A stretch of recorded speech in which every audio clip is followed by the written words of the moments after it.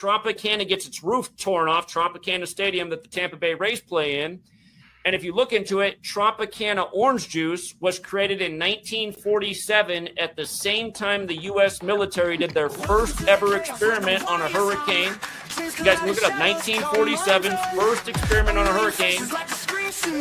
Bradenton, Florida is where Tropicana orange juice was created in Bradenton. So you just happen to have Anderson. I can have non-sexual orgasms within my body, pleasures that I didn't know were possible. Fuck yeah. There's another short happening. You deserve that, wrestler. It's true. You do deserve it. It's damn near like a rite of passage in this. Oh my god, it's working. Mandy says that Dolly grips harder than me. This is fucking unacceptable. Get cold out, bitch. You don't grip them enough. I really haven't been grifting hard enough. You guys, I just found out I have cancer.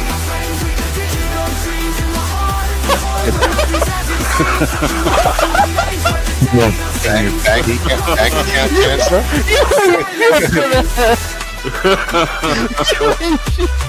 Got cancer in your pee-pee?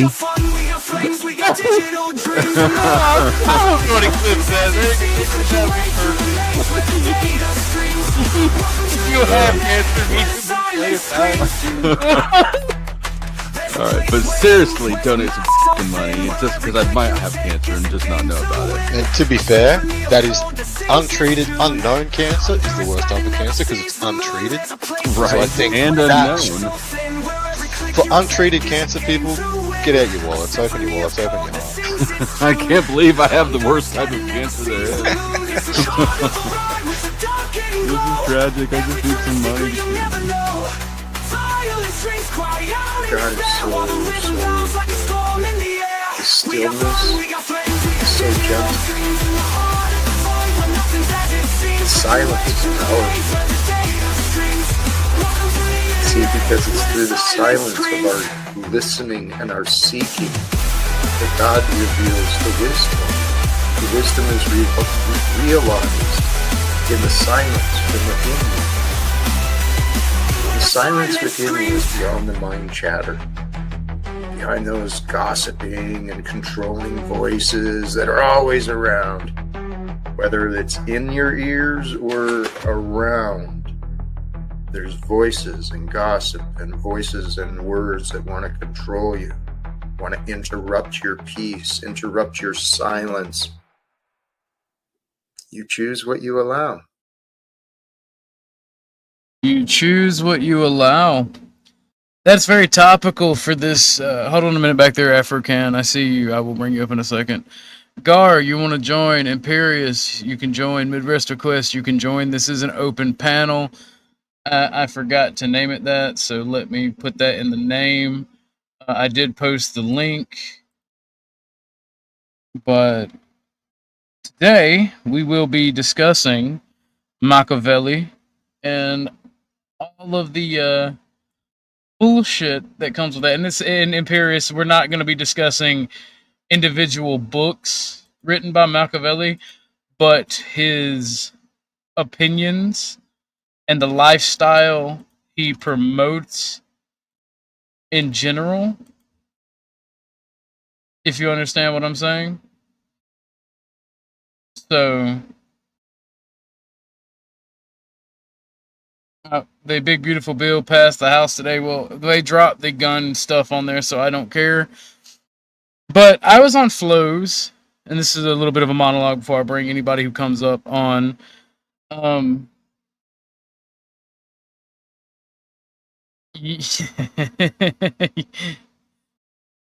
hope he gets fucked during this conversation, but not necessarily bred.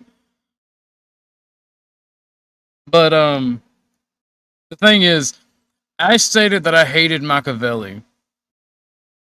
And it's not really Machiavelli that I hate, because I do hate that he wrote The Prince and several of his books to cozy up to nobility. But what Machiavelli was a proto-sociologist who studied in depth the negative side of human interaction and society. And what gives him a bad rap, in my opinion, what I actually do hate, are his modern wannabe disciples. People that can't interact in normal human conversation because they're paranoid schizos that think the entire world is out to get them at all time. And I make the claim that Machiavelli was killed in the end because it is hotly debated whether he was poisoned or destroyed. But African, he's in the back. I'll be bringing him a Midwest request up after the short monologue. It's debated that he was poisoned or harmed. He was definitely kicked out of Florence specifically, and several other city-states and kingdoms at the time because he was a sniveling snake and disliked by a lot of people. That is another thing about people who are Machiavellian in nature. I prefer the direct route myself. And there are lots of things you can glean studying Machiavelli's works, but the people that are obsessed with him, I think they're a net negative for society. And you can see in some of the stuff that I'm going to play kind of why I would think that. And I think that you guys would overwhelmingly agree, given the material that modern disciples have made about Machiavelli. So I'm going to bring the panel up. That's just Machiavelli just took from Dante's On Montria. Huh? Fair. I've never read that, nor have I heard about it, but fair enough. But I'm not speaking about honor. I'm speaking about the direct methods. Because I do agree with Machiavelli. The second video we'll be watching from the same creator talks about Machiavelli's points on morals. And it's why even I will say morals are subjective. So, I mean, I'm going to bring up the panel. What's up, Afro Goon? What's up, Midwest Request? How you guys doing today? What up? What up? So before we get started, right but you're playing Imperator right now? Topical. Yeah. Are you still playing Rome? Yes. Funny. So starting with can you cut your volume down a little bit? We're getting a little bit of feedback, African. My fault. Good. Midwest Request, since you don't come on a lot and you are not necessarily new to the panel, but you don't come on a lot, I'm gonna let you go first. What is your opinion or belief on Machiavelli or Machiavellianism or his modern disciples? One of his most famous ones that I've looked into is Robert Greene and the 48 Laws of Power. And with Machiavellianism and all that, it was more for like those that crowded around the king, right? The whole thing of the courtroom, right? The jesters and everything like that, and the way that people that sat around the crown like would backstab each other to get ahead. So he actually was trying to, what my view on Machiavelli is that he was actually exploring like the filth that goes on in the background, where everything seems pristine, but actually there's just a bunch of knives out, where even like, you know, the king could get poisoned and his descendant or his progeny could be killed by the uncle, you know, because that's just how things work when you have all that responsibility on that power centered in one person. That obviously happened in history. There's historical accounts and records of that happening. Yeah, but I think Machiavelli, I think his work on that. There is. I know what you're saying, so I'll get to that. Yeah, I'll get to that. The danger of that. So the problem with that too is that that's a double-sided sword, and like I tell a lot of people, it's just like just because you do it, just because you can't do it doesn't mean you could do it, because you literally just put a gun on the table and told everybody, look at it, just don't use it. Yeah, you know what I mean. And that's kind of the nobility's problem with Machiavelli, by the way. Right, and like what I tell people is just like, you could talk a good game, you could say all the good sounding things and sound bites that you want, but what really attracts people is the the example of success, right? So like with these historical themes and things that you could see even in your own personal life, you could see that people do act like that, but you have to fight against that, because that would only lead to more backstabbing, more underhanded things, people not being honest, people hiding their intentions, masking their intentions, and it'll easily slide into a trusting society to an untrusting society. And like I Well, don't think people are that's what you mentally get. That's what you get under Machiavellianism is a low trust society. right and spiritually prepared for the type of like mind games that will be openly promoted, and even people will be coached on these to mess with you and everything that you hold dear. If you pay attention to the type of people that are really Machiavellian or try to act Machiavellian in nature, you also see a bunch of mental. You see, it's not even about power. Most people who try to be Machiavellian are not in power. They're not in power. They are typically mentally unstable. Yeah, and like they need to use underhanded tactics because they don't. Yeah, Machiavelli was barely in power.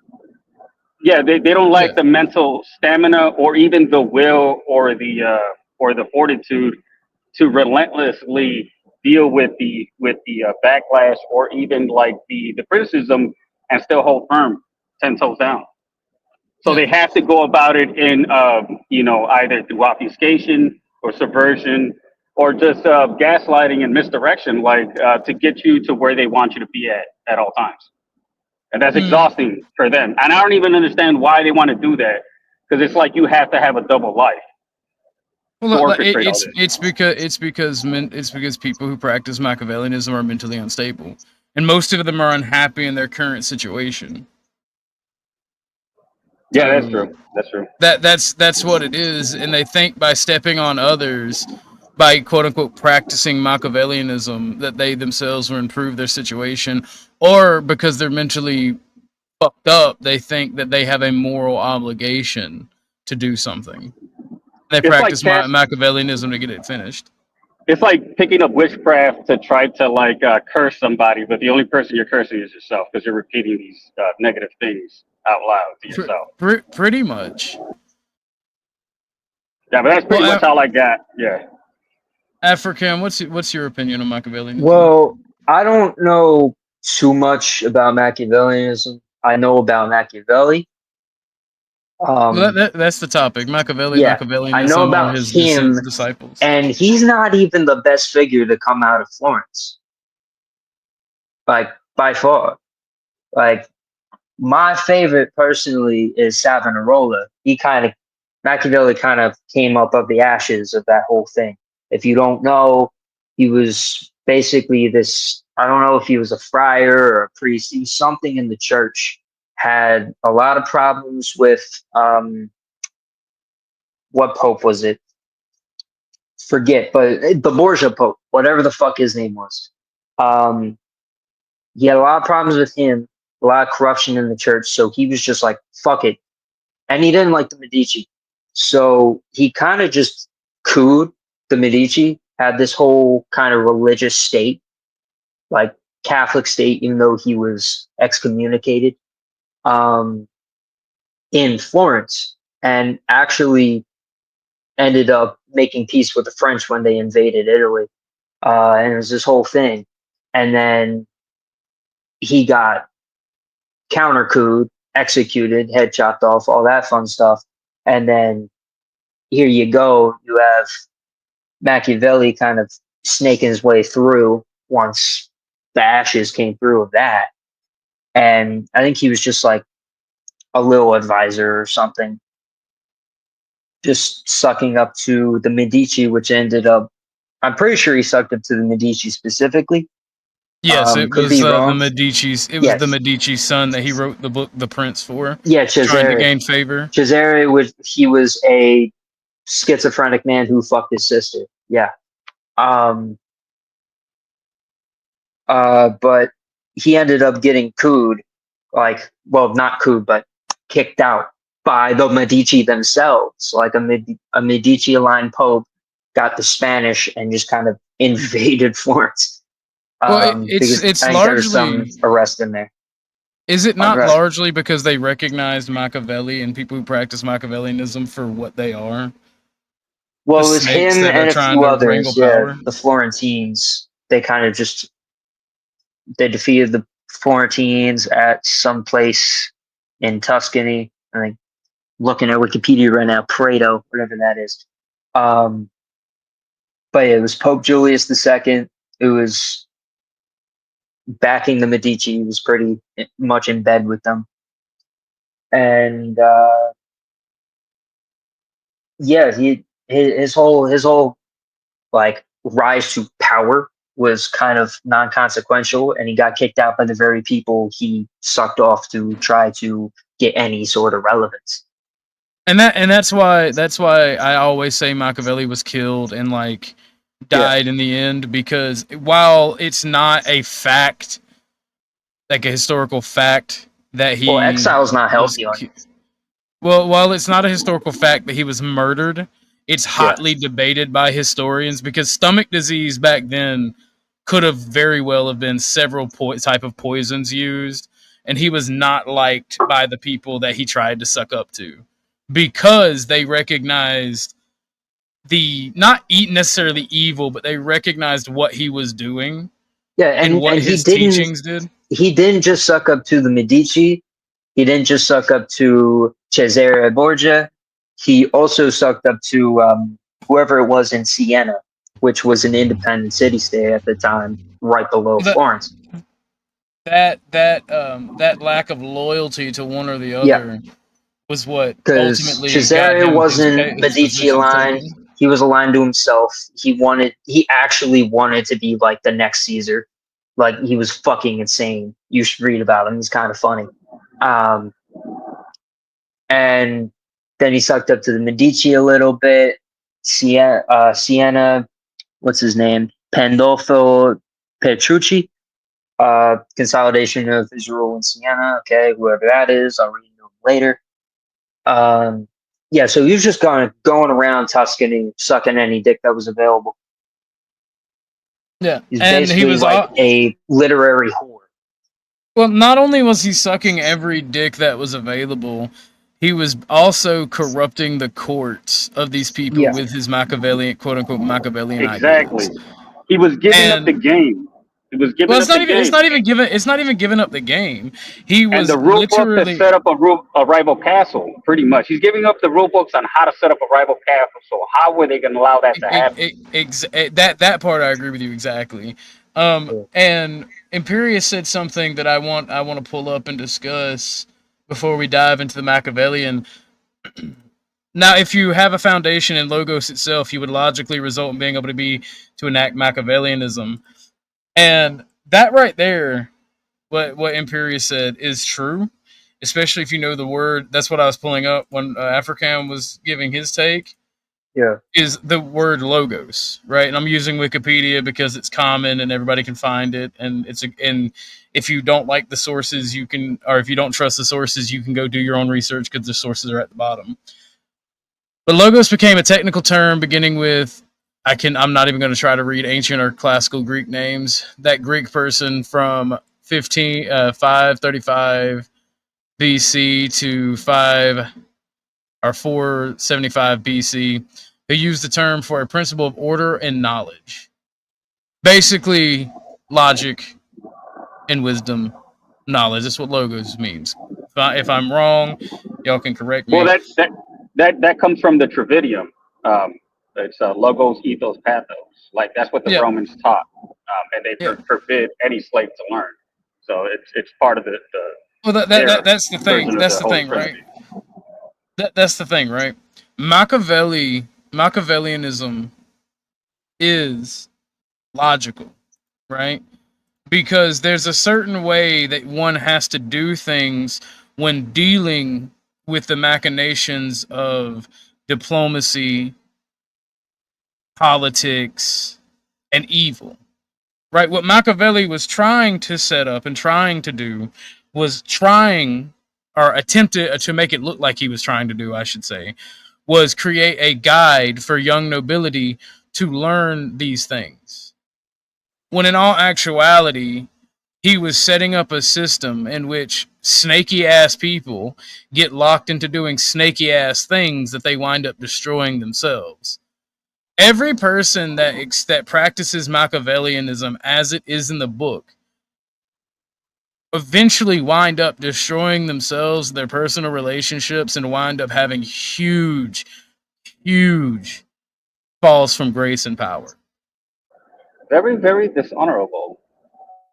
Well, it's people wind up, they think in the modern world, and this goes into the red pill philosophy, this goes into a lot of modern philosophies.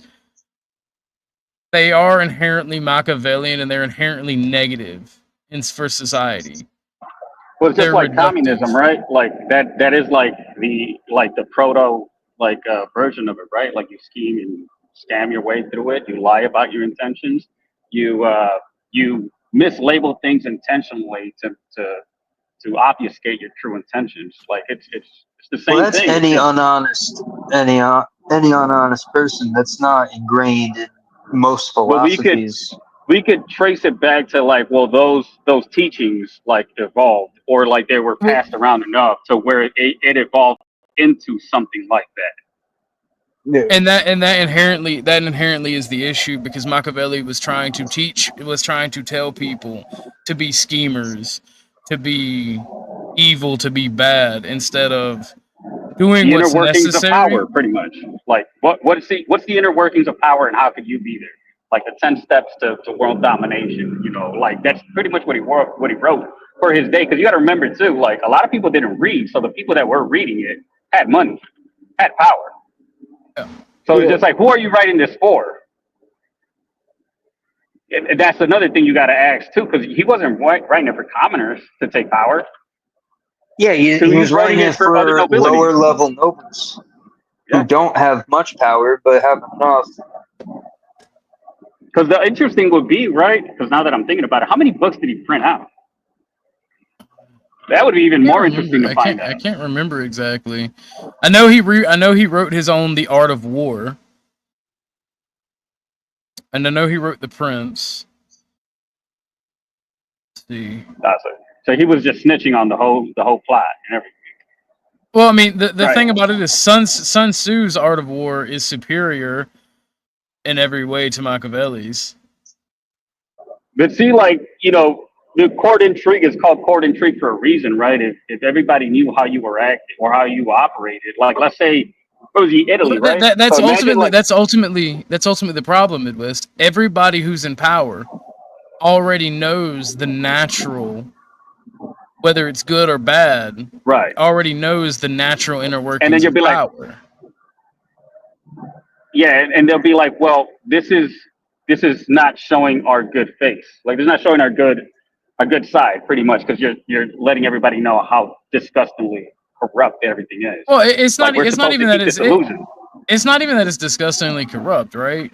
There are people in power that sometimes need to be removed. Sometimes their power is greater than yours. Sometimes they're lying and they have a facade of greatness that needs to be broken down. You can be positive Machiavellian, like the Borgia. The Borgia were evil, terrible people. Oh yeah. So, like that's kind of the Yeah. As a Catholic, I know a lot about the Borgia.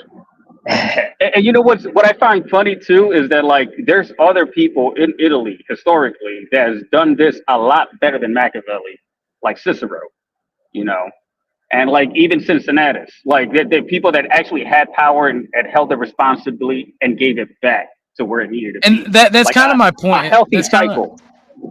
That's kind of my point in this, right? So we all know now, at least now in the modern world, we all know politics is inherently evil, right?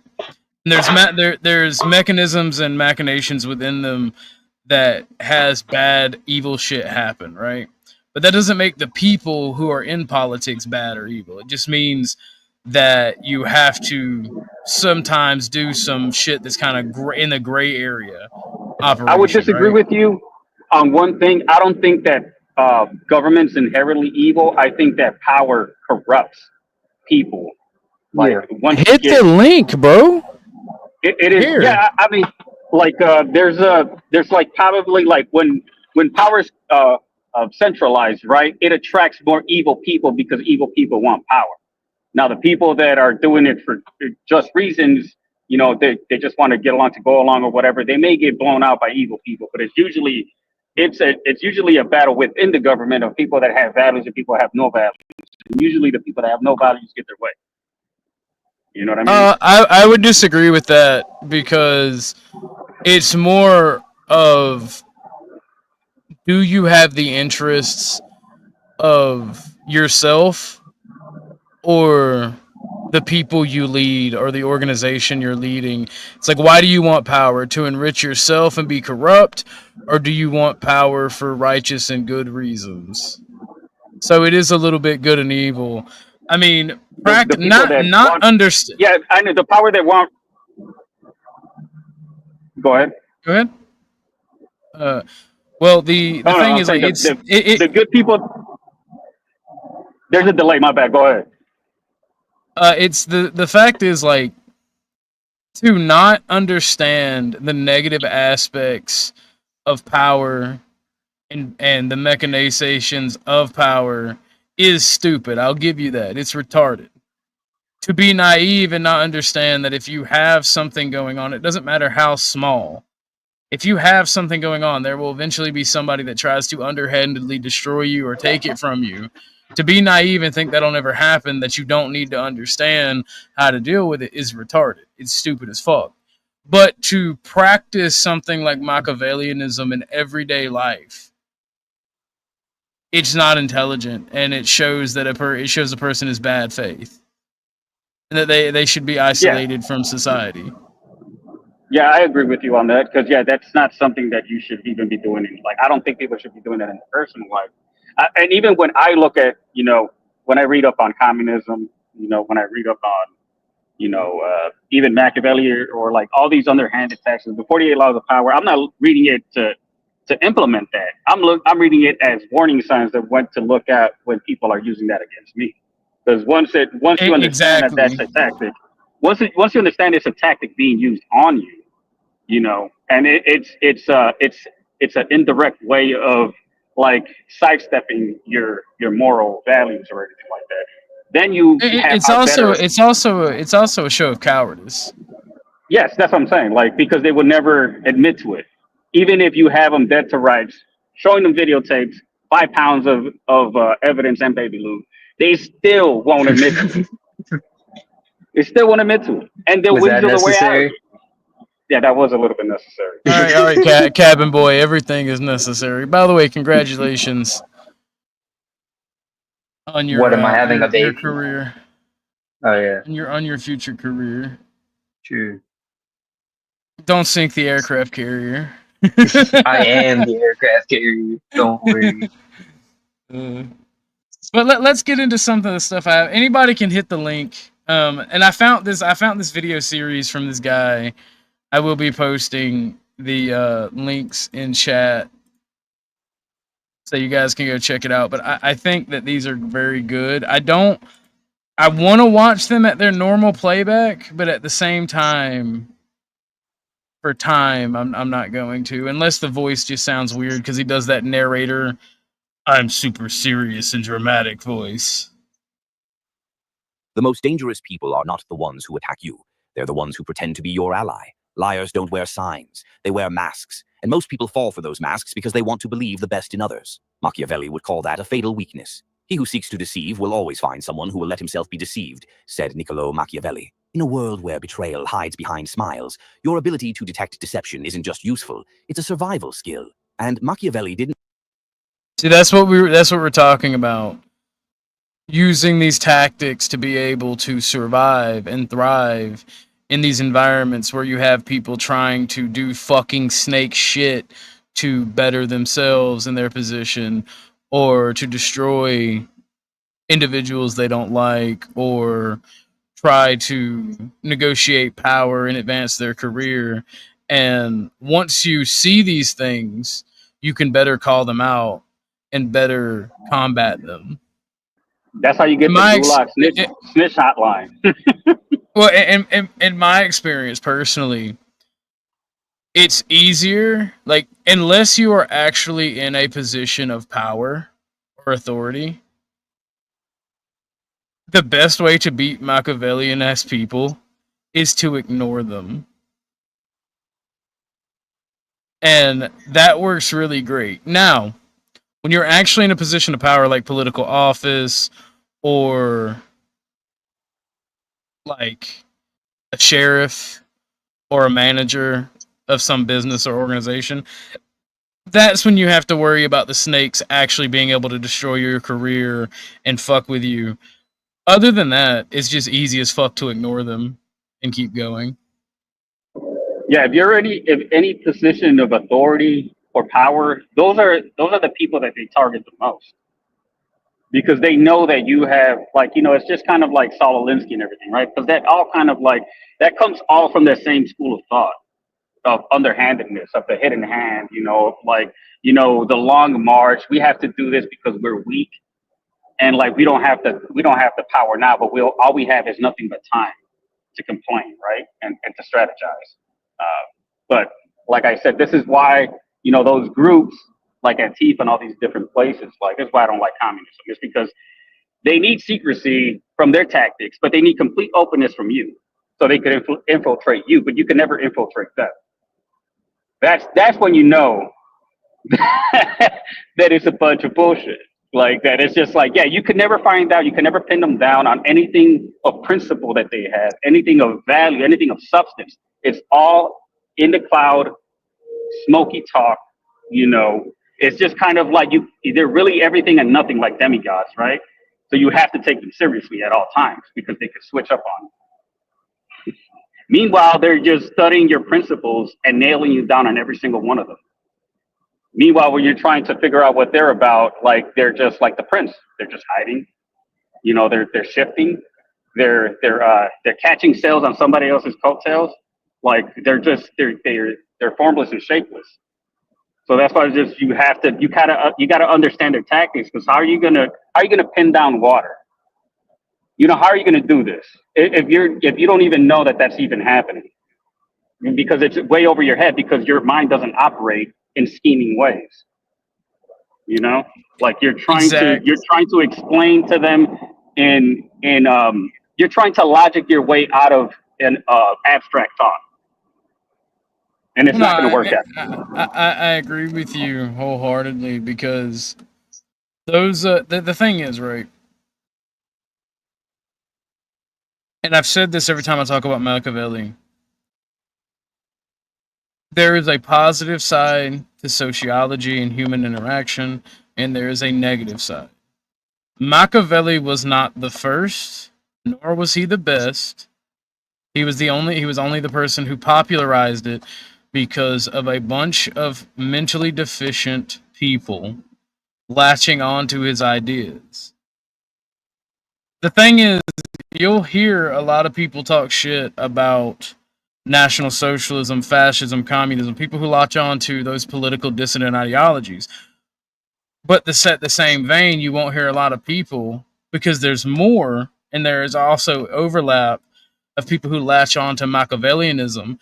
They are the same type of people that latch on to these dissident ideas.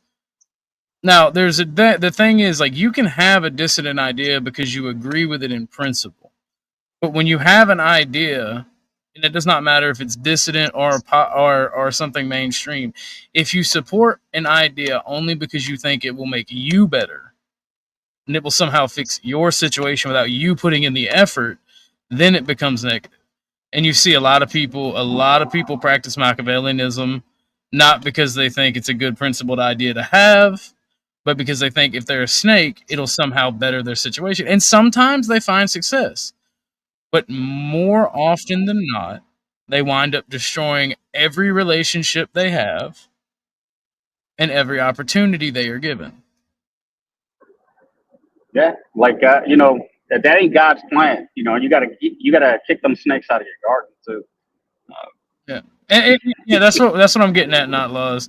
But let's watch some more of this. Rely on gut feeling. He observed. He analyzed. He used patterns, the kinds of patterns liars can't help but reveal. These are not guesses.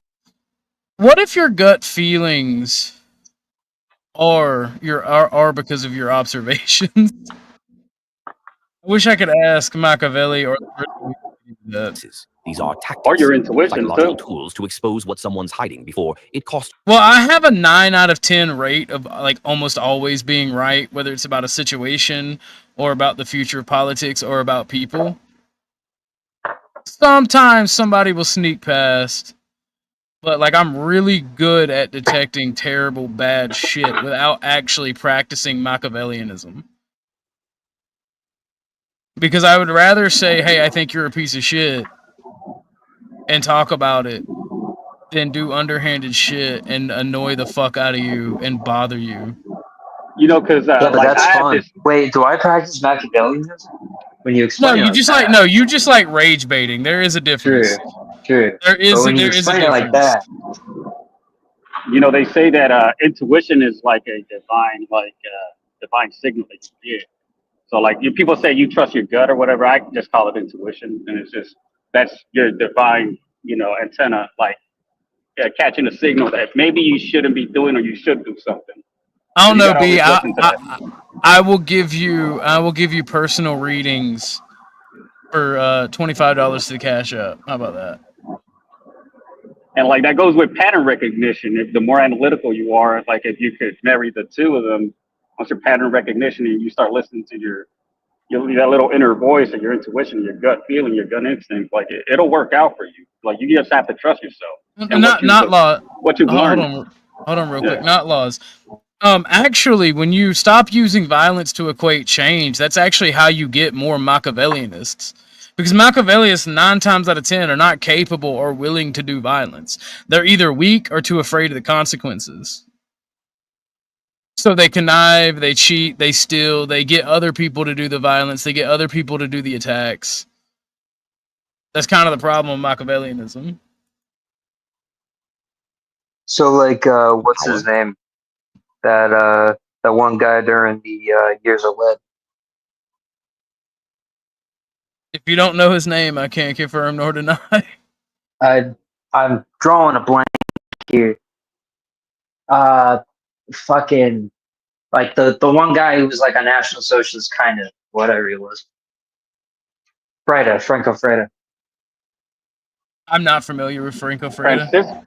He just kind of like he just kind of fucked with people, like got the communists to attack people and then fucking like, oh look at them, or pretended to be communist and attack people and oh look at the communists.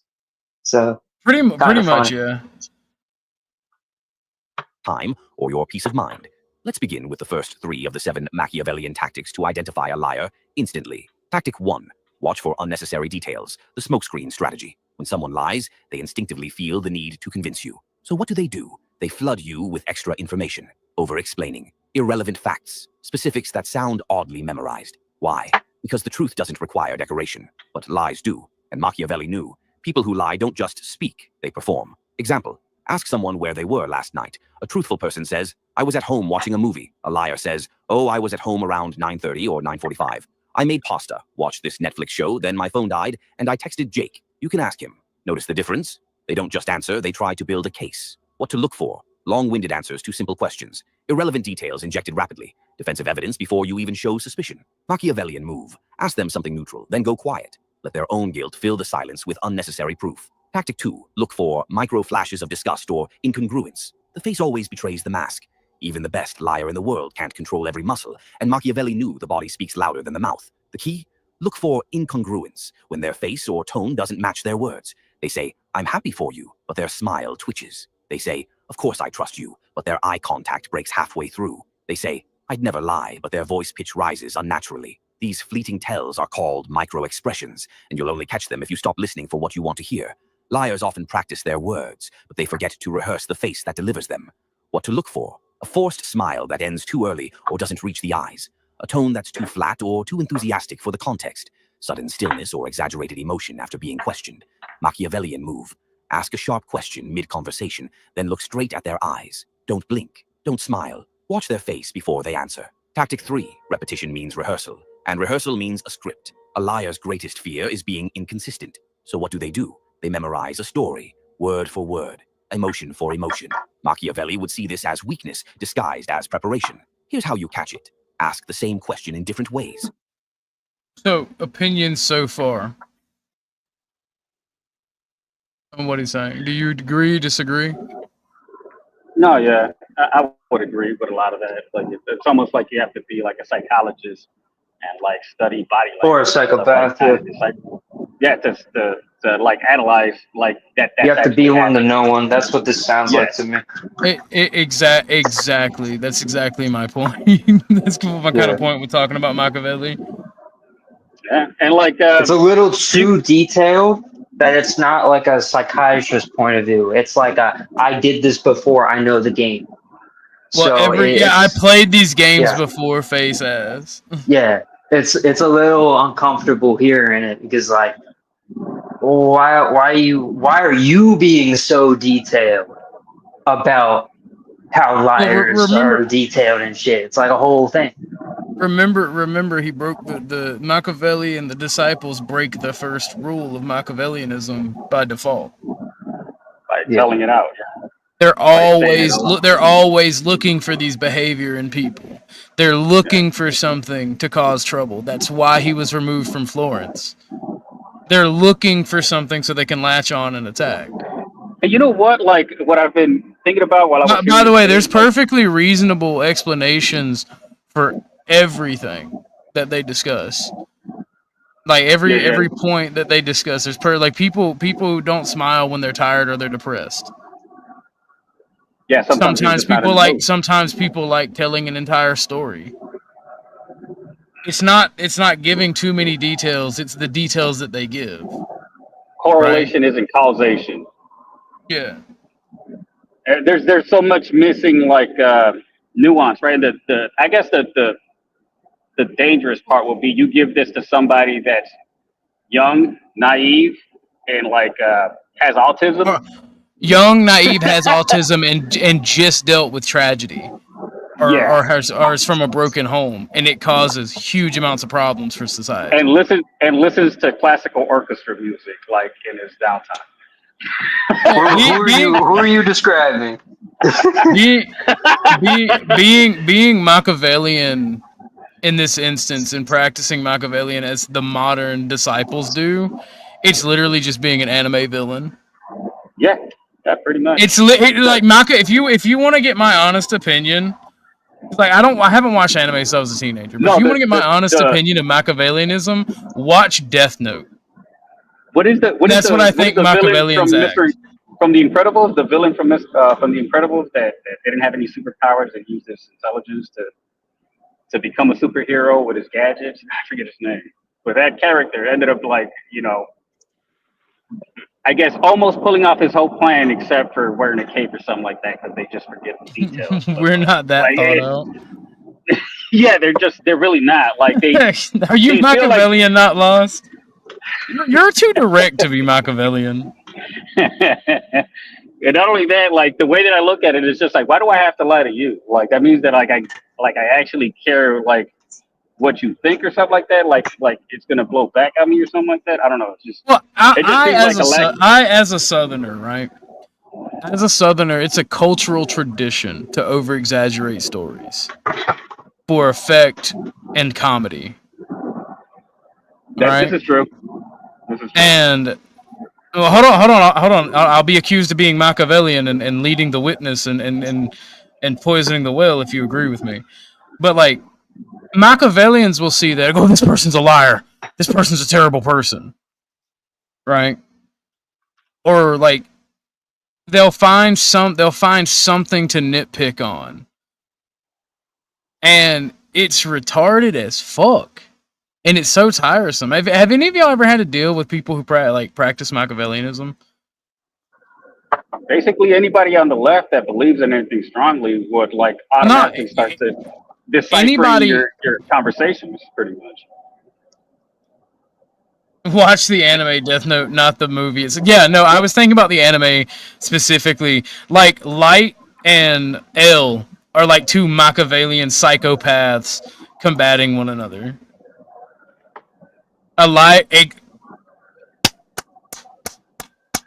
I don't know if you can hear me. I gave you a round of applause. A liar thinks everyone is lying.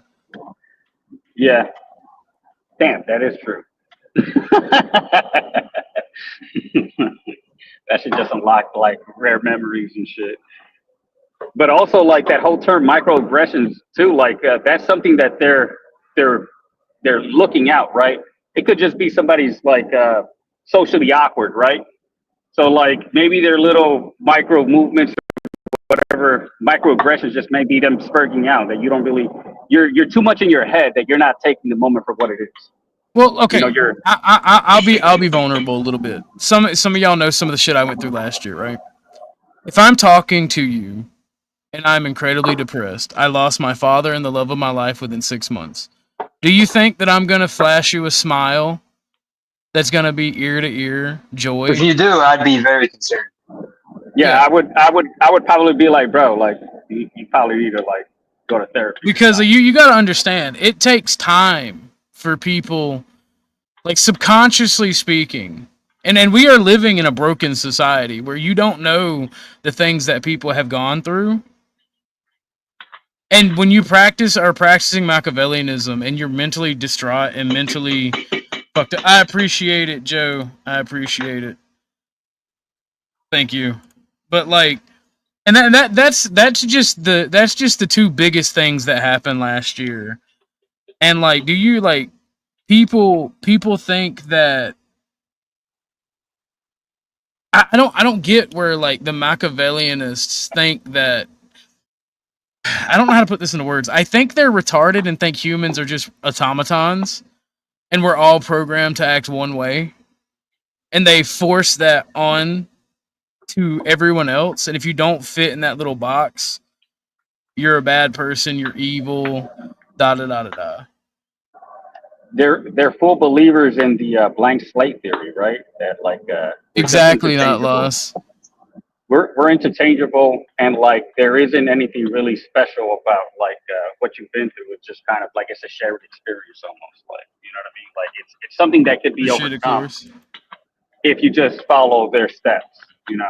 Well, a lot of people, that's not necessarily true, but a lot of people who practice Machiavellianism do typically support leftist policies like mass immigration. They also somehow support right-wing policies like capitalism. So like anything that like destroys the identity and uniqueness of individuals or groups of individuals and boils it down to numbers and resources, you'll typically find the majority of Machiavellians supporting those ideas as well. So wealthy nihilists, that's what their end goal is? Pretty much, yeah. Like all of Machiavelli's original disciples from his era, from his time, were probably wealthy proto-nihilists. This is why I believe people when they say I'd rather be broken together than rich and alone, because of like if that's what it takes, then yeah, you could go ahead and roll around the filth all you want, but I'm good. But the thing about it is too, though, nihilism as it is now was not what it was supposed to be, because when Nietzsche discussed nihilism, it was not, oh, woe is me, there is no meaning in life. It was, no, you find your own meaning, you have a family, you have a trade that you love and you enjoy. Like, it was Nietzschean philosophy was the expansion and the betterment of humanity, right? Nietzsche was also very, very complicated, and like people easily gets his teaching misconstrued, or they cherry pick, you know, what they want to pull out of it, pretty much. But it's not. Well, and that's partially the communist fault, because the communist revolutionaries took Nietzsche. You can bring yourself up when you're ready, Gar. Oh, there you are. Yep. But communist revolutionaries took Nietzsche's philosophy of nihilism and made it to just deny, just to be this self-loathing, this hatred of conservative and not, when I say conservative, I'm not talking about Republican. I'm talking about the traditional values of your society, that none of those matter. And like, this is why, if you've ever heard me talk to Ryan or a leftist, I tell them, yeah, I've read your books, I've read Rules for Radicals, I don't give a fuck. The best way to beat a Nietzschean is to say, I don't fucking care what you have to say or what your opinions are, because everything you say is projection. And just move on. Yeah. Like, don't give a fuck. Yeah, arguing That's with them how. is a useless endeavor anyways. I've already mentioned this before. I'm like, if they're looking for an argument, they're just wanting to get the rocks off. It's not really anything meaningful. They're not trying to convince you. You're not trying to convince them. You're just trying to Well, no, that's the take your thing. flag. 9 times out of 10, people, and you even see this in the right. Like I said, people that have ideologies that boil down the humanistic aspect of identity and society, they are typically communist nihilists or leftist nihilists or Machiavellian in nature. And both of those groups are inherently bad for society.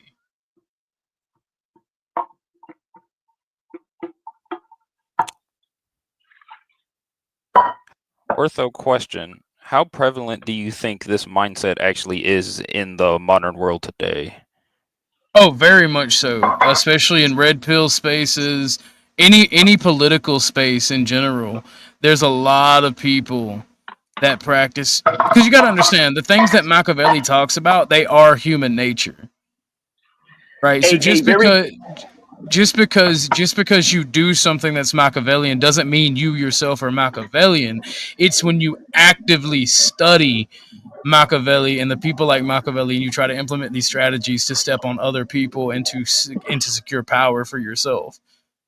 So I think Machiavellianism is inherently human. Oh. A very good example would be the Tucker Carlson and what's his name? Bernie Sanders is the Machiavellian. No, not Bernie Sanders. No, not Law's asses. Bernie Sanders is the nihilist and Machiavellian. Tucker Carlson and Ted Cruz. You could see who would was also scheming, be Machiavellian. No, I'm saying, but you could see who was scheming in that conversation, who was trying to be honest. How they were squirming away because they were just being hit directly. And they were trying that's the nihilists and Machiavellian's kryptonite is being hit directly. Is being questioned directly. And that is why they try to take that courage away from you. Go ahead. No, I was just packing a cigarette. Anyway, I am pretty interested in this video. Exposing liars instantly using Machiavellian's identification tactics. Well, the only problem with this video is, like African said, it takes one to know one. So yeah. someone doing someone who is able to give you this information is inherently someone that has done everything in this video. Do you think that the doctors or the scientists who ended up studying these micro expressions are also in themselves either Machiavellian in a way? There had to be some type of overarching reason for them to study these things, and I do think it was inherently Machiavellian, but it could have also been a regime trying to determine, for the sake of interrogating people. Yeah. No, there's so much nuance to how we got this information, but when you look at it through a Machiavellian lens, and you use Machiavellianism to like smush it all together, it winds up making Machiavellians look like really snaky ass people. If you get what I'm saying? You know, like the type of people that I see using studying Machiavelli and Robert Greene, 48 Laws of Power and stuff like that, and actually using it for good would be like detectives. They need to go into the criminal mind, right? Like criminology. You apply those principles to those other people. You don't apply that to everyday life and people. Yeah, imagine arguing with somebody on the internet using Machiavellian tactics. Actually, no, that happens a lot. That is literally 90% of internet arguments. Yeah, I was going to say, disengage. Yeah, that happens a lot, actually. Yeah, and that's why you see my debating strategy. If you ever see me debate with somebody, I hit them straightforward. I try not to use these Machiavellian tactics. I hit them straightforward because that is the kryptonite to Machiavellianism. If you degrade yourself into using these snake-ass tactics, snakes are slippery. You wind up creating a breeding knot with one another where you're fucking like snakes, and then you both eventually just slip out of it and slither away. You have to hit them direct. You affect the people around you too. They start to use that in their personal life too because they see that it works. You're leading bad examples of using those tactics as well. It It is affects true. the people around you. Well, again, that's why they kicked out Machiavelli, and that's why he quote unquote died of stomach disease in the fucking Renaissance era when germ theory and these other things didn't exist. I maintain that he was poisoned by the church. I'm gonna be real. I maintain that there's a reason he was kicked out and exiled from. Yeah. Ooh, that is a. Well, I think narcissism for a lot of people that practice Machiavellianism. Thank you for pulling that up, Gar. Yeah. I think that they are narcissists, but I also don't like to call people narcissists because I'm not a sociology professor, nor am I a psychologist, nor can I diagnose these people. But I think narcissism plays a lot into Machiavellianism. But then again, a lot of people do have traits of narcissism. Like everybody who streams in general is a narcissist in some way, in my opinion. I've been streaming for years. I've seen it in myself. I've seen it in others. You have to have a hint of narcissism to be an entertainer or to be somebody that is somewhat in the public eye. And it's a bit of self-preservation because to believe you yourself. want to do good. You don't really give a shit if anybody else does good. You just want to do good. Yeah, I agree. It overlaps, and I appreciate that you agree, not lost. I think there is some self-preservation. Like Machiavelli, like I said, Machiavellianism, I don't think is necessarily a bad thing. It's mostly his modern disciple. It's like libertarianism. It's not a bad thing until you're a fucking teenager promoting it on the internet. Just like communism. It's not a bad thing until it's in practice. Everything is good in theory. I mean, right or wrong. No, yeah, that is true. Like on paper, Only everything somewhat looks a lot better. accurate.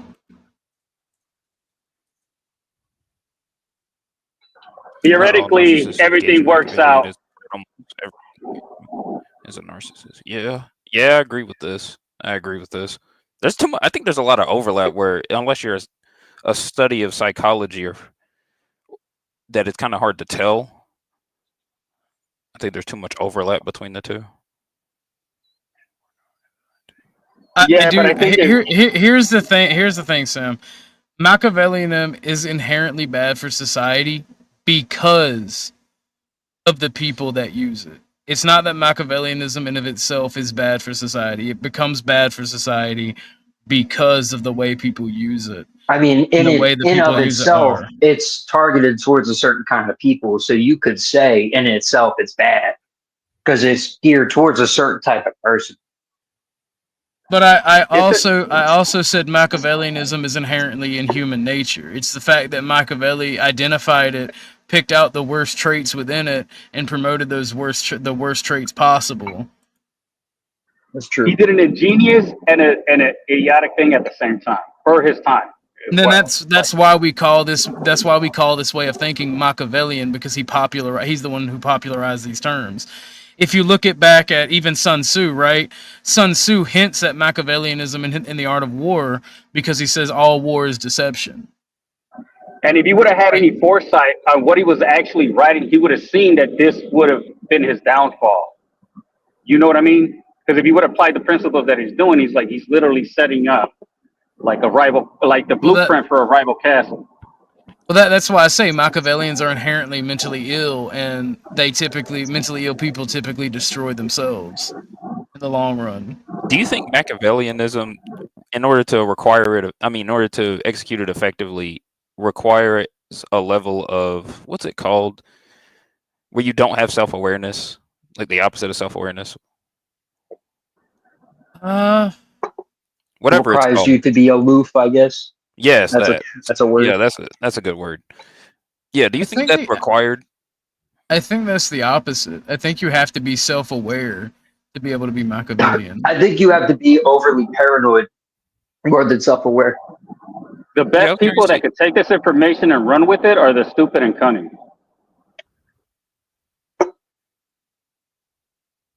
you got to think about it, because only somebody stupid enough will start to implement this in their own lives and think this is going to be a strategy for success. Which is the reason why I think you don't. Which is the reason why I think you need the opposites of self-awareness in order to implement these strategies, because they backfire too much. They create a breeding ground for the same type of people you're trying to go after, as well as your own opponents. Absolutely. Which is why I think you need the opposite of self-awareness in order to, actually go through with something like this. Well, this is targeted, I think, more towards the paranoid, like two things can be true. African Gar, I think y'all both are hinting on it, but I think to maintain a love, because Machiavellianism, there are so many people practicing it, right? So there's probably overlap. There's probably a large percentage of people that are self-aware. And I think in order to engage in it long term, you have to be self-aware. I got it. It's the tactic of the midwits.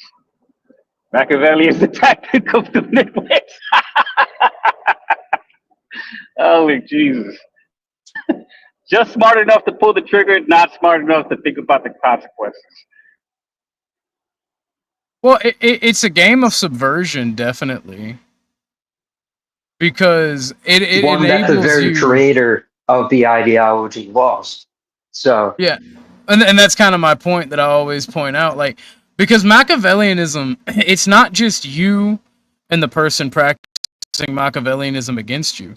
The person who's practicing Machiavellianism will often try to recruit others to engage in their game and their subversion, whether they know it or not. Yeah.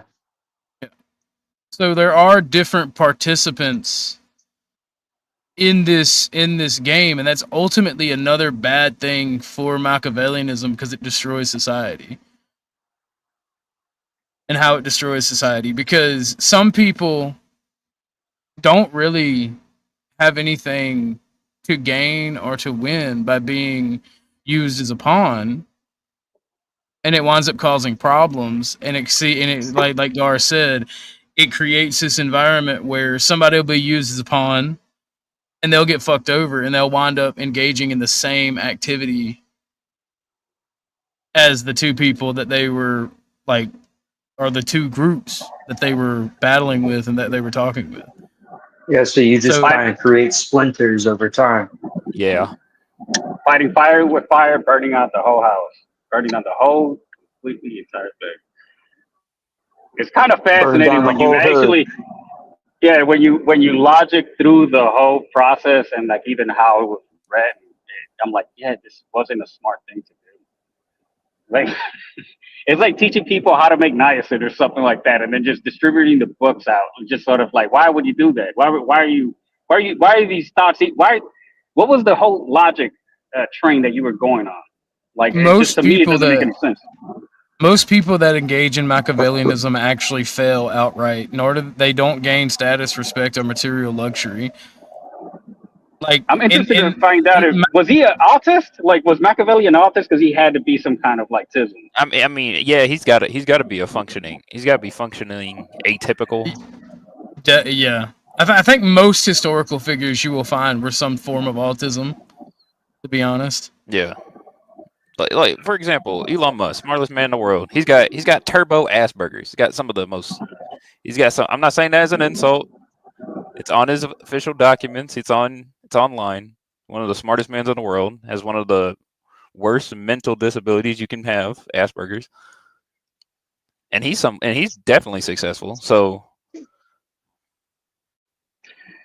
the thing about prosperity, right? Especially in the modern world in regards to Machiavellianism. In order to practice Machiavellianism and be subversive, you have to put on a front of success, a front of being the perfect person for the job that you want. Right? So I think what you're witnessing is that front. I don't really think that you are correct in the fact that they are successful. I think you're witnessing that front, and you're falling victim to Machiavellianism. Yeah, I used to believe that until I saw, and I talked to some of those people, and I just see their internal struggles and what they go through. I even see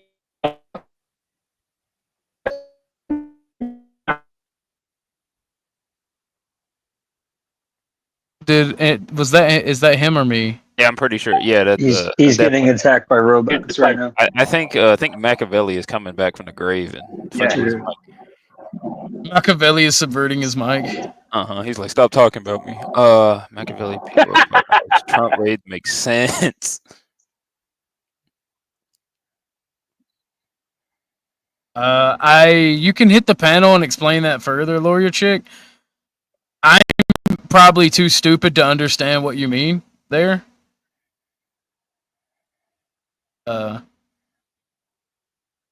Unless you were agreeing with me by like the front of success, I don't know, but just hit exclamation point and link, or I can post it if that doesnn't work. I'll post. But no, let's get to some more of this video. Yeah, liars will give you. Before you do that, like I'm gonna step out real quick. I'm gonna be listening in the background, but I'm about to head to my stop. But just wanted to check in and chop it up with you real quick. I haven't been here in a while, so. But yeah, I'll be in the background. Good talking. I appreciate you stopping by. All right, later. I mean, that's kind of the point. That's kind of why like the vast majority of poor people are Machiavellian, because they want respect and status. What's up, lawyer chick? First time here. How you doing today? Yeah, hi. Thank you. I'm gonna turn you up just a little bit. You're coming in very quiet. You know what? Let me put on my headphones. Stand by. Oh, I'm sitting down. America right now is Machiavellian times 100, heading to the AI age of brainwash. That is true. Yeah, I was gonna say that is true. That's one thing that I actually agree 100% with what Not Laws is saying. Like, this is one time. Well, while she's getting ready, we're gonna play some of this video. Sergeant, honest people may tell the same story, but never in the same exact way. You say, "What happened at the party?" They say, "I left early because it was getting weird." Later, you ask. By the way, Machiavellians. What happened at Machiavellians will see you doing this and tell you that you're changing up your story and you're lying. the party? They say, "I left early because it was getting weird." Later, you ask, "Why'd you leave again?" They say exactly, "I left early because it was getting weird." Same words, same tempo, same excuse. That's not memory, that's rehearsal. And that means they've been preparing to protect the lie, not share the truth. What to look for? Robotic. Yeah, here's the thing, Machiavellianism is trying to subvert you to the point that if you change your story, it's a lie because you change your story. If you don't change your story, it's a lie because it's rehearsal. So I'm getting gaslit for telling the truth. That's what. Yeah, and then when you call them out for gaslighting, they'll say that you're trying to gaslight them to accepting your lie, and they won't be able to tell you which one was the lie. These AI Machiavellian. I actually got one on psychology. I didn't get one in Machiavellianism specifically, but I have been getting a couple AI psychology and philosophy videos. Hey everybody, can you hear me now? Yes. Yes, ma'am. All right, cool. Probably. So give me an example of what it means to be Machiavellian now, because I saw the video and I've been thinking about this concept because Bumpkin mentioned it like maybe last month on another thing, and I read The Prince a million years ago, and then I just looked up what Machiavellian means, and it's basically justifying bad acts to create a greater good, right? Am I right about that? More or less, it's the system of like gaslighting and trying to subvert and manipulate people's way of thinking to get the outcomes you want. Well, right, to get the outcomes you want, right? So it's like excusing or making excuses for or explaining, like ICE raids. Like, yes. Well, it's not just making excuses or looking past it. Sometimes it can outright be actions that you take to get to that goal, and it can be effective, right? So what other examples? So, okay, that was my only question. So what are some like other examples that somebody who's Machiavellian now is like supporting or gaslighting about? Well, I mean, we gave one a minute ago. Yeah, I was going to say we gave one a minute ago to where if you try, like similar to how in this video, if you tell a story and depending on how you tell it, you can tell it one way, and then the person with that Machiavellian mindset will say, "Oh, you're lying because you're still rehearsing and using the same words that you did the last time." But then if you try to word it a different way, they'll say, "Oh, you're lying and you're trying to switch up the tactics." Yeah, I get it. I get it. Yeah, it's literally about gaslighting individuals to get what you want, right? Historical Machiavellianism is not even personal Machiavellianism. I'll coin the term. Here's a good one right here. Yeah, that's what I was going to say. Personal Machiavellianism is manipulation of others for self-interest. Ideological Machiavellianism would be manipulation of others, individuals, and groups for the interest of the group or whatever your political ideology is. Mm-hmm. So people would self-identify this way? Or is it like I think some do. I think because Machiavellianism nerds do is a huge thing. Yeah, nerds do. People who want to seem dark and intimidating do. But I think the vast majority of people practicing Machiavellianism, for one, if they're doing it right, they're not going to self-identify as Machiavellian. Right. And two, I think a lot of mentally ill people practice Machiavellianism. I think it also goes to ethics. Like I'll just finish this, but like. With law and in legal practice, lawyers are always accused of like lying and doing bad things to validate what they're doing for their clients or to win. And I think a lot of lawyers, it's not about being bad, right? It's not about being evil or trying to convince you to think our way. It's like really using the law to do what they think is the greater good. So I guess in that sense, lawyers are Machiavellian. Because you do whatever you have to do to finish the goal. African, you're our historical artist. Didn't Machiavelli practice law for that time? I'm pretty sure he did, yeah. Okay, right. I'm going to look more into this, but this is a cool show, and I'm going to hang out for a minute. But I'm going to appreciate it, Lori Chick. Thanks. So we're gonna watch them. This is a 25-minute video, and there are several in this series. This is just the one that I watched a couple of days ago. So I think she brought up morality. I think once we get through with this one, we will watch the one where it says "screw morality." Rehearsed phrase, repeated emotional tone. Go ahead. He was appointed to an office of the Second Chancery, medieval writing office. So he was put in charge of the production of official Florentine government documents, and then he was made secretary of something Italian. Scholars and historians don't know why, because he was 29 with no experience in law or public office, but he was in there. So, yeah. Well, I mean, Samuel, I say that almost everyone can practice Machiavellianism. That I'm included in almost everyone. It's human nature. A part of it is human nature. He's just the first one he's not the first, he's the most popular to document it and talk about it. He just cherry-picked the most negative aspects of it. Even when the situation doesn't demand it. Inability to answer follow-up questions that go slightly off script. Machiavellian move. Shift the timeline. Ask about the same event, but backward. See if their story still holds when the structure breaks. Most liars crumble. Why this matters? The lie is rarely about the lie. Machiavelli didn't care if someone lied about a small detail. He cared why they lied and what it revealed about their long-term intent. Liars don't just hide actions, they hide agendas. A man who lies about where he was may be testing how easily you trust. A woman who lies about what she said may be training your memory against your own. A friend who lies about someone else may be engineering your perception. This is why exposure isn't about catching them red-handed. It's about seeing the pattern before it costs you power. Machiavelli believed that rulers and leaders of any kind must expect deceit and develop the cold discipline to detect it early. Because once you see the pattern, once you detect the mask, once you watch the twitch behind the smile, you no longer fear liars. You use them. Machiavelli never relied on blind trust. He knew that the ones who smile the widest often hold the sharpest knives. So he built a system, a psychological weapon to pierce. Now remember, earlier in the video, it said if you don't smile ear to ear, you're lying. And now it's saying if you smile the widest, you have the sharpest knife. Crazy how Machiavellian psychology works. Through charm, promises, and perfectly crafted words. Because once you learn to expose liars instantly, you don't need to confront them. You simply hold the truth and let them talk themselves into a corner. Let's continue uncovering the final 4 of Machiavelli's 7 identification tactics, each one sharper than the last. Well, the thing is, Samuel, this may be an AI generated. I don't think it's an AI generated video. I think someone used AI to generate pictures, but I think someone wrote a script and ran it through AI. But this is how people who practice Machiavellianism actually think. These are discussions from people who study Machiavellianism. Samuel. Yo, Truism, hit the link, bro. I actually want to get your opinion on this if you got time. It seems like it's projection. That's it. Exactly what it is. Yeah, no, everything that a Machiavellian does is projection.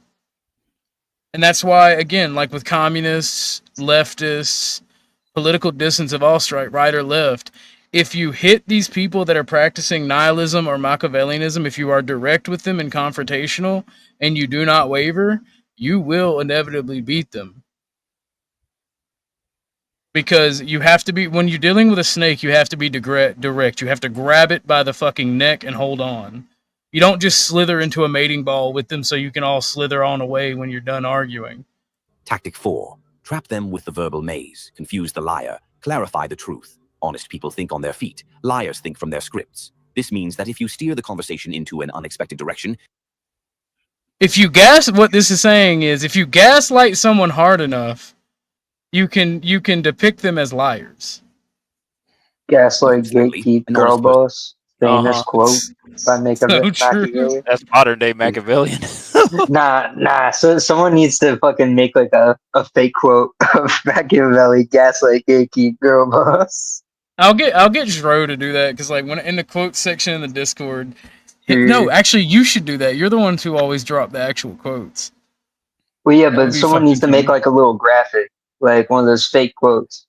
No, you need to get a T. You need to get it on a T-shirt, right? And you need to get a picture of Machiavelli, and then right at the bottom it says "Gaslight, Gatekeep, Girl Boss." Like little hearts around it. That would be hilarious. Yeah, we should. Yeah, we're definitely gonna do that when we start selling merch for the network, Garion. We have to do that now. I would like a beanie. I would like a beanie. It gets a picture of Machiavelli, and it just says "Girl Boss." Yes, I would like a beanie. I'm gonna take your beanie. I'm gonna take your beanie like Tim Pool. What's up, Tourism? Let me get because welcome to the panel. Let me get your opinion on Machiavellianism real quick. I'm gonna grab me some tea. I'm gonna turn my speaker on and mute so I can hear it. All right. So I just came into this like a little bit, and I came back. So what I'm hearing here is, and it sounds like to me because he himself knows that he's a liar. So in order to weed out the deception of others, he goes through all of these weird Rubik's Cube, almost Rube Steinberg type of questioning and like verification and like examination of a person's words just to catch them in the lie that he knows they are already doing. You see what I'm saying? Like it does seem like a lot of projections. Look, I know I ain't a piece of shit. I know for sure you ain't a piece of shit. So let me just prove this that you ain't a piece of shit so we can get down to the point and we can make some profit off of our mutual ain't shitness. That's what it kind of seems like to me. And that seems like a lot of mental work. That's a lot of shit to carry, bro. That's just crazy.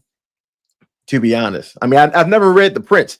Do I have it? If I don't have it, I need to go get it.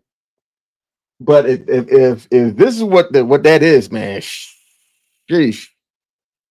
Yeah, I don't want to. I mean, I can understand that people are liars, and people that can't be lying to. I don't want to walk around with the world with rose tinted glasses. But I don't want to be like looking at everything like everything somebody is saying is constantly some kind of a lie, and I got to weed that out. That's also weird. Bye, lawyer chick. Thank you for popping up, darling. You have a good one. Yeah. No, like I agree with you. That's why I say most of the people who practice Machiavellianism have to be mentally ill. Because I own a copy of The Prince. And it is so much worse. This is kind of why I'm defending the AI video to Samuel. The actual Prince is so much fucking worse than this AI video. Sheesh. Like he's indoctrinated. Like it reads like somebody indoctrinating a teenager with mental problems. Like the world is going to destroy you, except for me. And I'm trying to teach you how to avoid these liars and these pestilent snakes that wish to strike at you from the shadows. Sound like a fucking anime villain monologue. What the hell? Yeah, that's not exactly in there, but that's how it reads. And I fucking promise you, that's why anybody I catch acting Machiavelli or worshiping Machiavelli, I call them an anime villain. I'm telling you, Death Note, the conversations between Light and L, that's literally that's how two Machiavellians fucking talk to one another. It gets their little pussies wet, and they're like, it's fucking crazy, bro. It is. He is 100% correct. That is exactly how they talk to him. Because they both know they're both full of shit, but they're trying to go to this weird ass, almost, I gotta be honest, semi-sexual kind of foreplay where they're trying to out each other as the dude that they gotta kill and shit. And it's like, when you think about it like that, it's Samuel. It's the manipulation that is the mental illness. It's not the self-interest part. It's the constant need to manipulate others and be evil. That's what it is. Yeah, it's problematic when you look at it. It's like all this, bro, all the 24/7 from beginning to end, 365 days, and all this shit. You got to keep this shit running as a fucking program and as a subroutine in the back of your consciousness with every human interaction. That sounds exhausting. It is crazy. It sounds exhausting as fuck. I'm sorry. Maybe I'm just lazy like that, but I can't keep doing that shit, fam. That's crazy. Like, I understand having a bit of like skepticism when you engage with people, but he knows beyond a shadow of a doubt that everybody's lying to him. Can you imagine that? Like, you just know, like, man, man, get the fuck out my face. You a lying ass bitch. Fuck out of here. just fuck out of here. You ain't lying to me. I know you lying, bitch. Yeah, I mean, that's I'm like, all right, bro. All right. I mean, I get it, but I understand it, but it's like, it's a little too much. Like, you're doing too much, man. Just relax. Just relax. It's crazy. It is crazy to me. It's insane. But a liar hesitates, stumbles, or tries to pull you back into their narrative. This is where the verbal maze comes in. It's simple. Ask a question that appears harmless, but breaks their structure. Example, you say, so after you left the event, what route did you take home? A liar thinks, wait, that wasn't part of my story. They fumble, they delay, they get defensive or vague. Why does that matter? I already told you I went home. Boom, you hit a wall. This reaction tells you everything, not because of what they said, but because they weren't ready for it. What to look for. Long pauses after simple but unexpected questions. Attempts to redirect or change subject. Sudden frustration or fake confusion. Machiavellian move. Ask a detailed follow-up, then ask it again later. But change one part subtly. Damn, this is all this. Yo, this shit is diabolical, fam. This is crazy. Test their loyalty. Yeah, you got a gaslight. You got a gaslight, right? This shit is diabolical, fam. Just all this just to try to get the truth out. I mean, I get it, but I mean, maybe back when in his particular world where, you know, in Italy where and everything was mad cutthroat like that, and like you wasn't paying attention, you'd get stabbed in the back instantly, something like that. So I guess I can kind of understand this, but in his working at McDonald's, I don't know, man. I don't think you need to go through all of this. Oh, that's kind of where the mental illness comes from in the modern world by modern disciples. Yeah, it's like we are not Florentine diplomats. We are not people in power. Like, the people who use this in the modern world have no power. Work in Walmart as greeters and shit. It's like, it's like that's where the mental illness comes from, in my opinion, Samuel. Because like you don't have power, and it's not really self-interest. It's crazy as fuck. So remember, gaslight. I can see if you're like maybe in the corporate world. Or like on Wall Street or something like that, or if you actually are like a diplomat or some kind of shit like that. Okay, well that makes sense. Okay, to a point, but look, come on, like Janice, you're a waitress at fucking Denny's. Like, just calm the fuck down. But the only reason she's acting like that because her man just got done beating on her, and she needs an outlet for her struggles. So she got to do the gaslight is extremist spell. Oof. I mean, a lot of women. Well, I don't want to be on the hate women train, but a lot of women, and honestly, a lot of men too, from what I've seen on these panels, do use tactics like that in order to obfuscate their personal problems. That's well, it's not. They also use the concern trolling tactic. Oof, I hate that shit. Yeah, that's some bullshit right there. Yeah, and it just whenever you get control, Concern troll. Yes. yeah, concern trolled, Mhm. or well, specifically that one, right? You get concern trolled. You really learn these tactics, and you learn how to just be direct and or not give a fuck. Mm. Because here's the thing: another tactic with Machiavellianism is they will teach you to peck and peck and peck and try to drop information and try to concern troll at people to get in their head. It's all about mind games Mm. to Machiavellianism. And again, you have to be direct. Oh shit, what's up, Vanta?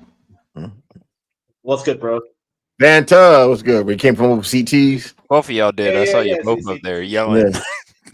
Y'all was yelling at Afro Americans and FBAs. No, it was a white guy. It was a white guy. This was white man's turn. It was about Zach. It was about Zach. He got his back kicked in by Ava G. Yeah. What's up, D3? How you doing today, darling? What's awkward at ASL? I don't know. What's she talking about? I don't know.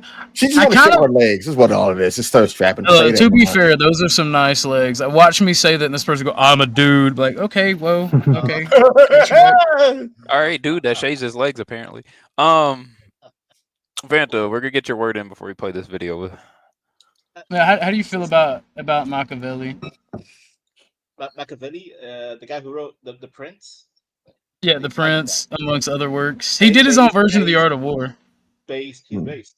I actually have the book, and you know what? Yeah, like you kind of have to be morally gray when it comes to Machiavelli. You can't be. Oh, I'm a good guy. You can't be a good guy. Yes, that's crazy. Yeah, you can't. Yeah, you have to be. Yeah, it's like, you know what? Who's the ultimate in fiction? Palpatine. Palpatine is the ultimate Machiavelli. Acting the good guy. Look at me. I'm the Senate. Blah blah. But then you know what? He went full Sith. And then he had the best empire. The empire was actually, it worked until these goofy Jedi's. Okay, I'm Latin for man-child. That's crazy. Machiavelli's base. That's my 2 cents. Yeah. I don't know. Did you say Machiavelli is based? Yeah, that's what he said. Yeah. Damn, Vanta. You're not gonna like this panel, right? Yeah, okay. I don't know. I don't think. I personally think Machiavelli is for liberal white women who want to gaslight you into doing what they want. Oof. And man children, apparently. And man children, not male children. There's a huge overlap between narcissists. There's a huge overlap between all three of those groups. He's right. Garen is right. Wild. At the same time, it can be used on the other side too. The other side just wants to be all moral and goody.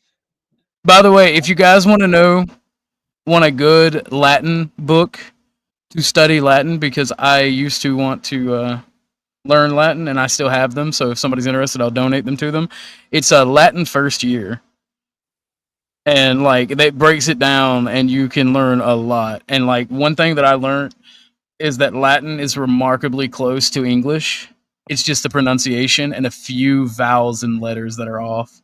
Well, thank the artists in the 1800s in England who really wanted to be LARP as Romans. So, thank them. You got to stop eating your mic, though.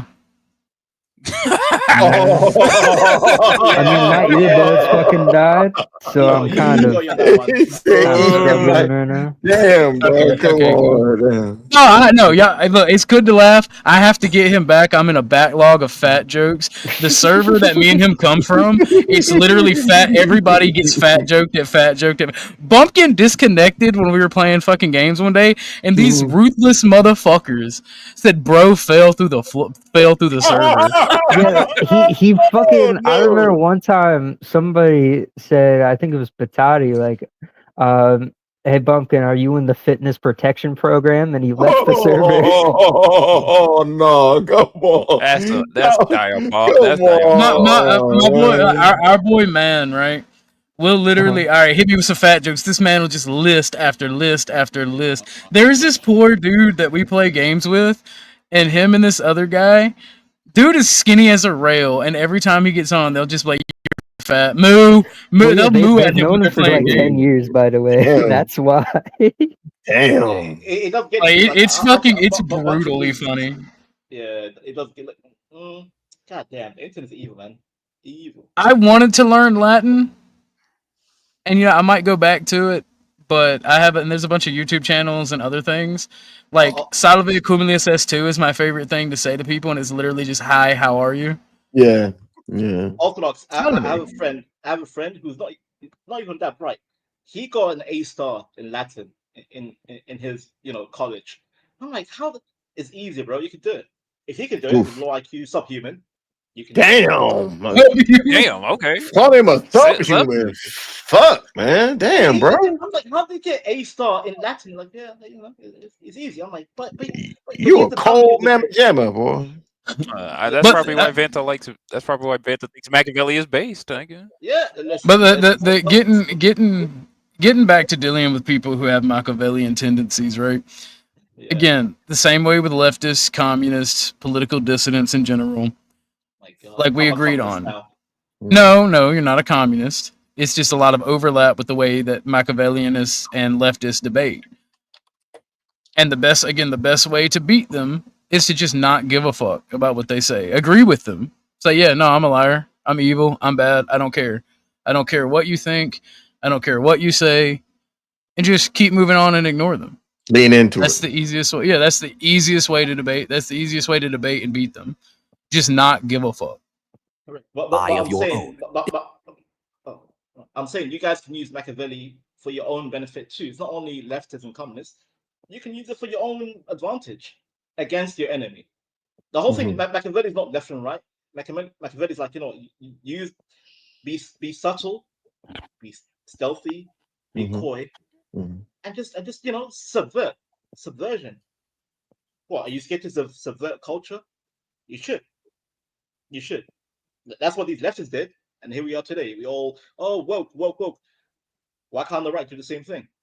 You don't debate by agreeing with their points. You let them whenever they ad hom or they try to hold your feet to the fire. You be like, yeah, no, I am evil. I am a liar. I am all these things. You don't let them attain the moral high ground. Yeah. I'm realizing I do that kind of shit without even like consciously thinking, oh, I'm talking to like some fucking narcissist retard. No, I just kind of do it because it's funny and it rage baits people. But I guess those are the people I rage bait. Not gonna lie, all people kind of do it in a way because Machiavellianism as a whole covers such a wide array of tactics in order to go through argument against people. It's you kind of can't not do it. Thank you, Gary.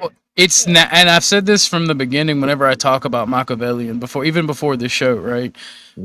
It's like you said, it's such a wide array of tactics that the only time that you can really call it out is when somebody is a modern disciple of Machiavelli and they basically worship the guy, they study him, they know everything about him, because Machiavelli picked up on something that was human nature and popularized it.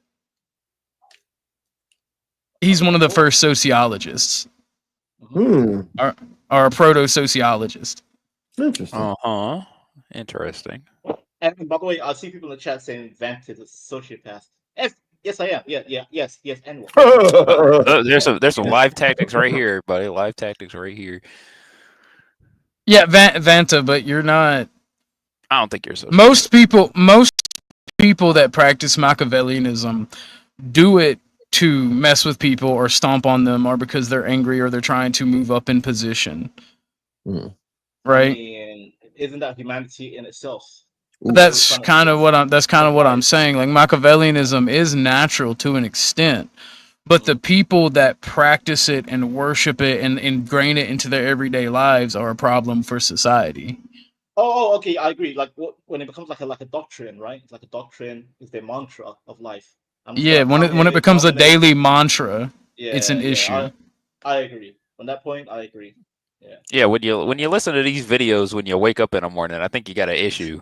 And you base your human interaction on what these, like, if you read The Prince, you're like, every interaction I have with everybody, I'm gonna act like this. I'm gonna be the prince of the principality. Like, come on, bro. You know when you've got people, you know how to tell when you're right when you've got people of different sides, all talking about how you're wrong.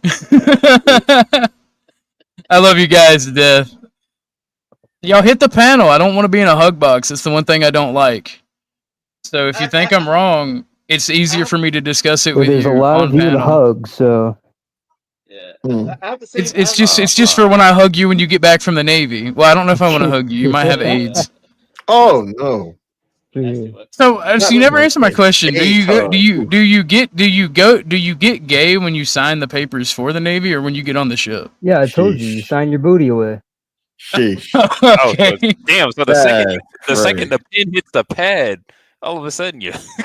Did you when you signed the papers? Did you automatically see rainbows and shit? Like fucking Maybe Pyro I from can be TF2. gay Yeah. too. Pyromancer get from a- TF2. That becomes you when you join the Navy. Did you get a complimentary bottle of baby oil in your Ooh, barracks? no, get out of A there. complimentary. Yeah, it's like African's the type of African's the type of guy to look at the recruit like I brought my own. He's got a bow on it. He's got a bow on it and a little gift basket full of a bunch of assorted cheeses, being like, "Thank you for your service." Muffins and everything. Oof. Yeah.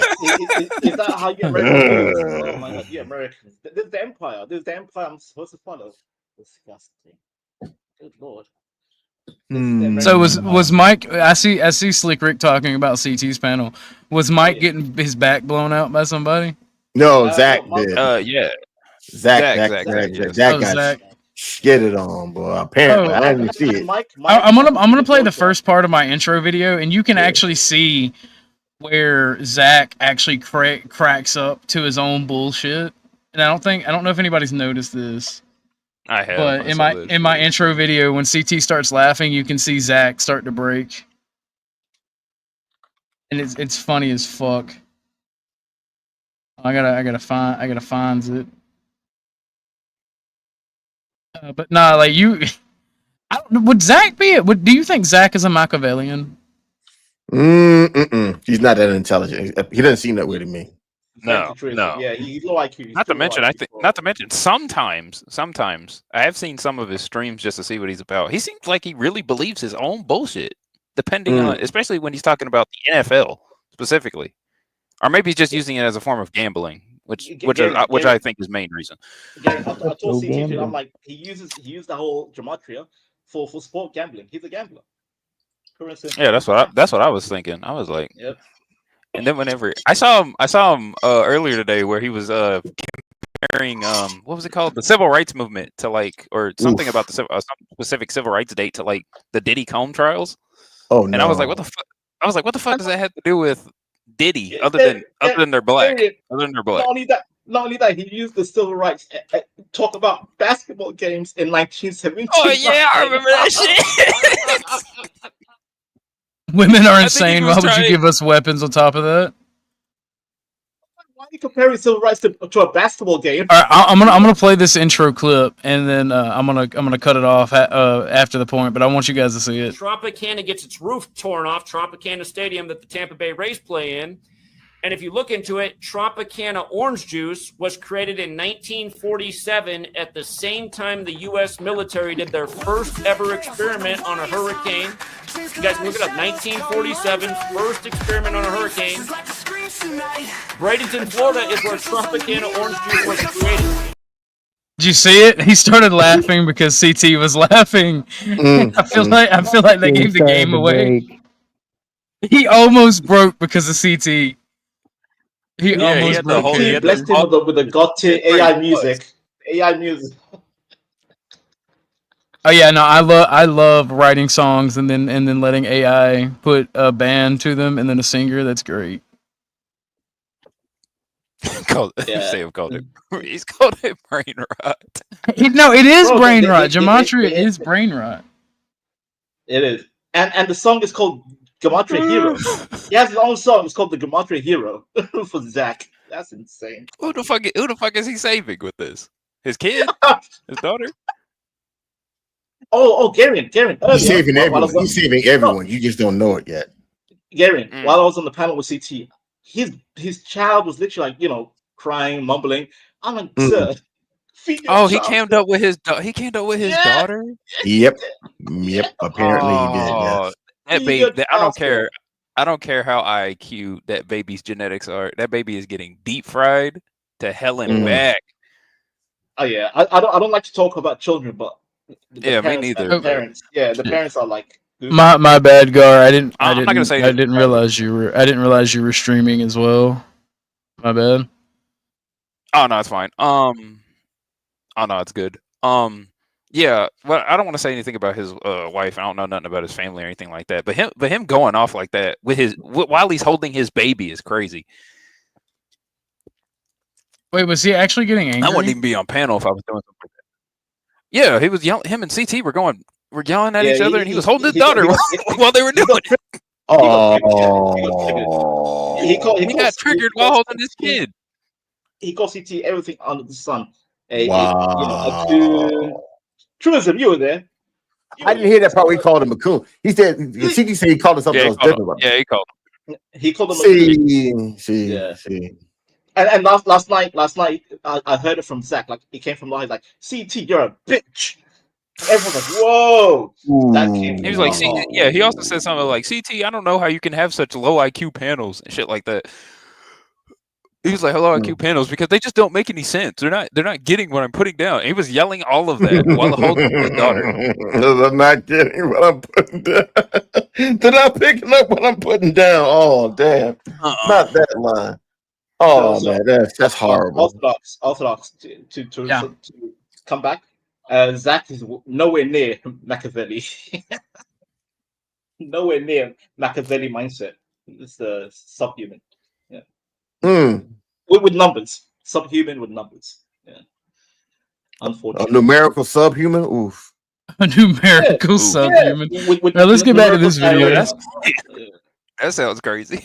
That's got to be racist. I'm glad one of y'all said it, not me. I like it. Well done, sir. This is the reverse blade. If you suspect someone is dishonest, feed them false information. Watch where it goes. Watch how it returns. Watch what they do with it. Now, when you do that to a Machiavellian, you become evil, a liar, and a terrible person. But when a Machiavellian does it to you, you become a liar, and evil, and a terrible person. Remember, if you gaslight a gaslighter, you're the most evil person that has ever existed. Tactic isn't about. That's why getting in the snake mating ball and slithering away with them is not the way to go. You have to be direct with them. Has anybody ever heard the saying, don't lower yourself to their level? It's kind of what I'm getting at there. Yeah. Reacting, it's about baiting the snake. Let's say you're unsure if a friend is gossiping. You tell them something mildly fake about someone else, or even about yourself. Then wait. If that lie makes its way back to someone else. All right, stop. You heard that too? You heard that too? What the actual fuck? Come on, fam. This type of shit it's just a psychopathic way of dealing with human beings. This just sounds like somebody I ain't gonna lie to you, fam. You've been touched as a kid when you going through this kind of shit. You have deep issues of abandonment, trust, just all kind of shit. When you gotta go to find out if your friend is gossip. What? Dog, come. If you what? Is it a foreign concept to you? This is like to live your life like this. It just seems like such a mental load on top of everything else you have to deal with. This is almost like the mindset of a reptile, of a humanoid reptile. What's up, Deacon? That's the point. That's the point. Is that is the point. And my issue with people who practice Machiavellianism is they try to take that mental load and off-put it on everyone else and make it everyone else's problem. I can't. Yeah, man. I can't deal with that, fam. Like anybody who did this kind of shit, and he told me this honestly. It was like, I'm like, thanks, but we can't continue a conversation, fam. I'm done. Truism. And that just makes Machiavellians think you lied even harder. Yeah, I guess, but truism. We are being run by people like him, the reptilian brain. The technocrat in corporate, in politics, they use the Machiavelli mindset. Yeah, but the thing is, when the problem is when people use the Machiavellian mindset when they're not in positions of power, in everyday reactions with one another. Okay, yeah. Then they actually psychopath. Oh, God, that's scary. Like, oh no. Yeah, that's actually what we're talking about. We're not. My intention with this is not to say that Machiavellian is completely wrong and that there are not times and places to use these strategies. Yes, but on a daily basis. Yeah, on a daily basis with your actual friends or family.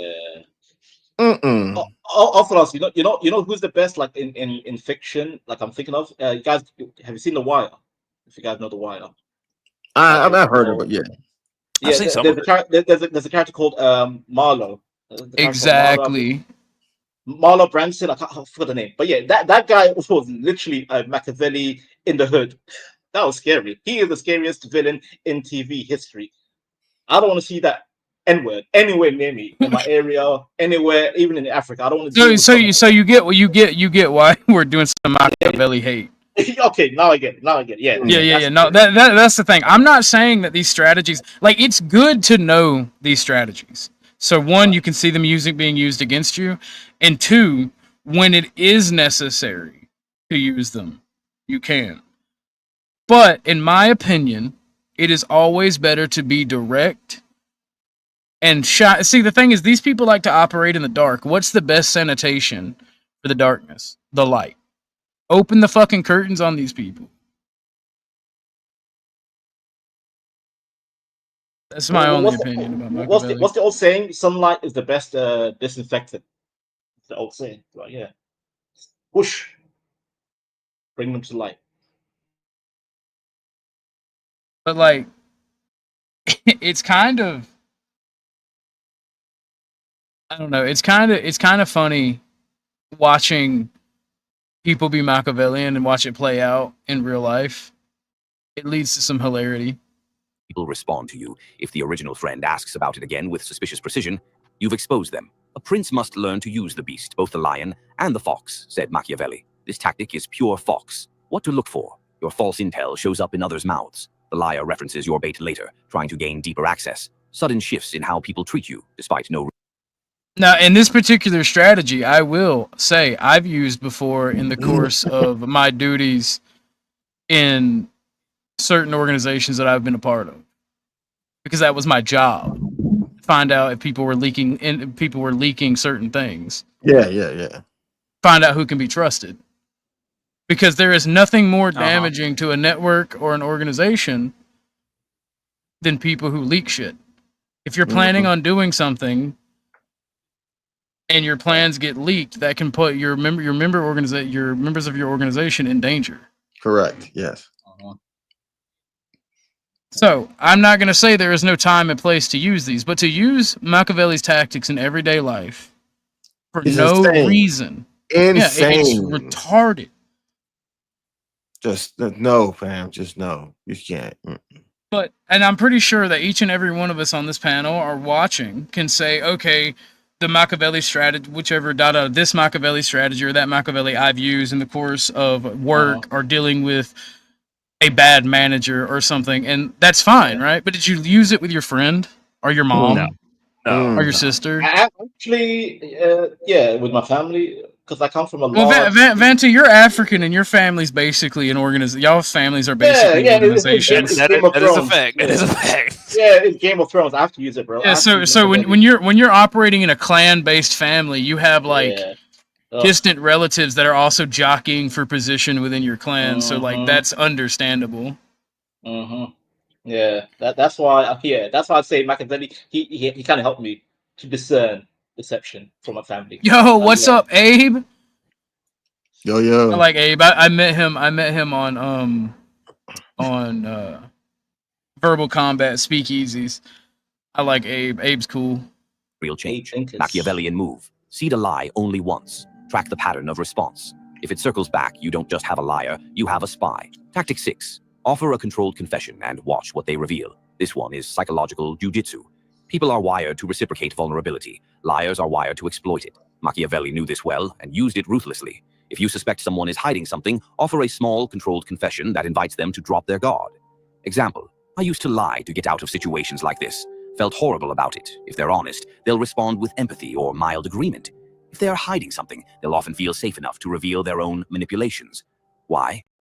because they feel you've leveled the field. They see a green light to admit their lie, not realizing the trap they just walked into. What to look for? Sudden shift in tone after your confession. A matched or escalating revelation like, yeah, I've done stuff like that too. A sense of relief that you've opened the door to dishonesty. Machiavellian move. Use this. If people say that I've done this very human action, they're liars and out to get you, and they're going to kill you to take your power. Remember that. If people are human, they're going to kill you. Also, remember that, young prince. I'm not going to do that, but remember that, young prince. That is exactly how the Machiavellian the Prince book is written. Yes. That's the If whole you've point. never read it, for that alone, you should read it because it reads as if it was a grooming manual. Oh, don't say that. Oh, I mean, that's he's diabolical. not wrong. He's not wrong. No, Gary, don't that. So you saying I've been groomed by Machiavelli? That's diabolical. Oh my god, I've been groomed. It doesn't mean you've been groomed. It means you were. It doesn't mean you were big groomed. It's that you read something that sounds like it's been groomed. And if you did believe it, though. I know. But if you did believe it wholeheartedly, which I don't know if you do or not, you've been groomed. Then in that case, yeah, you've been groomed. By this ancient Italian, that's horrible. Oh my god. Yeah, by the words of by his paper, as a paper as well. I've been groomed by paper. Bro, Machiavelli's grooming gang was so strong that he's still grooming people like 300 or 400 years after he. I mean, also, there is From now on, I'm going to imagine as Machiavelli talking like Herbert the pervert. All right, young prince, everybody's going to kill you, but me, you want to go down to the basement and get some popsicles? Come on down, young prince. I'm gonna make sure you learn everything real good. Stop. This is weird. Stop. I was thinking Mr. Rogers to share with you. Mr. Rogers. I was thinking, zesty old coot. But yeah, we had a rapper called Tupac, and his name was actually Machiavelli at one point. He was always referencing Machiavelli in his album. Is Tupac lizard brained? Was he lizard? Did he get deleted because he was too lizard and not human? See? Tupac, here's the thing about it. My opinion on Tupac, right? He was a great artist and good for his community and tried to do good things. And he literally was a victim of the crab bucket mentality. And I like the way there's an interaction in Fallout 2 that if you've ever played the game, it's a super mutant talking to you, and he says he's talking about his friend who he founded the city with. He's like, the great masses of people, if you try to do great things, the great masses of people will always rise up and drag you back down. And I think that's what happened to Tupac. I don't think that it was some like conspiracy theory or some massive issue. But he was trying to be Machiavelli because he always trying to say he's trying to outclass, like outsmart the the hood ninjas, right? Look back into his albums, like he always say he's Machiavelli. He was trying to be better and try to reach a higher position to avoid these goofies around him. Unfortunately, he got deleted, but he was trying to be a lizard. Oh shit, hold on, my bad, hold on. I did not have my phone on me. I went and grabbed it and I missed a Cashapp, and then I just got another one from Miss Molly, so let me do my little griff thing. Miss Molly. Damn it, Moxie. I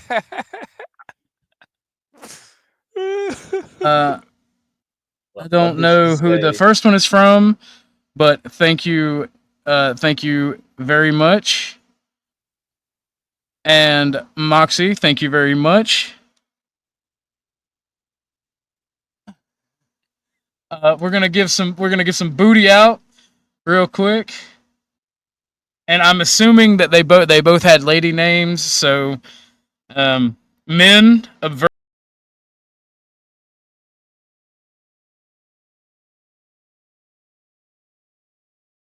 Lucky for us, there was 2 donos. So the men, we can have our eyes washed with this. My money don't jiggle jiggle. It folds. I like to see you wiggle wiggle. For sure. And they do want to dribble dribble. You know, riding in my Fiat, you really have to see it. 6 feet 2 in a compact. no slack, but luckily the needs for practice on and to relax my mind. Something red wine. I sit bruised from chalices, cold in my palaces. Trip is so cramped, suck a supper from paralysis. Rhymes. I write them in the. Yes, we do have a special video for D3 when she donates because she likes kitties and cute cats doing cat things. By the way, Truism, thank you for coming. I didn't see that you dropped out. I just noticed. Thank you for coming. You can always come back. See, that's the thing in 8 ways. That's a question for Bumpkin. Because, see, Bumpkin does the editing around here, and he denies that video is longer, but that video is 47 seconds long. Both the female booty clips are only 27 seconds long. 21 and 27 seconds. Conspiracy. Yeah, no, I love messing with Bumpkin about that. And also, ironically, I was watching a show called True Blood, and that guy in that first clip, he was a werewolf in that show. Wait, what? Yeah. I didn't see it because I'm assuming Ortho played some I'm assuming Ortho played some Magic Mike shit or something. Yeah. It was that one dude from Magic. Oh, yeah, Bumpkin took his time with that one. Yeah, bruh, Dennison says it has a whole ass fucking story arc. Oh my god, poor Bumpkin. Why? Why did he? He's not even here to defend himself either. I see. Usually when I pick on him, he'll pop up. But no, I can't. We can't pick on him anymore. It's 5:03 my time, so he's probably heading into work. Oh, okay. Because I sent him the link to the panel and everything. I didn't know you were gonna hop up, or I would have sent you the link as well. I'll start doing that. No, it's fine. I ended up having some free time today, so I was like, "Fuck it, I'll see what Ortho's doing." Cause I saw you post your, I saw your little notification, because I'm finally getting YouTube notifications now. I haven't been getting those for about 3 weeks. Oh, based. Yeah, no, like when they took the channel down for the firearm stuff, not the channel, but the video, and they took my streaming ability away. I contacted their help desk, and I had to be Machiavellian about it, right? I had to lie to them and tell them that I was talking about my subscription. Once I got somebody on the line, I was like, "Yeah, I lied. My issue is actually this," and then they sent it to an escalation team, and they basically told me, "Yeah, just keep doing that. If anything like that happens, and you can't reach out to anybody on Team YouTube or anything, we'll get it taken care of. As long as you win your appeal, there should be no problem, and you should get streaming, because like they took my ability to stream for like a day and a half." So. Ooh. Oh yeah. If you get a certain strike, yeah. Tell Pumpkin work flies by when you like it. God damn it. Oh, also Orthodox. What did Moxie say? Was it Moxie who donated for that? Yeah, first, she said. Actually, yeah. Hold on. I have to get better about read. Cause I forget that they read out. Call these cannonball or cornballs out. Well done. Talking about them, the cornball wannabe Machiavellianist disciples. And also, you have to understand, Moxie is peak Machiavelli. She is lizard brain. She comes here. She wants to see us all suffer, act a fool for her own amusement. That's diabolical. That's psychopathic. Look, all I'm saying is I do not agree, because she gives me money. She has given me money. That's the point, sir. That's the point. That's a deception right there. But it's a good deception, though. It works. So true. It works. I like Moxie, but she's a demon. She's a demon. All right, we have another dono.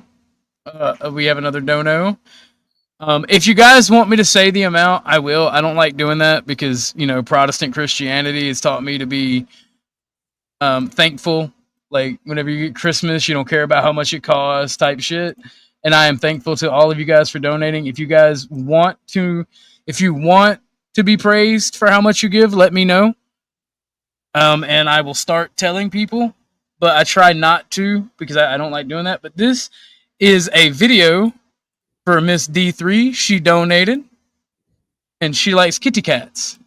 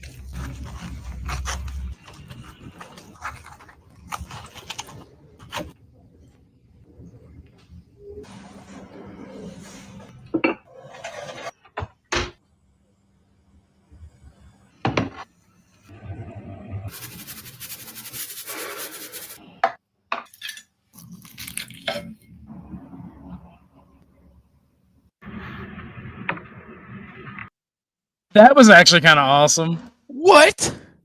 That was actually kind of awesome. We got What a the- sweet apple dessert and a kitty cat video. That's kind of awesome. That's what I was told to play for her. Oh my god. Go ahead, Gary. Go ahead. I know you don't like cats, man. You can't take the you can take the Muslim out of the Islam, but you can't take the Islam out of the Muslim. Oh, wait. Muslims hate dogs. Muslims hate dogs. I love Y'all hate dogs. all I'm a animals. dog guy. Y'all say y'all hate dogs. I don't know why specifically dogs. Cats and cooking send money exactly. We are mostly we are female funded around here. I don't know why all the ladies send money. So women get priority. All right, we are not red pilled over here unless the money stops, and then we're gonna start being super red pilled. All of a sudden you say you need to get all of a sudden you start throwing out kitchen jokes. I'm just saying, right? I'm gonna ride in my Bugatti, and I'm gonna go full Andrew Tate.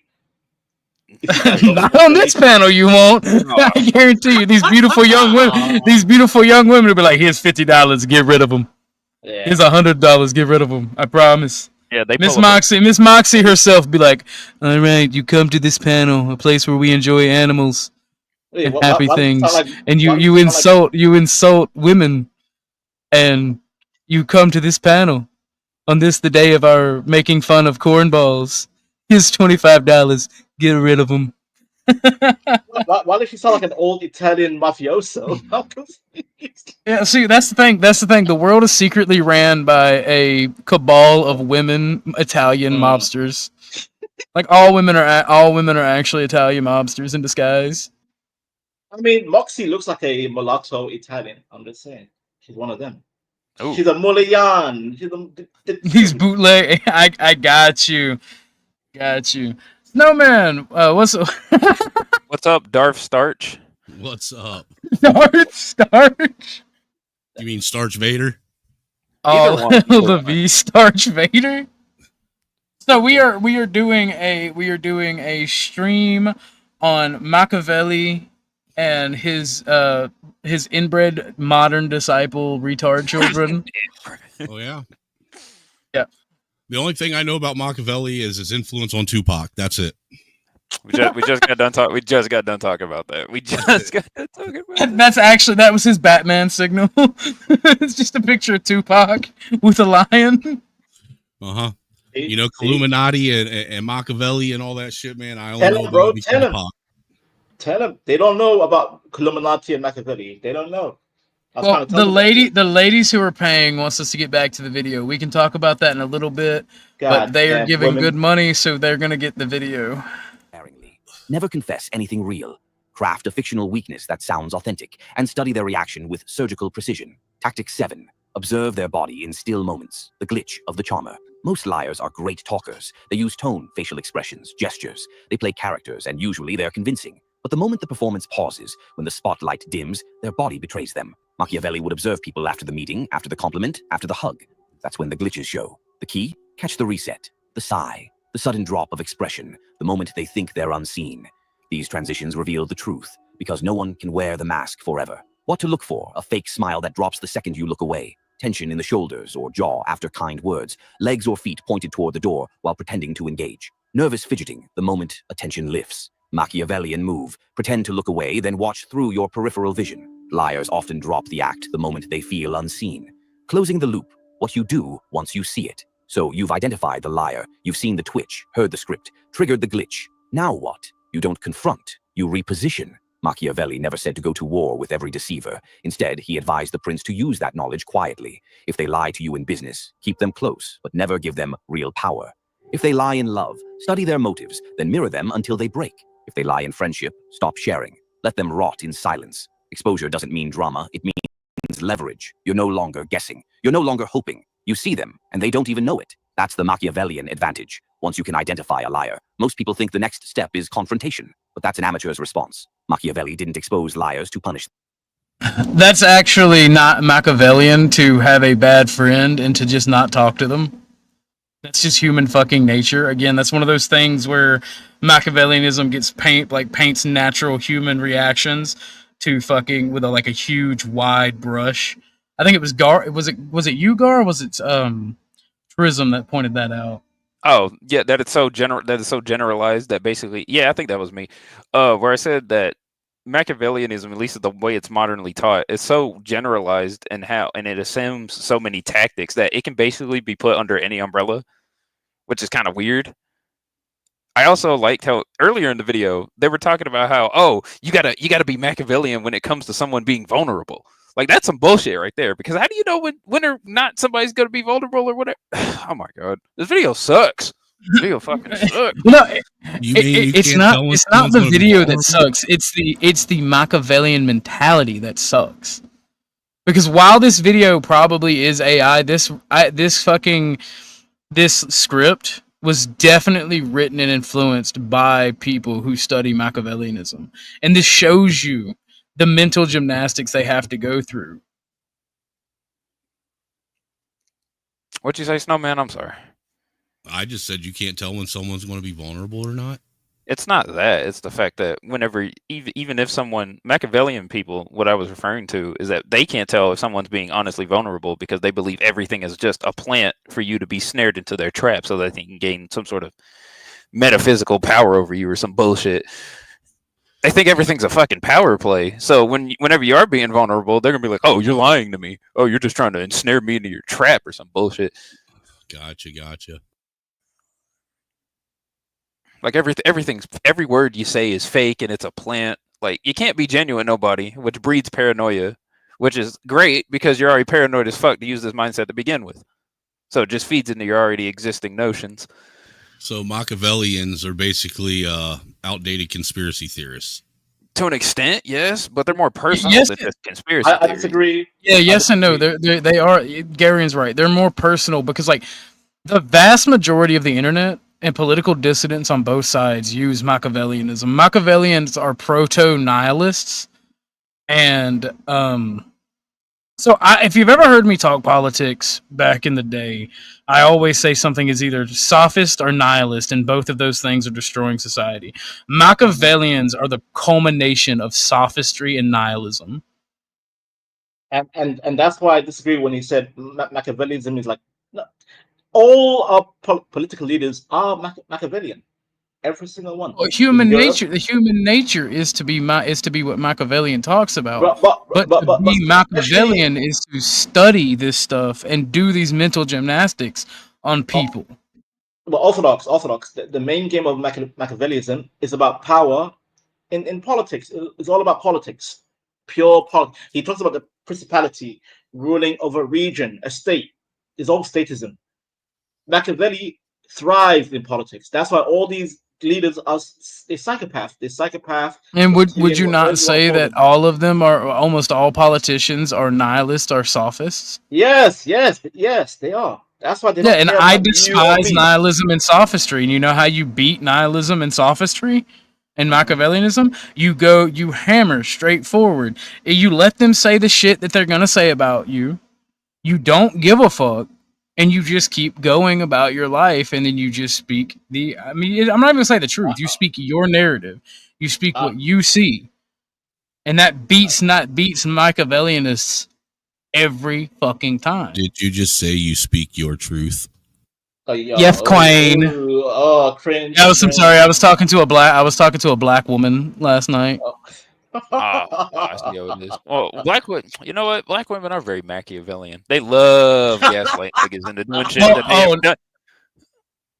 Oh no, Gar, you missed it. Vanta, you missed it. Vanta was there for it. This chick. Oh my! I said she was mediocre light skinned vagina, and she immediately was like, "I just want to see your dick." I'm like, "What?" Whoa! She said pink. Like she said, "There's this one guy. His name is what's his fucking name? Vanta. I think you met him. What's his fucking name? He was on panel a couple of weeks back. He was on either Lowe's or Universal's panel talking about wanting to see some guy's dick. Oh, you mean Peril. Yeah, Hurricane. Yeah, Hurricane Peril. He works just fucking like that. He was talking. Everybody was talking shit about him. Yeah. About how He's like, This girl had, like, I was Caribbean talking accent. to, by the way, she goes on Lowe's panels quite frequently. It's LG. Oh, yeah, I met LG. I thought she was a nice girl. What the fuck did you do? I like what LG. We were talking about. I got who was it? Apparently, General they were talking about cock.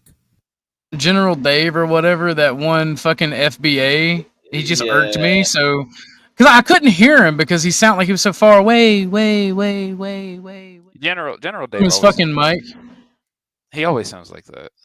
Yeah, his mic is horrible. His background is horrible. He disappears, by the way. He goes into the ether with his goofy background. I'm like, where are you? I wasn't even trying to rag on him, and then he just started shitting on me for being white. And I'm like, well, if we're gonna be racist, if we're gonna talk race, let me get my Klan hood on and get fucking ready.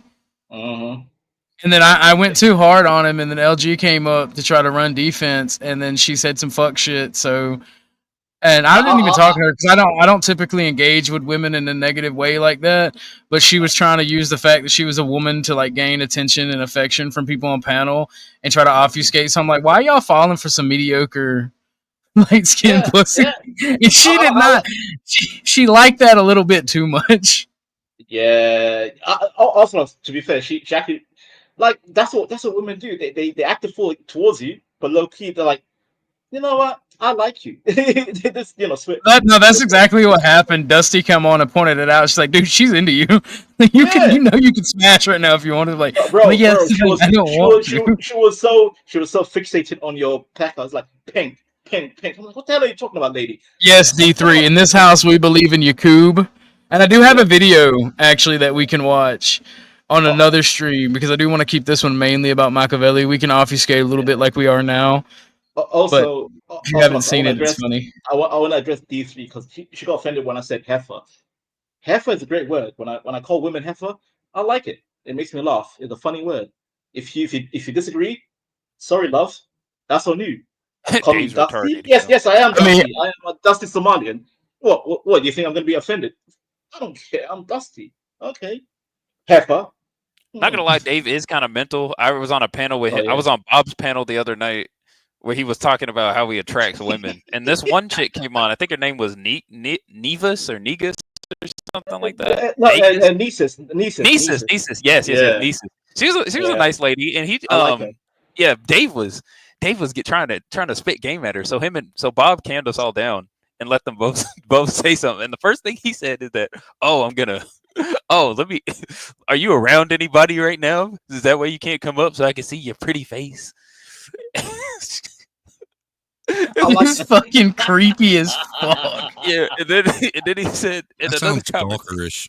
He said it right afterwards. He was like, "Oh, the only reason I'm able to get a woman is because I'm not in real life. I could definitely bag you because I remember this one time where I was in Walmart shopping around, and this woman was staring at me with lustful eyes, and so I started gyrating." We're talking about General Dave, right? Yeah, we're talking about Dave. He said that same shit. Wow. I thought he was drunk while he was talking about it, but no. We are not talking about Deacon Dave. Love you, Deacon Dave. We're talking about General Dave. No, you can't confuse the two. Yeah. Is it or not? No, it is not. Last night. That's what happened last night. He acted the fool with LG. And he caused the chaos, and then Orthodox got caught a bullet for no reason. Yeah. LG was like, Orthodox was just like in the middle of the whole war. And then there was somebody trying their best to troll me last night, and I'm just like, yes. Yeah. Every time they would comment about, like, yes, everything you were saying is true. If that would have been, I'm like, I know who it is, and that's why they sent the winky face, and I'm like, that's crazy. A winky face. Oh. Yeah, in chat, I said, I know who you are. And then they sent me a winky face in chat, and I'm like, that's crazy. Oh, yeah. Last night was insane. But yeah. So, Orthodox, like, LG is cool, but that was fun. She kept saying... Oh, no.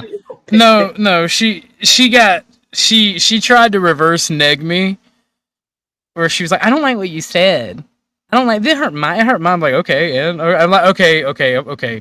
Slightly above average light skin pussy.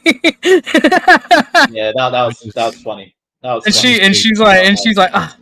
And like Deacon was talking about, oh, why don't you bag not Deacon, but General Dave was like, oh, you can't fuck Becky, and I'm like, Becky. And I find it funny, the first thing he was talking about was like how white men aren't getting with white women, or like white men can't pull women, and that was like his whole thing on me. And then by the time, like literally, my leaving conversation was this bitch asking about my dick and wanting to see my dick. I'm just like, take notes, Dave. Dave can't talk about nothing ever since I heard him say, "Oh, he attracts women by gyrating in a Walmart," and I was like, "Yeah, wait, who gyrates in Walmart?"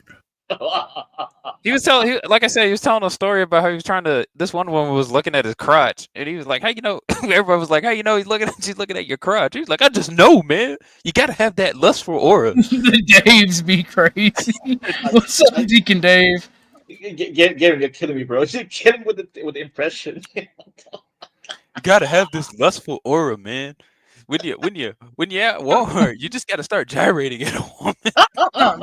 Bruh, women do not care how you look 90% of the time. You just have to be nice, and by nice I mean and you gotta have gyrate. A good mentality. Yeah, apparently you have to gyrate and thrust vigorously. No, bro, you just have to make them laugh and make them feel safe and secure, and then you can plow. Gyrating will definitely make a woman laugh. Might make her safe too if you're lucky. But no, that shit, like that shit had me laughing my ass off. That he was talking mad shit, and then like the one bitch that came on panel was talking about my dick, and I'm like, yeah. And by the way, also that started from like me and Dave talking about miscegenation, like because I said I don't like mudbloods, right? I don't like mudbloods, and then LG like, hey Vanta, aren't you African, my brother? I'm like, yeah, and I'm like, I just don't like mixing with other races, and then some way somehow Orthodox came in, and then he got hit with the bullets for no reason. And then next thing I remember, she kept saying, "Let me see your dick, pink." I'm like, what the hell is a pink? And I'm like, oh, she's talking about the she was hyper focused on my wee wee, and I'm like, hey, don't touch me there. I'm sitting here like, hey, we're going to bust out the doll. Like she was trying really hard, and she got really flirtatious. I'm just saying the women who are most pro their race, they always go for the other race. Like if they're pro black, they go white. If they're pro white, they go black. That's great. Yeah, that is kind of crazy. No, that's the thing with the people. Never ask a white nationalist the color of his girlfriend. Why are most Jewish guys circumcised? I don't know. I don't care. Religious reasons. Yeah. The Jewish women won't touch anything that's not half off. That's funny. That's nice to it. Ugh. That's a foul. Wait, joke, why am I saying ugh? I don't have a turtleneck. Yeah, I've been blessed. I'm chosen. Anyway, I do want to finish this video right quick. Who is this? Yeah, LG would not stop asking about my wee wee. Yeah. Moxie, when you there in Bob's stream? It was Bob's stream last night. It was like the third one they did, so a lot of people stopped watching. I tried to share the stream around to help out. But yeah, no, Gary, we'll get back to this video. He exposed them to control them, because a liar who thinks we will probably do more of these Machiavellian streams, because like this is like content that gives and gives and gives, because this channel has a lot of videos. I also have the link posted to give credit to the creator. I keep posting it in chat periodically. they fooled you is far more useful than one who knows they've been caught. The liar becomes your puppet. Their secrets become your leverage. Their fake confidence becomes your favorite weapon. By the way, this is that fucking Death Note shit that I'm talking about between Light and L. That you've become my puppet. I'm using you now. You've fallen right in my trap. Oh, you've activated my trap card. Just a fucking anime villain. Because you know it's hollow. Here's how to make liars fear you without ever raising your voice. Step 1. Let them keep talking while you quietly extract control. Once you've identified a liar, the goal isn't to shut them down, it's to let them speak while you listen for leverage. Machiavelli would say, never interrupt your enemy while they are making a mistake. And liars, they always make one fatal mistake, talking too much. Here's how to exploit it. Ask subtle questions, but act uninterested. The less they feel threatened, the more careless they become. Show no signs of suspicion. Keep your face neutral. Let them feel in control. Privately log inconsistencies. You're not reacting, you're building a case. Machiavellian tactic. Don't debate, don't correct. Remember, panel. Anytime you talk to someone and there's an inconsistency, you have to personally log it. Because everyone's lying to you. Correct. Use their own words as rope. Then one day, pull. Step 2. Test repetition. Then use it against them. A liar's memory. There it is, Gary. And remember, if you have repetition, you're lying. But if you don't have repetition, you're also lying. Betrays them. They remember the lie, not the feeling of truth. This means they'll repeat the same thing the same way, or change details without realizing it. Sounds like everybody's a liar. Yeah, that's exactly. That's what I was trying to bring up earlier. You never know who's lying because everyone's lying. I mean, who isn't lying because everyone's lying. I don't know if I can go back up to it, but like Joe Cool said at the beginning of the stream, right? To a liar, everyone's lying. Yeah, but the whole thing. Oh, no, go ahead. Good. No, go quickly. Go quickly. Like the whole point is to utilize the lie. Like, yeah, of course, everyone lies, but Machiavelli is about utilizing the lie for your advantage, purely and simply. Like, yeah, but the thing. Yeah, but another Wackiavellianism. Wackiavellianism. That's funny. But is everyone? But the thing is that is everyone lying all the time? I'm stealing that for the next. I'm stealing that for the next name of the stream. Garen, that's what I said. This system only works in politics. The system is highly. But no. That's the problem. That's the problem. Everybody tries to use it in everyday life. Like the average person the average person who tries to use Machiavellianism, they use it against their friends, their family. They use it in everyday life, and that's when it becomes a problem. And they fail because they can't maintain the lie. Eventually, you get called out. Like, yeah, like you're chatting shit. Like you have to be highly IQ, psychopathic human to use Machiavellianism to your advantage. That's like someone like Tony Blair, someone like all these. I think Obama is one of them too. I'm just saying, Obama is a high level. You think Obama is a Mac? You know what? Yeah. I mean, well, yeah, but he's a politician though. He's a politician. I'm saying, Obama, Tony Blair, these leaders like high level to use that because they bamboozled the whole planet. They bamboozled Britain. They bamboozled America. Look at them. Oh, they're amazing leaders. And they were lying from day one. Yeah, but the goofy thing is, what if you're like I don't know, like what Truism said earlier, like a Walmart greeter? You really think you're going to be using Machiavellian tactics in order to gaslight somebody into buying something? Yes. Is that not the whole point of sales as a sales executive? I mean, yeah, but like, it's not your place. I can understand you're trying to get that for the company, but like, do your job. People, like a lot of people, especially if they don't have power, shouldn't be using these tactics because it just creates an untrustworthy atmosphere that attracts other untrustworthy people. See, I worked in sales, right? And I had to quit because I was like, I can't lie to people, man. Hey, you want to buy this Chanel perfume? Or he's like, this perfume's garbage, man. Why am I lying to these poor people to buy £100 perfume? I mean, yeah. That's kind of like I said, that's kind of the point. That's kind of the point I'm trying to make, right? There are times and places where knowing these strategies come in handy and they're useful.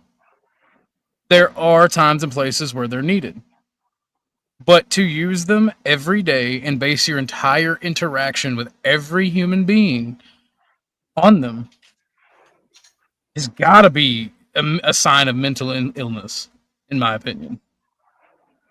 What's up, Ike? Welcome to the show. How are you? Hey, I'm fine, thank you. Can you hear me?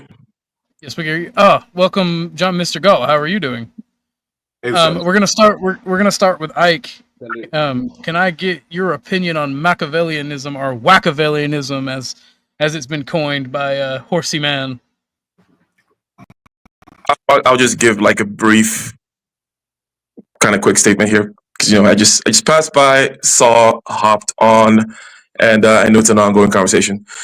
But overall, just from a there's an ick factor when I see books like the 48 Laws of Power. Shout out to whoever the hell wrote that book, right? It's not about the writers of the book, and it's also not about Machiavelli, for example, but it's about these people out there whom talk about it. Law number 40 says, never outshine the master, or some bullshit like that, right? And it's almost like it's for people whom only have one gear or one direction, right? Like they're like a unidirectional vector.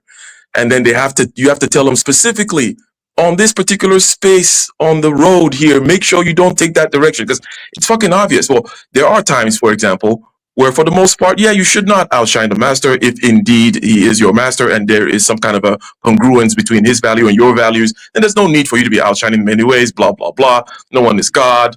But in other words, everything is just like simple and nuanced. And if you're not a complete retard, I don't understand why you need these rules for social interactions. It's like, it's like, it's crazy. It's like, saying, well, don't eat from the floor when you go show up to your mother-in-law's house or some bullshit like that. That's how it comes across.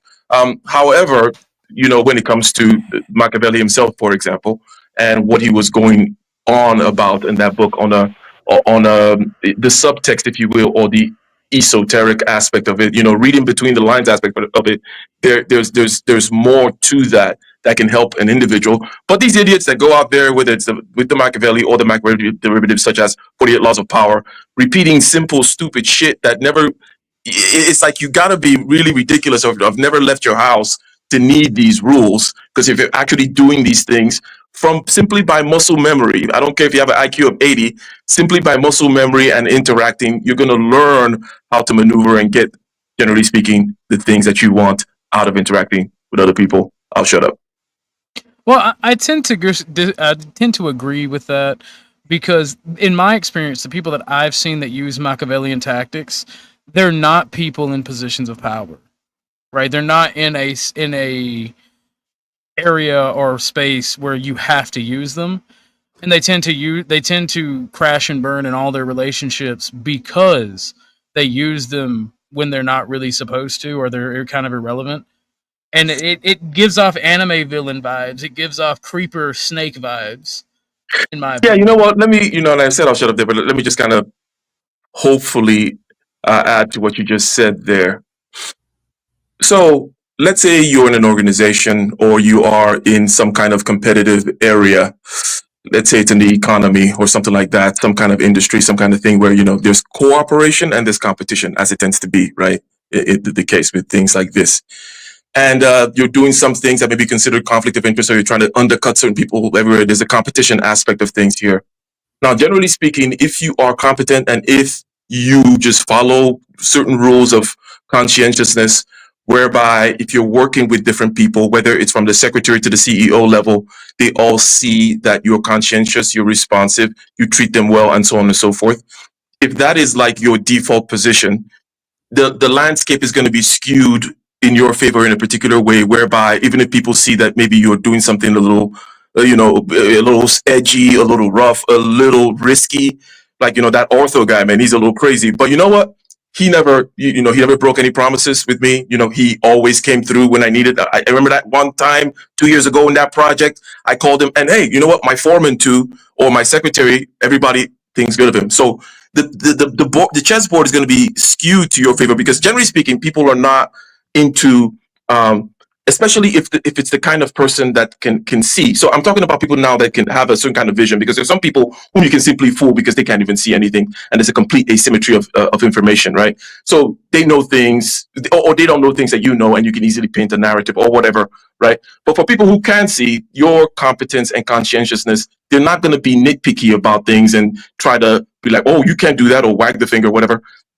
Ortho is not bringing his bullshit to me, or his riskiness, or whatever it may be. He pays the price for it. And whenever I deal with him, he always comes through. So boom, that's like a huge piece of the path already kind of cleared for you. And then there's going to be those people, obviously, who you cannot bring into your team, whom you cannot incentivize, or you cannot put only the goodwill side of the ledger due to your conscientiousness and whatnot, then it's only going to be a few of those. And the good thing about it is that now you can clearly see them. You can clearly see who those are. And because, Ortho has all these other people who have goodwill around him because of the ABC that I just described, you'll be able to get signals of where these people are coming from, what their plans are, so on and so forth, right? Such that you'll be able to maneuver. And overall, if you have a good enough kind of foresight for how things tend to happen and the different position, the different kind of outs, if you will, the different kind of escape routes that you may have before, between now and the disaster that people always seem to see. It's like, oh my God, it's disaster. Like, well, look, there's 50 steps between now and the disaster, and I see at least 5 outs. Okay, and we don't know, and blah blah blah. So this is just kind of like, if you're out there doing things, as you mentioned, if you positions of power, doesn't have to be position of power. Let's just talk about position of doing things. Power, generically speaking, meaning action, agency, doing shit, right? Then these things are just kind of obvious, especially in the social landscape in the way which I just described it. And you can't read this shit. It's like reading about how to ride a bicycle, right? You can read from now to tomorrow. You can fucking write treatises on how to ride a bicycle. You're gonna get on that bicycle and you're gonna fall. Same thing with this kind of landscape as well. Well, that's why Machiavelli paints things in a huge brush, and it's basically girl boss telling you to gaslight people and gaslight until there's no more. But wasn't the Prince written for princes who were going to be blindsided by the political life? Claris, that's what we were talking about, and that's why I say, if you've ever actually read The Prince, it reads off as if Machiavelli was grooming them. It is written in a very weird way. And I do want to get to Mr. Galt. What is your opinion on Machiavellianism, sir? I think that's who The Prince was written for, if I'm not mistaken. I've read it many times. Started off as an early child.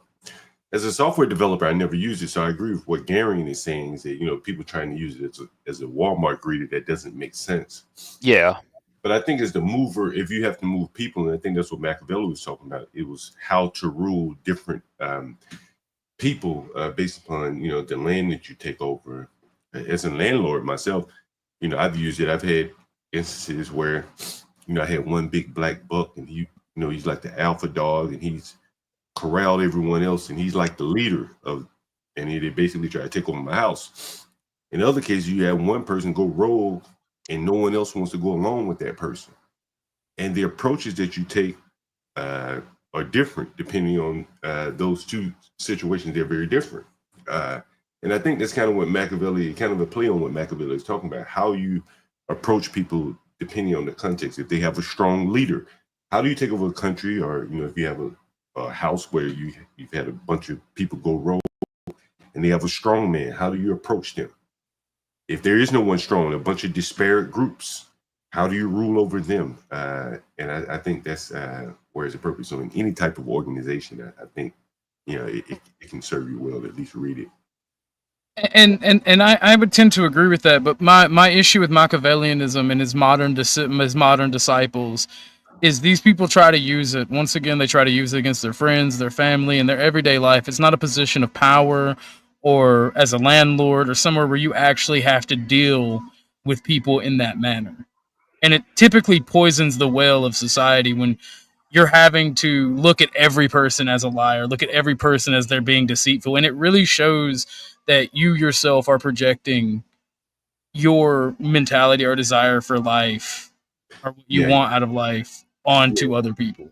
Yeah, I'll agree with you. It's not a way to go about, your everyday life, dealing with your friends and family. But I do think, in business, it probably makes sense to. It makes sense. It makes sense in business to an extent. It really does. But and you've read The Prince, would you agree on my synopsis that it kind of reads kind of like he's grooming these people? And I don't mean grooming in the sexual content, by the way. It is funny, but I mean like he's grooming these people. He's trying to say, oh well, everyone but me is evil. Everyone but me is trying to get to you, and this is how you deal with it. And that's kind of why he was kicked out of Florence, because they kind of picked up these people. The thing about inherited titles is you typically get leaders that it's in their genetic memory. They are, even when they're bad at it, they're going to be better than the average person.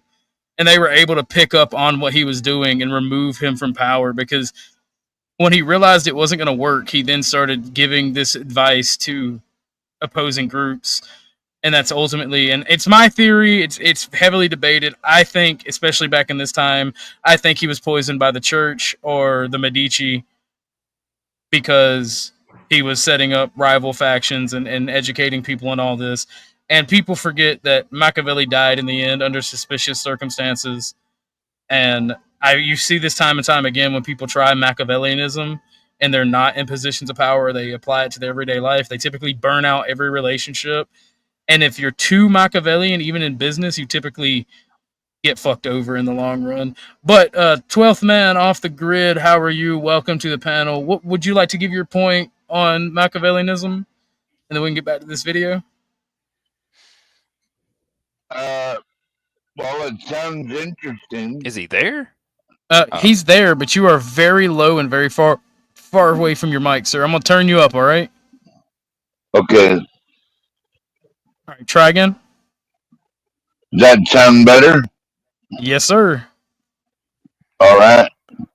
Well, I don't know about all this looking over other people and all that. Like, why can't everyone just mind their own business? Because if you just want to mind your own business, you're a liar and go against Machiavelli's teachings. Yeah, buy your own land, mind your own business, grow your own food. You know? Why can't people just do that? I don't know. I think it goes against human nature. I think we're social creatures and we're destined to work together or have some interaction with one another. So we don't necessarily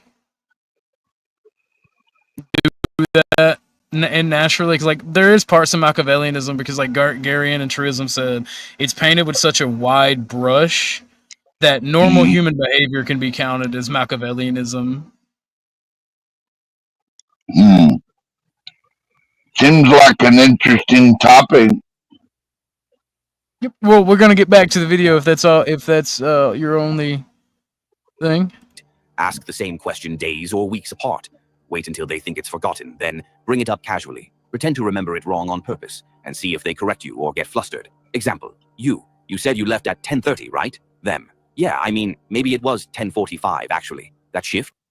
Is it me, or is it like a normal human behavior to get annoyed to have to repeat yourself, especially days, weeks, hours, minutes separated? Or am I just an evil person? No, it's fine, because especially if you're trying to, like, a lot of these situations are them telling like specific dates and specific facts about a certain thing that happened or an event that happened, and where people ask, oh, did that really happen? Or, oh, what time did you do that again? That would get annoying as fuck, because not only does it feel like you're probing for information, but it also feels like you're a forgetful ass fuck that I shouldn't tell you anything about because you're just going to forget it, which makes you seem unattentive. Yeah. Either one. If you point that out to a Machiavellian, you're evil, I guess. Gary, and that kind of looks like my little house and what I was saying. You just get you a little house like that out on the farm and make your own living, right? Yeah. Then thank you for coming by, Vanta, Mr. Galt. I appreciate y'all. Someone else the link's always there if y'all want to. Did John leave already?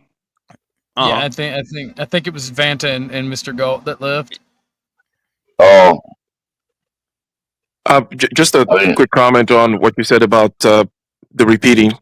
Well, yeah. Generally speaking, it annoys some more than others. The thing here, generally being spoken about, if I'm intuiting what I just heard there from the video, is about just this information asymmetry thing, where you don't want to immediately, whenever you can have information that someone else does not have, generally speaking, it is something you may want to try to accumulate, as opposed to just blowing your wad, just like using things, right? Again, some kind of organization, some kind of thing, some kind of competitive situation, and you don't even know if it's going to be competitive. Maybe you guys are not in a competitive situation right now, but you know something. Just keep it. Don't go using it. Don't go drink at the bar and start gossiping about it. Keep it. And as a matter of fact, something came to mind. One of my first jobs that I had, I messed up. I didn't show up on time on something like that. And point is, my boss kind of knew, right? 'Cause I was like, oh, that kind of thing. Where he's like, oh, where are you? It's like, oh yeah, I'm just I'm at the exit. It's like, no, you're not at the exit. You're barely leaving your house. That kind of thing, right?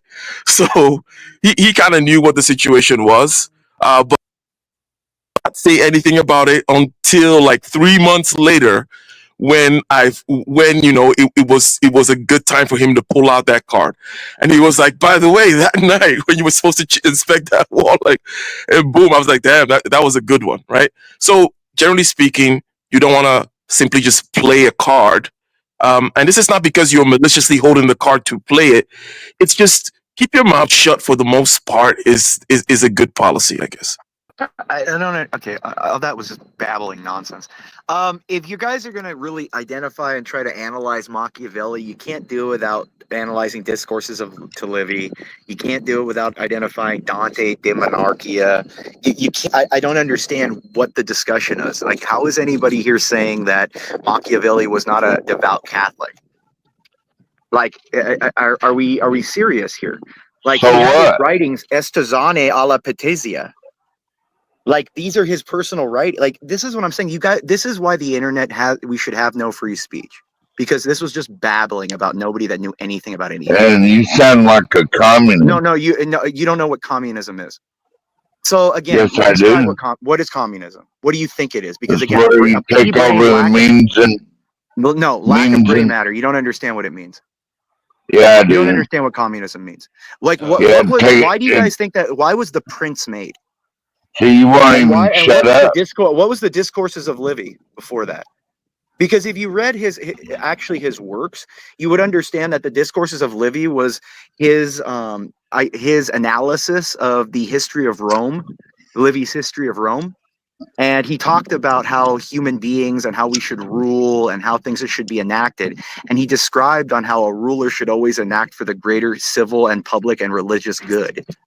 So I don't understand this whole idea. No. Again, it's the just thing is, people talking about that have no morality. Moxie is correct.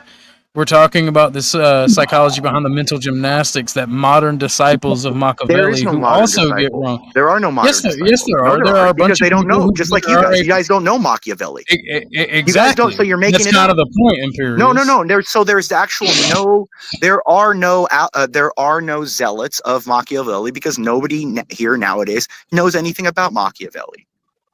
So you guys are just babbling about stupid people on the internet like I do all the time. It's just morons that have the ability to speak. That's it. Just like I say, people shouldn't have free speech. Cut people's tongues out when they're wrong. Educate us, vagabonds, Imperius. If you want to make an assertion on something, if you're wrong, you should die for being wrong. That's all I ask. Who's wrong? People, modern disciples your of entire Machiavelli. speech, this was bullshit. You guys have no idea what disciples of Machiavelli. Machiavelli. Again, Yeah, you guys were you have describing my address. disciples that don't exist. His Yeah, actual people who disciples practice people who practice Machiavellianism in the modern world as modern disciples are shitheads. What is Machiavellianism? It is the synthesis between the how to rule between a lion and a wolf. Well, Imperius is It a is goddamn the synthesis between atheist. ruling as a lion and a wolf, correct? Isn't that what Machiavelli described? So you guys have you're never read his goddamn works, so you don't atheist, understand. so- Okay, I just wanted to come up here and make sure you guys never read anything. It's just babbling. So I'll talk to you later. Machiavelli is a good You don't even know who he is. Catholic. He was an Italian philosopher born in Venice. Imperius, hold on. I want to give you a little bit of a credit. You know what I mean? Because I do understand where you're coming from. No, I side with Machiavelli because I don't want you people to exist. Let me give you. I don't want you people to exist. Let me give you a little. You side with Machiavelli. Let me give you a little bit of a little bit of validation. But Machiavelli is just a disciple of Dante. I do understand what you're saying, that like you can't just read Machiavelli like you're going to read the Kabbalah. You need a lot of Machiavelli. I'm saying like Tupac said. Machiavelli. Yeah, but Okay. Machiavelli was a dumb way that you were mispronouncing it like an idiot. His name is Machiavelli.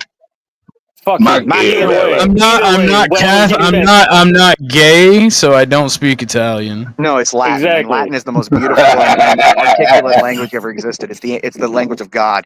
Machiavelli is not Latin. There It is was a lot of Italian. things. His error was that he didn't have precursors explaining people what he was about to. He gave his magnum opus like he was just jerking No, off. he had Dante. Like, do you That guys wasn't not know who enough. Dante That is? wasn't enough Dante of a was the- What's precursor. up, Moonrocks? Dante was the precipice of philosophical thought that Again, transitioned anyone from can the, kick anyone, including myself, off for a Cash App or a Kofi. Dante It's was the $1 a minute. precipice of philosophical thought $1 a minute. between the integration of pre-Christian philosophy to the 1300s. That was what Dante was. And by the way, also Orthodox. But that didn't explain. That wasn't a precursor to the Prince. That didn't Yes, it was. explain. Dante was into 1200s, sir. That's too esoteric. No, sir. Dante the Prince wrote was very. De Monarchia in 1230, I think. The Prince was written in 1519. Yeah. What are you fucking talking about? And You're to be all fair, stupid people. No, wait, hang on, Imperious, calm down. I'm trying to back you. This is why I just hate all of you. I was trying to back you too. Yeah, Imperious, I understand. They don't understand the whole concept of the lion and the wolf. They don't get it. The lion and the wolf. They don't understand the. There are two lines inside of Imperius. No, One is gay, the other is also gay. They are fighting for dominance.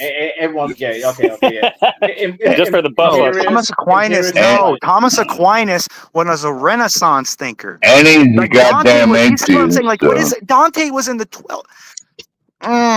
Okay, this is what I'm saying. Like, we need to understand Imperious. actual linear history. I'm a Catholic. I'm a Catholic too. I'm just not a good one. I'm just being How honest. dare you grift off my grift? I'm being honest. I'm not a good one. I just came up to say Imperious is right. Imperious is right. Machiavelli is about shit, rule where'd you? over the I was line talking and the to. wolf. I was talking to Gar Midwest. You didn't have to leave. Yeah. Mm-hmm. Oh, the Midwest drop off. Oh, damn. What you don't What like up, my ploy? Gary? You don't like my ploy? No, that's actually slick grifting. That is. See, what people don't understand is the grift-no state is Machiavellian in nature, right? And everyone is welcome in the grift-no state, but everyone has to pay. Support the grift-no state. Don't make El Bumpkino. Yeah, if you Have don't to want to throw hear you what from- if you don't want to hear me lecturing you, you better pay me to kick me Have off. to find you and give you a free helicopter ride.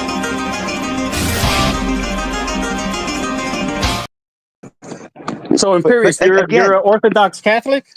No, I'm Roman Catholic. No, I'd fall under the Opus Dei probably more than anything. You're a gay Catholic. But again, you what I'm just trying to wait. say is that look, Machiavelli is the exact same type of thought that I base my thought off. He said, he said rulers should act in a way that anything that goes about that happens should be for the faithful, civic, and monetary advancement of the people.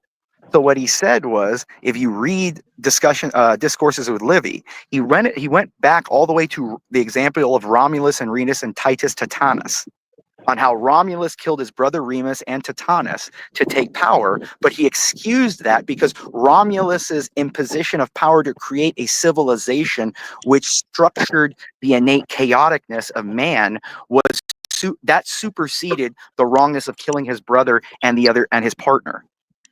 So you see, this is what I'm trying to say. Like, you guys have Never to mind original sin ideas. being murder, right? But again, the sin of murder, just like Dante explained in Inferno, in Purgatorio, in Paradiso, God judges rulers on a different standard than the individual. See, all right. So my problem with that is this, right? So They created the Jesuit order, right? And they were doing things subvertly, right? Oh God, here we go. Are you a Zach Here we go. fucker now? Are you one of those?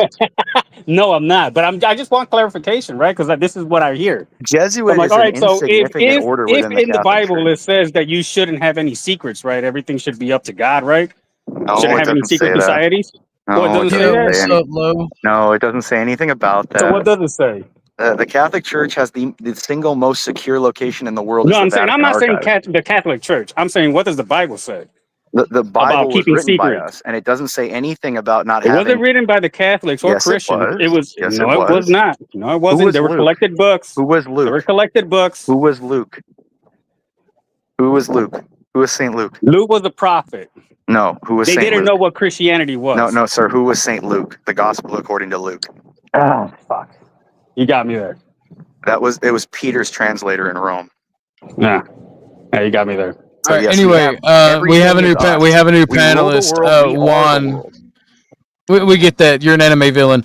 Juan, No, I'm not. can The I don't Rome- how Rome, much we have rule the you how world. much have you been watching, and would you like to give your opinion on Machiavellianism?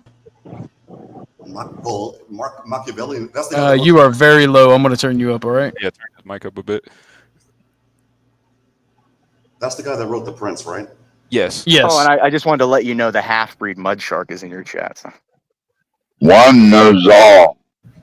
No, I don't. Actually, not much on this one. I just think that Machiavelli just simply put into words why people are immoral and why they act like psychopaths. That's pretty much it. No, he didn't. That's not. Oh my God! This is what I'm saying. That's not. No, I tend to agree with that.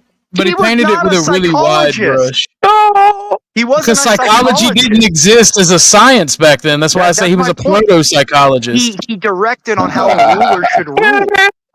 He directed on how to rule. Machiavelli died at 58, alone, bitter, and with anal cancer. Anal cancer probably come from the Medici or Pope poisoning him. They didn't have. No shit. Because he was probably poisoned by the church and the Medici. Why would he be poisoned by the church? He was given. Do you understand that he was hit? The discussions with Livy was given by papal decree after his death in 1515. It wasn't released until the Pope. Oh my God! This is what I'm saying. You guys don't even know what power. Okay, I'll talk to you later. This is what I'm saying. You guys, power. Yeah. Imperious, you can get the fuck out of here now. Okay, we're done, son of a bitch. I get the impression that you had two different sets of thought. You know, I thought that I'm simplifying it because I don't know shit, right? But I thought Machiavellianism was just basically the reasoning why people act like psychopaths. And I thought that the other thing that you guys were talking about was the 48 laws of power. I thought that those were two completely different. The 48 laws of power is based off Machiavellianism.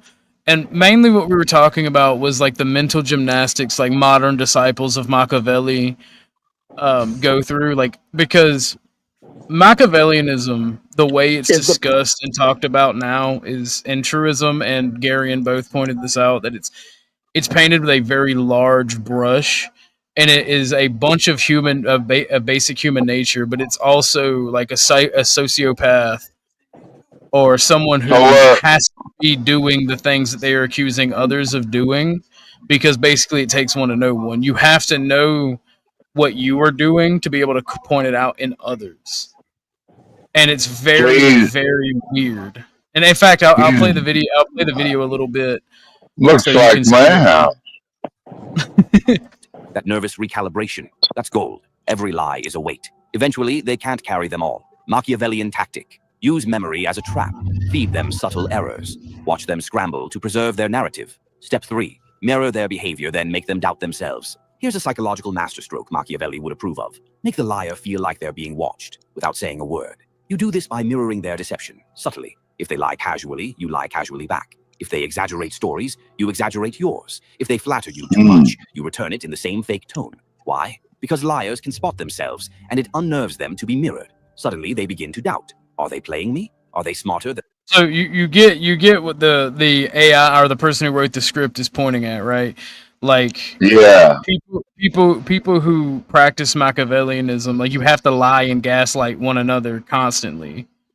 Yeah. And that's why I say, because, like, to me, Machiavellianism is proto-nihilism and a extenuation of sophistry of that time.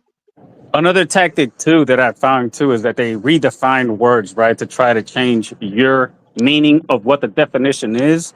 And they'll be like, well, look, if you're so confused, look at this 9-hour propaganda video that I got queued up for you. Yo, so what's you up, can kind Dusty? of understand it. So you can Well, not understand like what I'm talking to you about. I'm like, no, you're trying to indoctrinate me with what you've been indoctrinated for. You're literally using propaganda to propagate your ideas to me. So Like you just don't understand that what you've been. we've seen from the beginning Yeah. of the video is literally just gas. They literally just gaslight the fuck out of each other. Yeah. And I've seen that way too much, and I didn't Yeah, understand it. that's And terrible. it's all clicking a lot faster now because you could kind of see it happening from somebody that didn't have those ideas to now they're pushing these ideas very dramatically because they're being wound the fuck up. And I'm like, these are manipulative tactics. These are antisocial behaviors that are being pushed by somebody that's antisocial. Yeah, and the thing is, like I said, there are time and places for everything. So, like, people should study Machiavellianism so that they can know when these tactics are being used against them. Because, again, the best way to beat a sophist, a nihilist, or a Machiavellian is to hammer them, is to go straight forward and or ignore them. That is Well, the it best seems way. kind. If I may cut in, it seems kind of retarded because if you're gonna be dumb, I'm gonna be dumber. Like if you're gonna act stupid, I'm gonna be stupider. Is what I'm getting here. Flow/Dusty.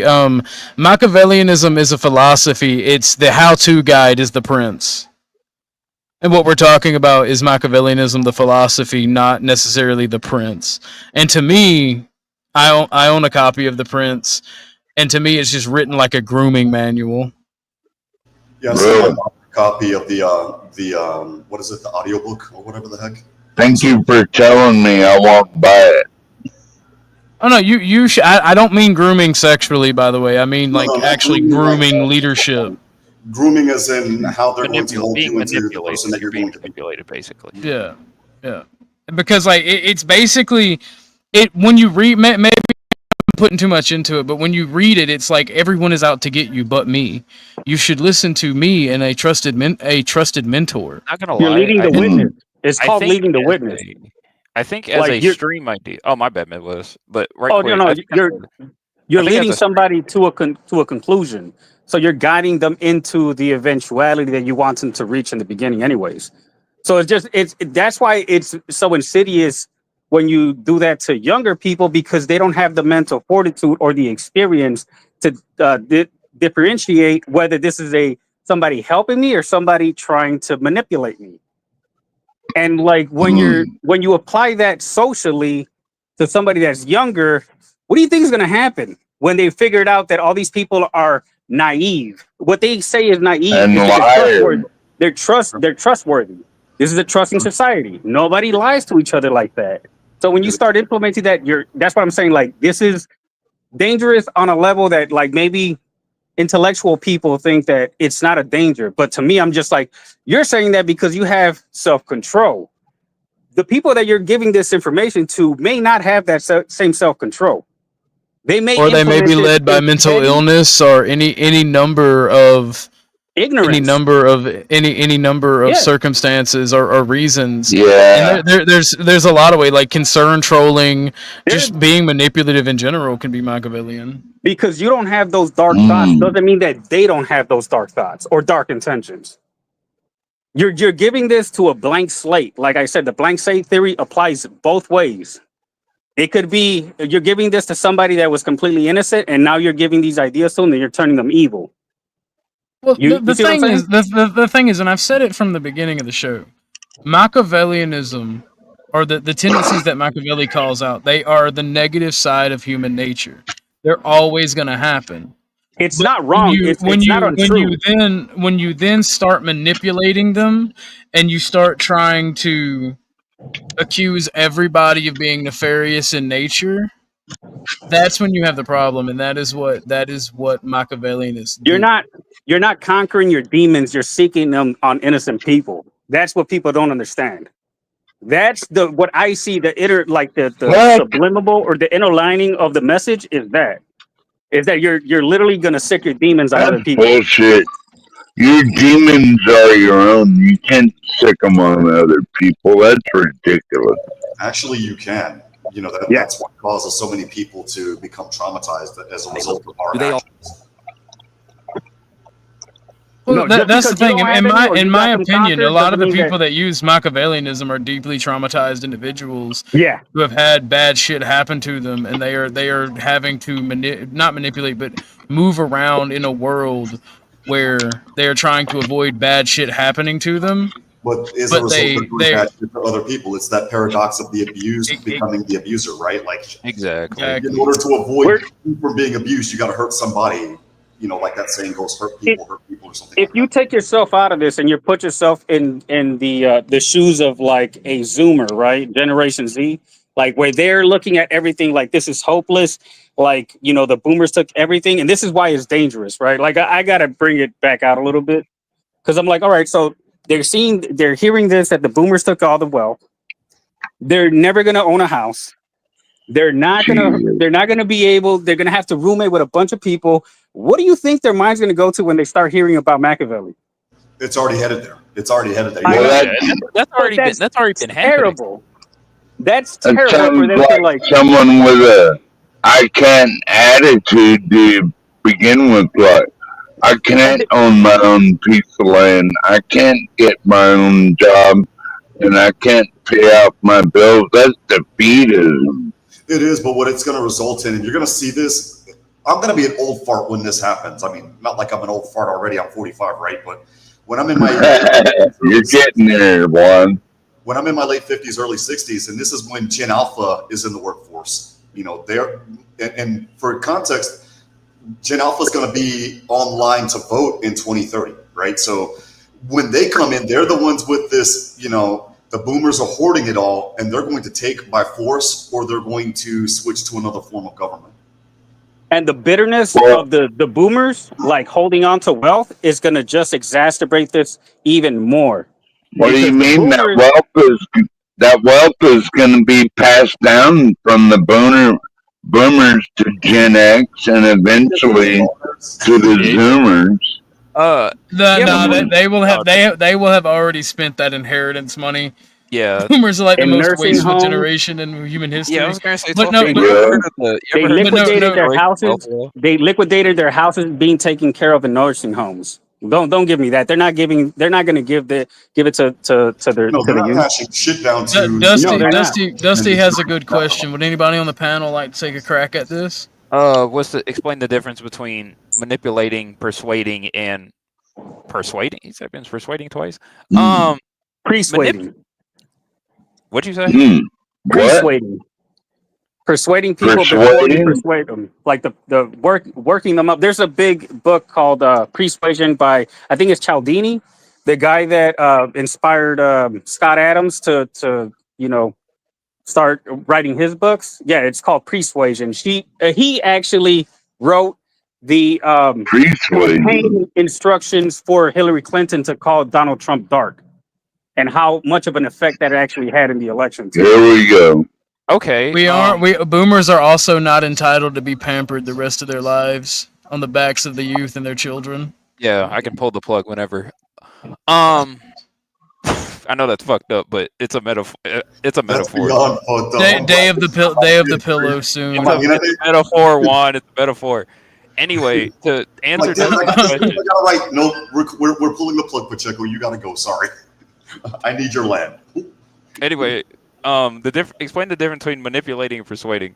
Persuading, in my opinion, is basically similar to gaslighting, but it's the reason it's actually a good thing because it's already consensual, because the person already wants to have a specific mindset, and persuading them is a good way to make them, is basically to gaslight them into a mindset that they ought to want to have.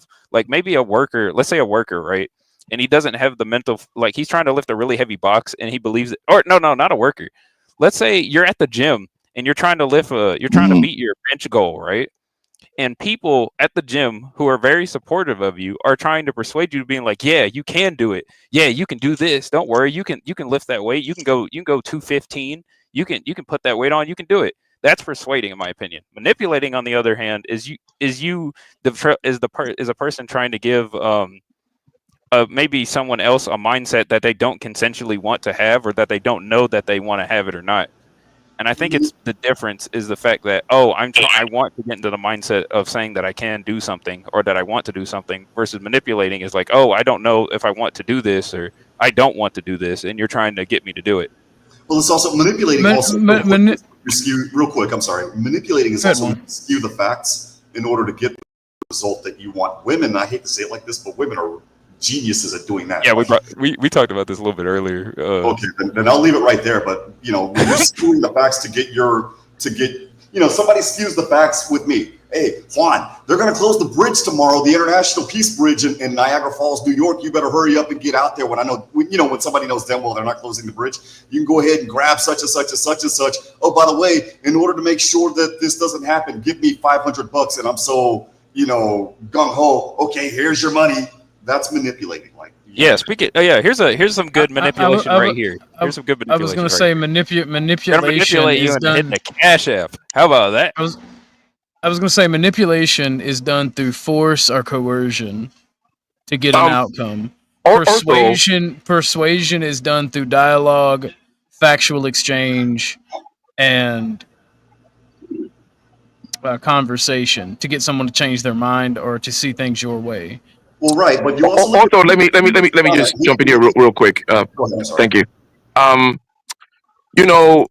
Because wait, Imperious. Even though me and Flo disagree on this, I'm not gonna let you come up and disperse his name or talk shit just to attack him. That would be retarded of me to let people do that. My panel will not be used to do that by you or anyone else. There will not be personal attacks done on my panel. It's retarded. If you want to talk about, if people want to bring up lore and talk about old lore, that's fine. If people get in arguments with one another and they use ad hom, that's fine. But nobody will be coming on my panel and attacking anybody else. So I can't tell Imperious to go fuck himself? That's some good rules, bro. Only when he's here. Well, only when he's here to defend himself. Okay, well, real quick though, on this thing about the manipulation and this and that, right? As you know, right, these are words, they're just signifiers, and they're somewhat arbitrary. So if you don't arrange them in some kind of a way that makes sense, it's just, then, okay, well, so let me put it this way, right? So if you want to put it mechanistically, right, in terms of like what's primary and what's secondary, forget the interpersonal, intersocial kind of value judgment that is placed on, is it manipulation or is it persuasion? Is it convincing or is it this? If you want to arrange it in a particular kind of way, mechanistically, manipulation is the base layer. In other words, everything is manipulation, therefore, right? You're manipulating perceptions all the time. You wear a dress, you brush your teeth, you talk in a particular way, you say hello, thank you, blah, blah, blah. You're manipulating the secret. You're not just doing whatever the fuck you want, right? I feel like whipping it, I'm just gonna whip. No, you do things. You just do things in order to manipulate the social space such that, things flow in the direction that you generally want it to flow, right? So from a mechanistic point of view, right, forget the kind of value judgment interpersonally, right? Manipulation is like that base layer because it subsumes any kind of form of manipulation such as persuasion or, as I said, putting on cologne or speaking nicely or persuasion or whatever it may be. It's all kind of forms of manipulation. Now, if you go into this place of like interpersonal judgments and whatnot, in the way in which the word manipulation is used, there is a negative connotation. Hence, it's whatever, when somebody feels like, as somebody mentioned before, well, you're forcing this particular quote-unquote mindset on me, or you're doing something that is in bad faith, it seems disingenuous, you're withholding some information, whatever, then they call it manipulation. But just mechanistically, right, manipulation is what we do all the time, and if you're looking at the social space, that it subsumes all forms of interaction. Then it's just a question of which kind of manipulation are you doing? Are you doing the persuasion type? Are you doing the convincing type? Are you using logos, pathos, or ethos? Whatever the hell it is, right? It's all manipulation, but we know that there's that negative connotation associated, and that has to do with good faith, generally speaking, interpersonally. Well, I look at every man like a manipulator because they're all trying to get their way in one form or another. Right, but I was going to mention real quick before I accidentally interrupted you, Ike, my apologies, by the way, sir. Imperius actually, believe it or not, had a good point, and this was an element that I forgot.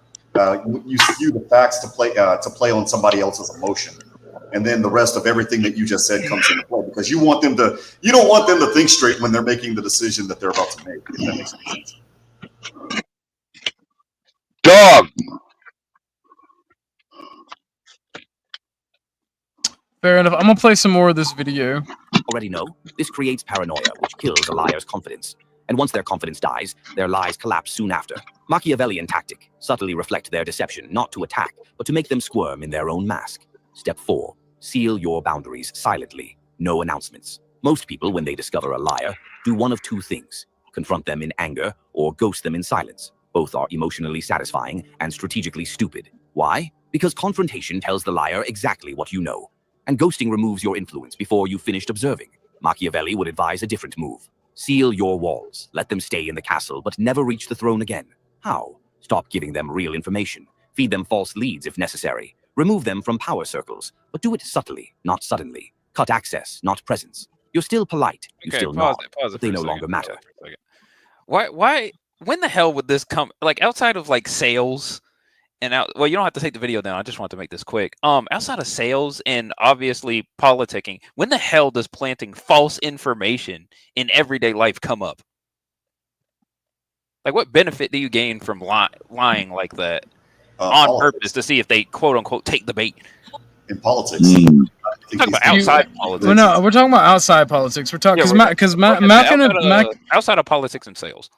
My point in doing this stream, right, and doing this Machiavellian deep dive over the next couple of streams, is to point out that a lot of modern Machiavellian disciples are not in positions of power. They're not in sales. They're practicing this shit against their friends, their family, and they're using it in everyday life, thinking that gives them some competitive edge to one up others. Orthodox, real quick, Orthodox. There is no shortcut to greatness. What they're looking for is a shortcut. What could I do in the next 6 months that could gain me 10 years experience? That's what they're doing. And it's not going to fucking work. They don't have the mental fortitude or the background or the fundamentals to hold on to any of that. It's a house built on shaky foundation. Exactly, D3. Garden variety, everyday assholes. Especially as more and more people become non-religious, so manipulation will become futile, especially with this AI generation and everything. It's gonna blow their whole shit up. So you won't be able to manipulate anybody anymore. Imperius is also missing the point that we're not talking about somebody who does contract law. We're not talking about lawyers. Said everything is at politics and sales, and then he brings up a form of politics and sales. What the fuck? It's crazy. This is how to punish without drama. This is how to wound without being seen.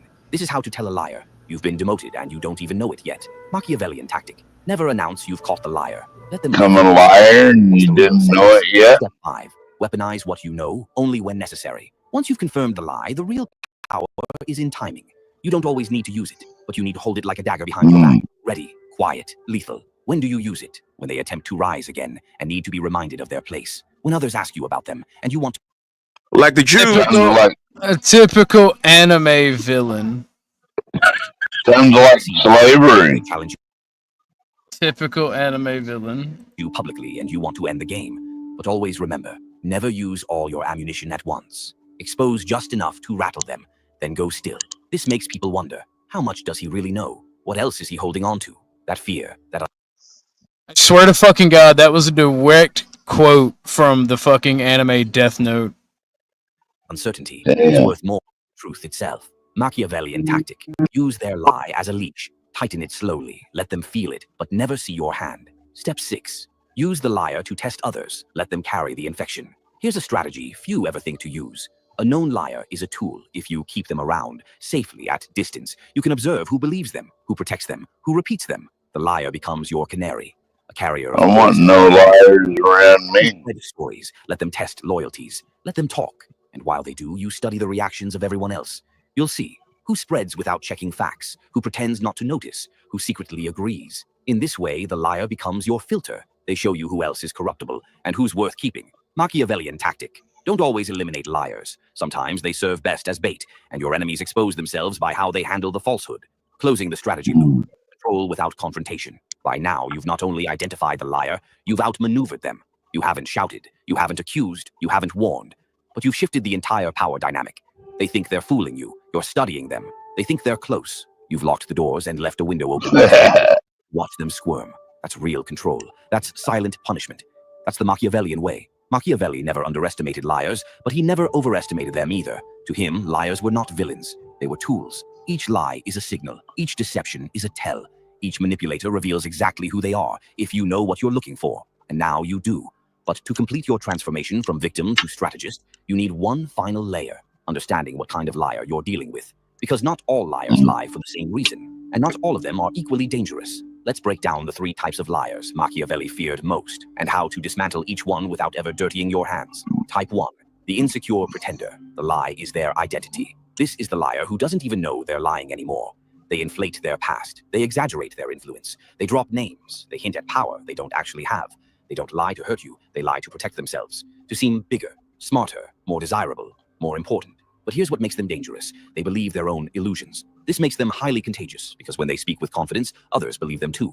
Machiavelli would say, one who deceives will always find those willing to be deceived. How to dismantle the insecure pretender. Mirror their lie back to them with exaggeration. If they say they're friends with someone famous, casually suggest inviting them. Watch the panic set in. Let them speak in front of smarter people. The room will correct them without you lifting a finger. Ask them specific questions they can't fake. They'll retreat or lash out. These liars often collapse when reality enters the room. They've built castles in the sky. You just need to open the window. Machiavellian tactic. Don't confront their ego. Starve it. Make it live in silence. Pretenders unravel when no one claps for the show. Type 2. The strategic manipulator. Every lie serves a goal. This is the most classically dangerous type. They know exactly what they're doing. They lie with precision. They tailor their stories. They calibrate their charm. This is the person who lies to climb ladders, dodge accountability, turn people against. Flo, this is definitely Machiavellianism, bro. Like, Machiavelli in The Prince speaks on exactly every point this guy makes.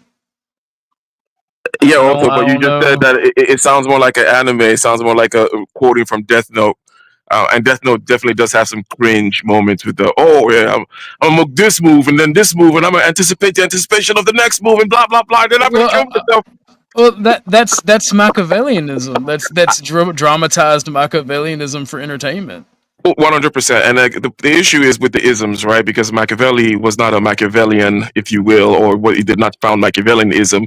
He wrote a series of books that address certain topics, you know, such as how to manipulate the social space vis-a-vis power and the people that are coming after you when you do have power. And which, by the way, for a lot of these which do not seem to apply, like, you know, hey, why the hell are all these people lying around me, or why am I lying and stuff? Well, because you're a prince, that kind of a thing, right? In normal life, typically you don't have something that would require people to take such tactics against you, right? But the issue with these isms is they get watered down, they get bastardized, and they become like what this guy is saying. In a sense, the first thing that I mentioned was this kind of like the 48 laws of power, or the kind of thing that this guy is reading. I share the same kind of ick factor that I believe Flow State is expressing, because it just sounds like some kindergarten bullshit that's kind of paradoxical. Because if you're out there in the world actually doing things and you're smart enough to actually read a book, then you don't need to read it. And if you're in your basement not doing anything, reading the book, and you never got on a bicycle, you're never going to learn how to ride a bicycle. So it's one of those things where it's more descriptive than prescriptive. It's almost like, oh, if you already know these things, here's a nice little book just telling you things you already know. And if you are not out there practicing, well, I guess you can sit down in your basement and then you can imagine like some kind of Dungeons and Dragons thing. But you need to get on the bicycle to become effective, anyways. I don't know. I'm gonna have to find an audiobook of The Prince and do a gaming stream to The Prince, because like it does, like the tone of the video is definitely edgelord. I'll actually slow it down so y'all can hear just how edgelord it is. But Machiavelli in the Your Prince. video game? It does sound a lot like. Well, the thing about does sound a lot like an edgelord. Each other. But you see how worse it is They're not slowed down. insecure. They're calculating. To Machiavelli, these were So I get where Flo's coming from, but like all of these things that this guy is talking about in the video are definitely Machiavellian, and they are touched on in the book. You got to remember that back in the day, they didn't hide their words. What either. book? Like they weren't The trying to Prince? hide. They weren't trying to hide their Who- intentions from the general public. Who reads that shit? Nobody. Yeah, the general Nobody public reads doesn't read that it. shit. A surprisingly large amount of people read that book. You know what I'm saying? The Like intent of reading back is in his the day, issue. the commoners weren't reading that. It was just for a selected group of people, so they were talking very honestly of what they were trying to do to gain power. It's like an insider's book, or like an inside secret that was written into a book that should have never been written. Because Well, I those think you'd secrets be are better off reading the Bible. Steel You know what I sharpens mean? steel. Yeah. Dusty.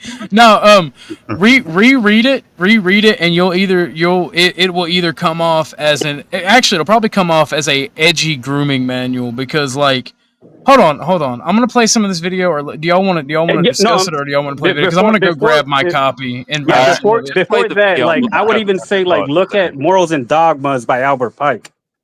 I just gotta say, I gotta hop off. I'd rather. Hey, hold on. I'd rather. Like I say his piece, he's about to. Hold on. I'd rather send you a Cashapp than read that piece of shit. Hey, What? where's the Well, Cashapp at then? Speaking of, Well, actually,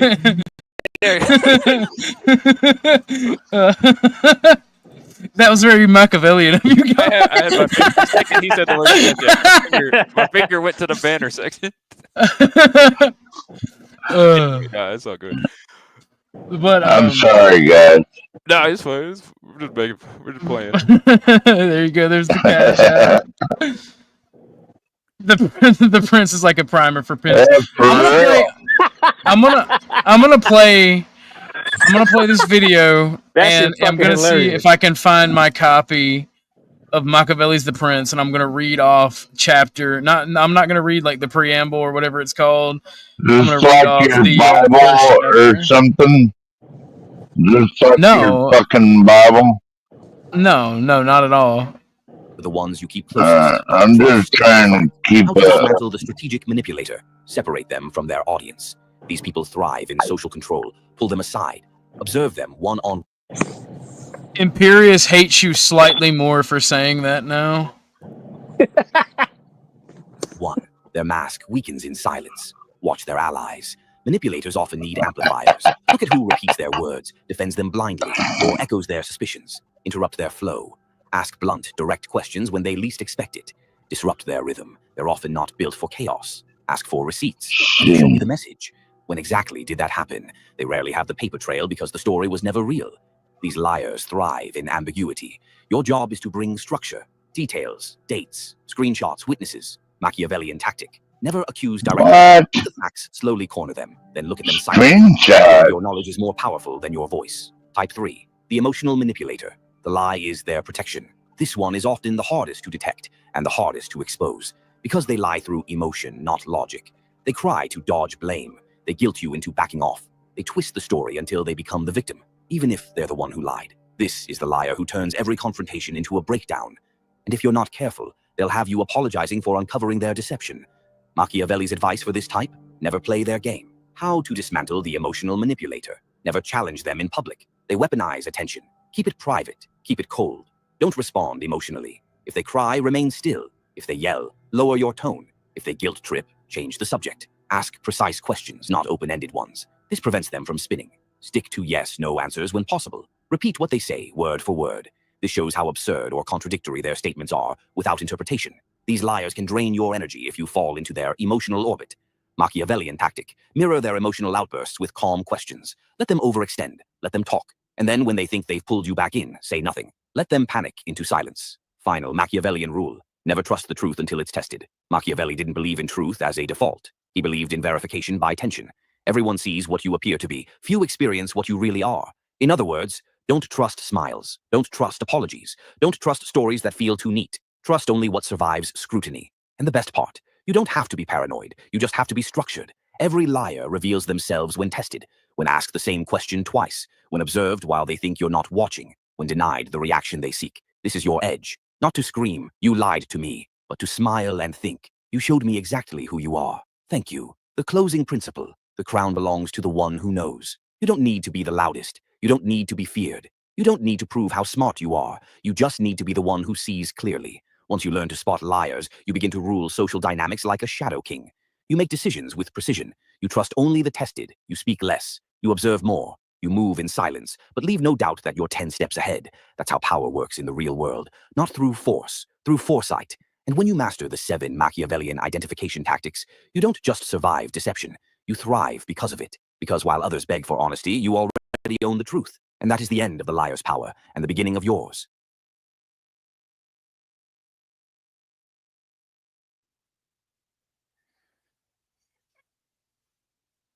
I actually cannot find my copy.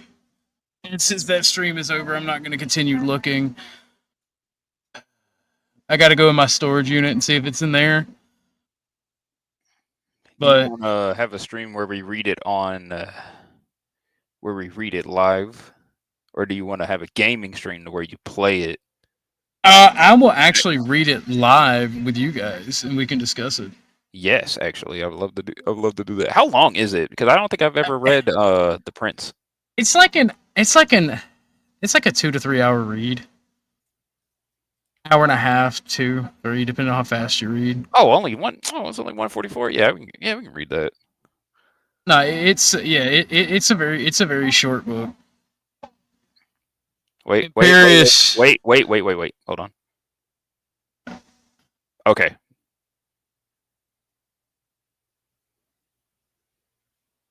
So nobody we know can read the book and make sense of it. Agree? I mean, I think that we can pretty much, even if I can't find my copy, I will definitely get a PDF file of it, because I'm kind of pissed off. Like, I can't find my old textbooks or my my copy of the 48 Laws of Power or my copies of Sun Tzu, The Art of War. I'm kind of annoyed by that. What's up, guys? How y'all doing? What's up, Just Becca? I dropped off accidentally. I'm working outside. Remember the rules, Imperius. I got my finger hovering over the remove button. No, I just, again, like, you're gonna you're talking about a philosophical idea, right or wrong, and you're gonna listen to somebody who has no inherent identification of what right or wrong is, whose life is okay. Yeah, like, I don't understand. Like, this is what I'm saying. This is women shit. This is women shit. I think it's actually the most logical and masculine thing you can do is discussing things. No, you're protecting an individual who is a convicted felon. Oh, okay. Look, there's a beautiful rhyme by a Muslim dude named Rakim Allah that says, "Big words do nothing but lose and confuse. I'm the creator of the alphabet. Let's communicate." Once I lay my sentence, the situation is straight. So what that means pretty much is just like, stop using big words and big concepts when we could literally use common language to try to get to the bottom of it. The big words and all these big euphemisms and all these big redefining things when it doesn't really apply to your goal. Like, all these things are just manipulation tactics. It's really simple, but people want to just obfuscate it with technical terms, try to fly it over people's head, try to pull a fast one. I don't see it that way, because I could do the same thing too, but I just choose not to, because I know those tactics, those behaviors, and I could easily do the same thing too, right?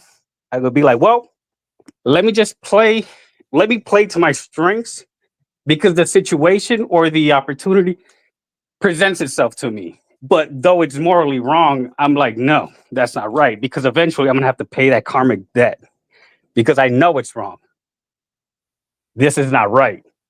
eventually I would forget about the lie, and the lie is going to come back and haunt me. That's why it's not a good thing to start doing those. That's why it's in the Bible. That's why you're a good teaching. You know what I mean?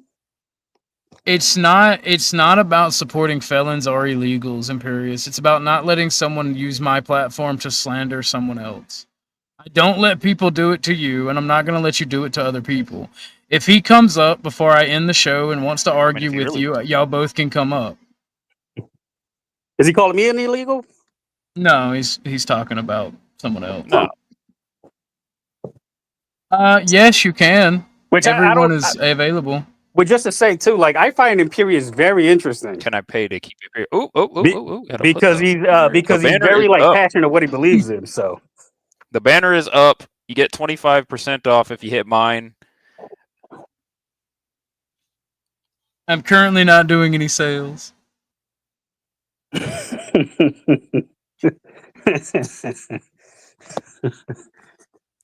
But like, ain't no hard feelings. Like it's just one Catholic to another. But I was baptized baptized into it. I wasn't given the choice, but I'm just saying like it's still there. That oath, I didn't take it, but it's still there. But that doesn't mean I don't have my disagreements with it. You know, and people that the whole Jesuit thing, I still have a lot of questions about that, but I don't know enough. And I've been to a lot of Jesuit institutions where they've been all nice to me too. So I'm like, I don't know exactly what to like. I don't know what it is, but some people are very, very, very like. I don't know exactly what to put it, but it's more of like you're turning people off from the faith when you start to like weigh down on them morally like that and calling people dumb. You know what I mean? I'm not gonna. We don't got to keep talking about Imperius. Yeah. Because my thing is like I agree with you. When you come on and you talk about Jesus or you talk about the faith, and time again you say shit like I'm your God and da da da da da. But I mean, I overall he's a Christian and deep down he's a good person. I don't have any doubts about that either. I don't have any doubts about it. Usually people that are very passionate about Jesus are usually nice people. They're just like, I don't know if they're like religious Karens or not, which that's what I'm getting out of it. And like, I'm not trying to talk shit. I'm just saying that like, yeah, some people are very strict about their religious stuff. And it's just sort of like, to me, I just feel like I'm gonna say with honey. Yeah, I'm gonna say that. I'm gonna show this and show another one, and I'm gonna make my statement, and then we're gonna move on from the Imperius stuff. No one really knows what insanity wants. Just like Machiavellianism, you don't really know what these people want. They don't actually tell you what they want outright. That's kind of my thing. I'm direct. I believe in being direct and telling people just outright how I feel. I have no interest in looping with some fagot who is desperate for whatever attention he can get from me. And yeah, we'll let that be it. And Ike, if you're serious, I posted both the Ko-fi and the Cashapp in the chat. You can do either or, whichever is more convenient for you. If you're serious. And Orthodox, like that's one of the reasons why I have jumped on here a few times too, because like I think that you are very fair and honest and very welcoming to people that are against your views and like you're just there for the interaction. So I appreciate that a lot. Oh fuck! I you know what? I appreciate that, but I am extremely happy. Imperius, unfortunately, you are gone for 3 months. Ike dropped the big $250. Jesus Christ! Thank you, Ike. Imperius, you can come back to the channel in. Let's see here. That is 3 months. Moderator, while I'm looking at this. It's July 3rd, August, September. You can come back October 3rd. You are banned from the channel now, and I'm assuming that big of a dono that you are banned from anything to do with the channel. So that means you got to get out of there. You're not allowed on panel. And Ike, let me know if you want him out of the Discord for 3 months as well, if that applies to that. And damn, thank you for the big 250. Here you go, sir. Here you go.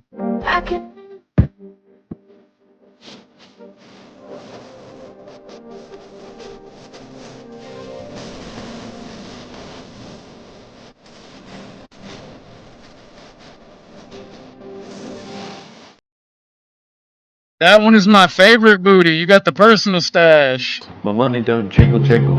It folds up you wiggle wiggle. Go and make you wanna dribble dribble.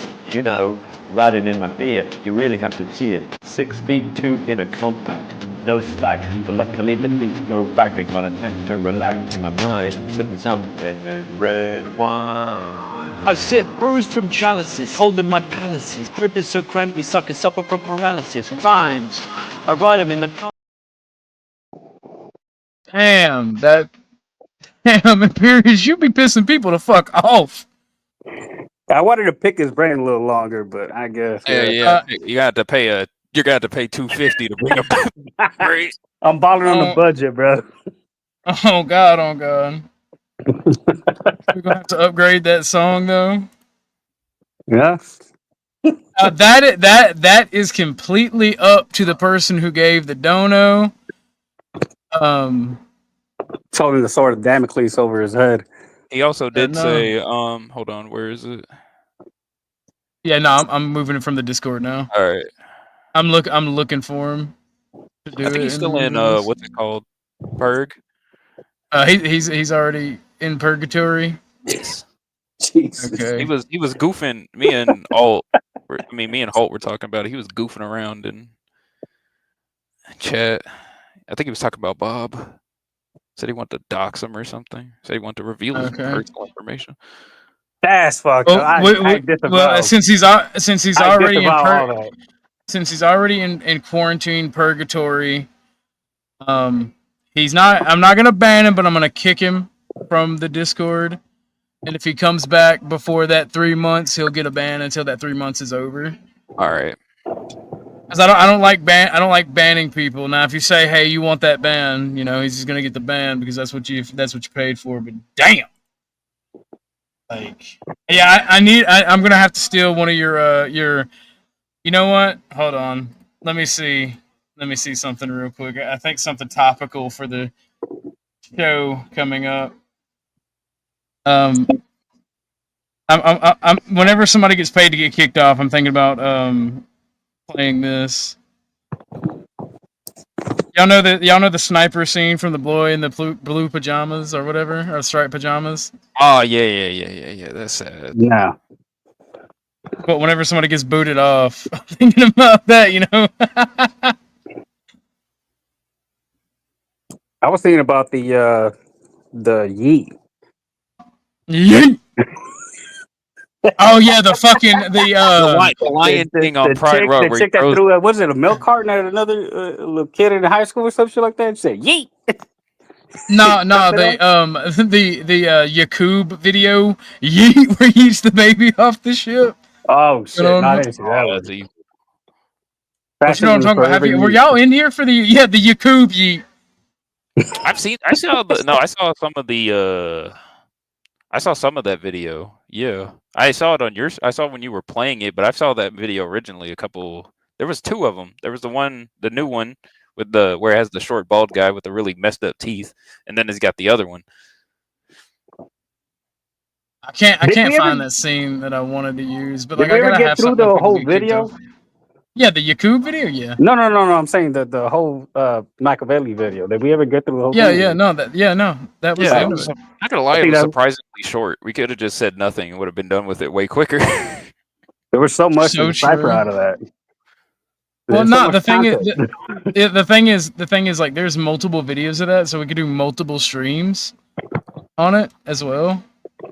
So That's like the same thing with like reading like Nietzsche, right? Like when you read Nietzsche, like you're reading it and it's so dense that it's like trying to take a breath off of like what is it like the multi-grain bread and trying to finish the whole loaf and pretend like it's not going to fill you up. Like, nah, you're going to be sick by the time you're halfway through that. Not And gonna like, lie, modern and you day can't really Nietzsche. digest that type of dense information like that because they were That is writing on true. a whole different level back in the day. Like, it's I not think dumbed when it down comes like to modern writing day is dumbed Nietzsche, down the now. main thing they're just a lot of them just act suicidal. So when you go to a Nietzsche and they're like, "Oh, nothing really matters. We live in a world without God, and as long as God doesn't exist, people will replace it with pleasure and immorality." And I was like, "Bro, you know what? I'm gonna throw a knife at you, and I want you to start. I want you to just end it right now. You think the world's a piece of shit. You think you're a piece of shit. And you shouldn't live here. End What it. also too, Just do it." like the thing with Nietzsche, like people have to be careful too In because Minecraft. remember In that Minecraft. that dude ended up going insane and like infected with syphilis. So I'm like, is that really the life you want to live?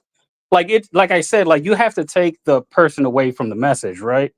And you also have to understand that like these people were not perfect, but they were saying some real things. But the way that they translated into our like our zeitgeist or whatever it may be, it's being applied completely different from what he intended because he opened the Pandora's box by letting the secret out of how things are actually run.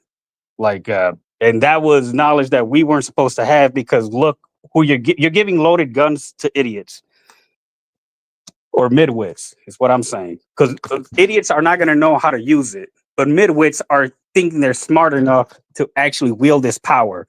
Like the Lord of the Rings thing. That's another thing that was escaping when I was trying to like this whole like symbology of this hidden knowledge of like Machiavellianism kind of reminds me of how Smeagol, because I've never read the book, right? But I've read a lot of like I've seen a lot of like breakdowns of the movie, and like the Ring of Power is literally that. Like if I could use these lies or whatever, right? Like there's a symbolism of it. If I could use this ring, and nobody could decipher my lies because I'm so wise and all knowing and omnipotent and everything like that, then everything will be fine because I'll know everything and they will be in the dark. That sounds ridiculous and stupid because nobody could all hold that knowledge and implement it throughout a kingdom. That's why communism doesn't work. That top down mentality doesn't work. Just so y'all know, this is the scene I was thinking about using for when somebody gets booted down. Was that too edgy, or should I choose another one? I'm not gonna give it away. Plus, it has copyrighted music and it's copyrighted movie, so I do want to edit it out. But nah. But yeah, like if you don't even in monarchies, right? Like the king himself didn't have absolute power. He had the court behind him. So the whole No Machiavelli thing, man rules alone. yeah, and the whole thing that I think Machiavelli was trying to do with the prince was explain the inner politics of the inner court of the king. So the king, the only person that could insult the king was a jester, but also this is the only place where people were not being honest. The only person that was being honest was the jester. Everybody else was lying and scheming and backstabbing and killing each other to try to get close to the king. And that's where that evil stuff comes from, because he was seeing it and he was telling everybody's secret without naming no names, like dry snitching. And that's So against the code. Imperius is now messaging me. That's bitch man. And I want you to know, Imperius, you've always been able to trash the channel, but you got paid to be booted, and that's standard rules for YouTube. I don't care about Bob's record, and no, I haven't noticed that my viewers drop when you're not on panel because it's hovered around 25 to 30 people the entire stream. So no. Nothing you've said I've noticed. But this guy, this YouTuber, did a better Machiavelli's The Prince than Machiavelli, and it's CGP Grey. I don't know if he's made any new content, but he did what Machiavelli was trying to do. He taught people about ruling a society. Gar, did you drop for a reason? Okay. Do you want to rule? Thank you for coming, Gar. We're not gonna watch this whole video because I'm actually about to end it. I'm getting tired. So yeah, you stream for fucking like at least 6 or 7 hours a day. I don't know how you do it. Well, some people would say that I'm lazy and play too many video games. Ain't no way. You burn a But lot of calories thinking. So, like, I understand. Like, that's not even for me. I get tired of me thinking so much that I just want to tune out. I mean, I feel like my hard drive's being overheated. I just be like, I need to just think about something else.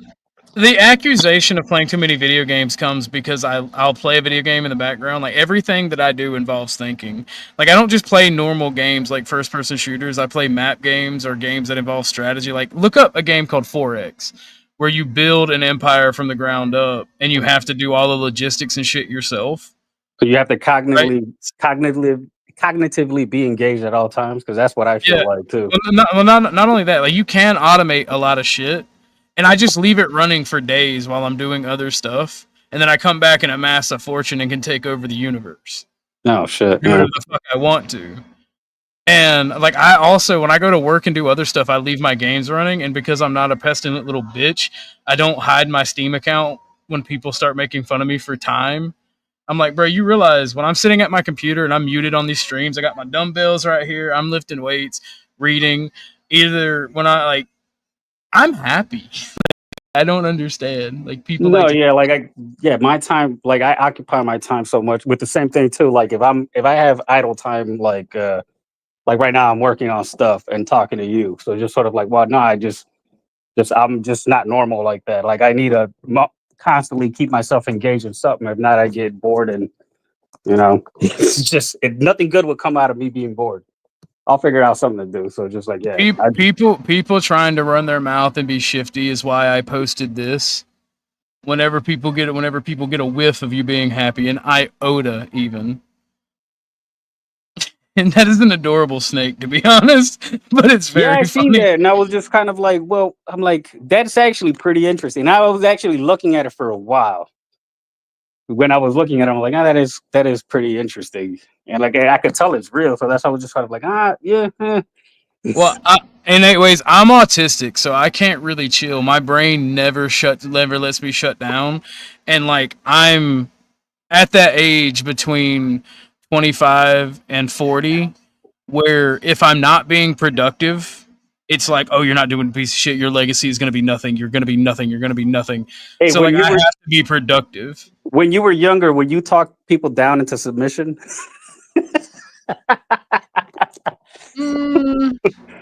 I'm a sadist. I'm a sadist, and I'm not. Wear them down. Just wear them down. Like they're on bullshit and just dragging it out down so they could just sucker themselves out. Because I feel like you have the patience to do that type of not really. Not really. Like I don't. Oh.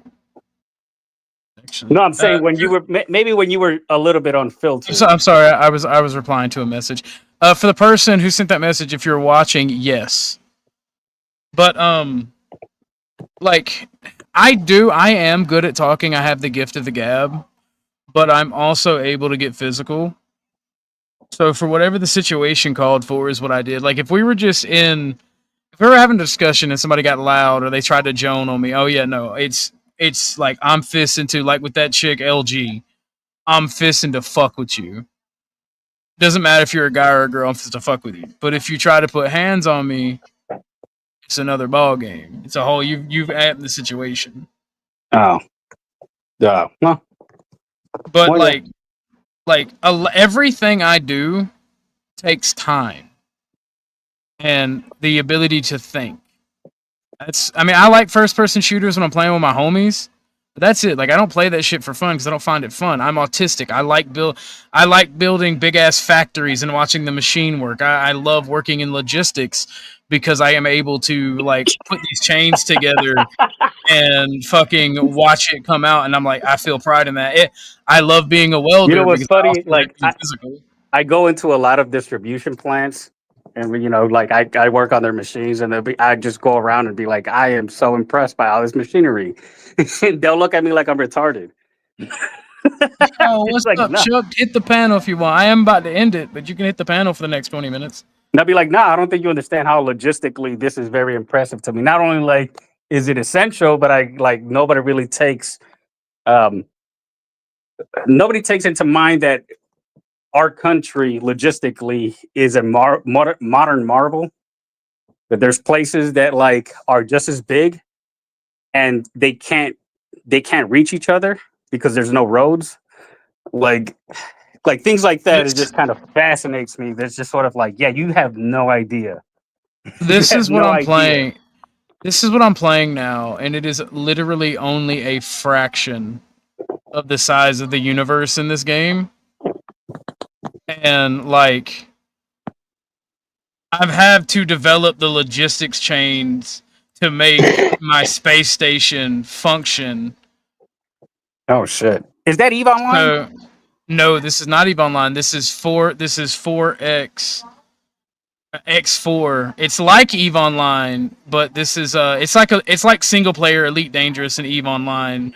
And the only thing I don't like about it is you can't do boarding actions and you can't do combat like you can on Elite Dangerous and Star Citizen. Oh, okay. You can command your units to do it, but you can't do it yourself. But all of this logistics network right here, I've had to plan out. Do you remember the old Commodore 64 game that you had to build a space station? I'm not that old, but I know what you're talking about because there's a lot. You had a budget and logistics and all that. It was in depth for its time. Yeah, no, and a lot of this stuff, like I have to do myself. Like, and those are the games I play, and like I get, and it's like I catch a lot of flack because, oh, you spend a lot of time on games. Like, you got to realize when I go to work or I go do something, I leave this shit running because it like literally, if I have a logistics plane set up, if I spend all my time doing that before I got to go to work, I reap the benefits while I'm at work and then come home and play the fucking game and buy whatever the fuck I want and take over the universe and actually have fun playing the game when I'm not working. The dumbest game I ever played to me almost was it was an app for the phones. Starfleet. It was a Star Trek game. Oh, Fleet Commander. Yeah. My ex-son-in-law ended up like $6,000 in debt from that game. Yeah, I don't like freemium. That's why I don't do a lot of I don't do really any gaming on. There's like 2 games I play, and that's the Fallout Shelter game and the ad capitalism, ad communism games, because they're just point clickers. When I'm waiting on a meeting to start, I'll fucking I'll be playing the shit out of that or something else. Do I play CK3? Yes, I do. That's actually something that I play that I leave running when I set up my nation and my people. I will literally put it on 1 speed and play because I don't really care. What is Crusader Kings. CK3? Crusader Kings. Oh, okay. Kings. Do you remember when what was the name of that game? Oh crap! But apparently you're a man child if you play video games, Chuck. Combat, you got to be careful what you say. You got to be careful what you say on the internet. I'll ruin my reputation. I've already been accused of being working for a 3-letter agency, which might be true or might not be true. I can neither confirm nor deny. You know, one thing that I've heard, one of the realest things that I heard Jordan Peterson say is that like it's not how much you win at a game, is how many games you're invited to play with other people, because you understand the rules of the game, and like other people just want to play the game, so they're just like, they're not trying to win, they're just like, well, I'm just trying to have fun. But if you take it too seriously, then nobody will want to play with you. It's like, you know what I mean? Which is kind of all applies to life, pretty much. Yeah, no, that's a fact, and I have a lot of people willing to play a lot of games with me. It was Civilization is the game I was thinking about. Oh, Civilization is fun. Yeah, I played the shit out of that, but I don't like it because it's turn based. I really only like I personally really only like real time strategy. I don't really like turn based stuff because, like I said, I like to be able to walk. I like to be able to walk away and let it run with my macros in the background. And there was a precursor to that. I think it was called Prometheus or something like that. God, that goes back. It was probably civilization. It was probably Sid Meier's. No, before Sid. Before Sid. Nah, the only game that I played. Look, I know, Chuck. I know you're a vet. All right, and I know you've done a lot of great things in your life, but you're a man child. All right, you should stop playing. Thank you. The Well, only you got to remember, I was there before there was MS DOS. I was back when we started with PC DOS. Or the only game that I played vice like versa. that, and I don't know if you guys have played it. Only edgy people have played it. Is Pimp Wars. Have anybody played Pimp Wars in here? Oh No. no, I'm pretty sure you could probably still, I'm pretty sure Dusty you is could still right. look it up. Like Battlefield Supremacy. Battlefield Supremacy. I don't remember that one. Yeah, like if you look it up, like there's light animations. People used to be able to pay to like get extra turns, but you could actually hire thugs to protect the hoes that you were pimping out. You have to supply them with 40s and the whores with condoms and crack. It was fucking Damn. wild. Oh Yeah, no, it was no, wild. This Dusty is is right. We need a sequel to Bad Company. Bad Company is objectively the best Battlefield, but I grew up playing Battlefield 3, and I remember being able to snipe from across the map, to watch that bullet go and then hit the target and hear that bing. It was Battlefield, because of the destructible environment, is the only first-person shooter to be able to grab my attention and make me actually play it without a group of my friends playing it. Do you remember the original Pong? It was in arcades and other places. The original Pong game. It was actually a mechanical game with a glass top on it. I mean, I don't remember it, and I'm not trying to make fun. I don't remember it because I wasn't old enough, but Well, I do know how what you're old are talking you? about. How old are you? I'm between 25 and 35. Oh shit, you're a lot younger than I thought you. Okay.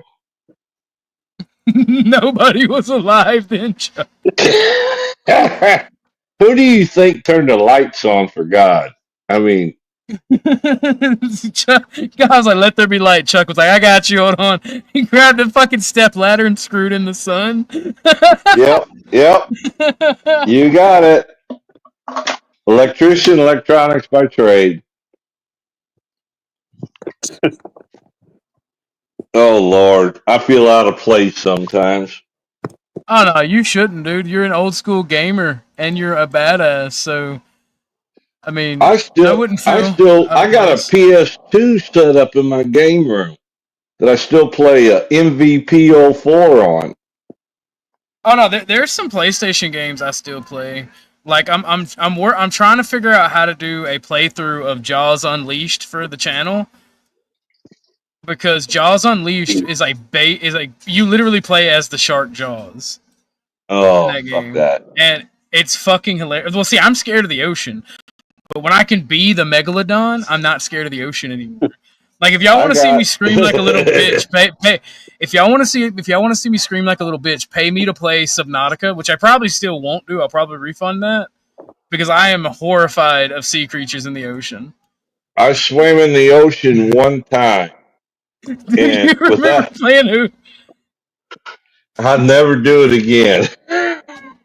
Yeah. I swam in the ocean, and it didn't happen to me, but when I was at the beach, I was on the beach myself, but there was a girl who started screaming because there was baby sharks in Florida. I forget where in Florida it was at, but it swam up between her, and she wasn't hurt or anything. She just wigged the fuck out, and it could have. Well, I don't think it was a dolphin, but I was in mid South Florida on the coast there, and I was out there swimming, and then I turned around and looked, and somehow I got past the barrier. Do not go any farther barrier. yeah, no, the you will be eaten if you go beyond this point barrier. Yes. I started panicking because I was out farther than I realized. And by the time I got to shore, I thought I was going to die. From what they told me, that like every wave is 2 strokes, but like away from the coast. Like if you're in the water, like if you're floating in the water, every wave is 2 2 strokes away from the coast. So every wave that you're just counting, I have to swim like at least 2 strokes to get back. So if you're not paying attention, you'll just keep going further and further out. Dusty is on point. Do you remember playing Hoops by the Covered Wagon during the gold rush of 1849? Yeah, the name of the game was Gold Rush, you fuckers. Was that when you came over on the Santa Maria, Chuck? No. Our ship didn't have a name.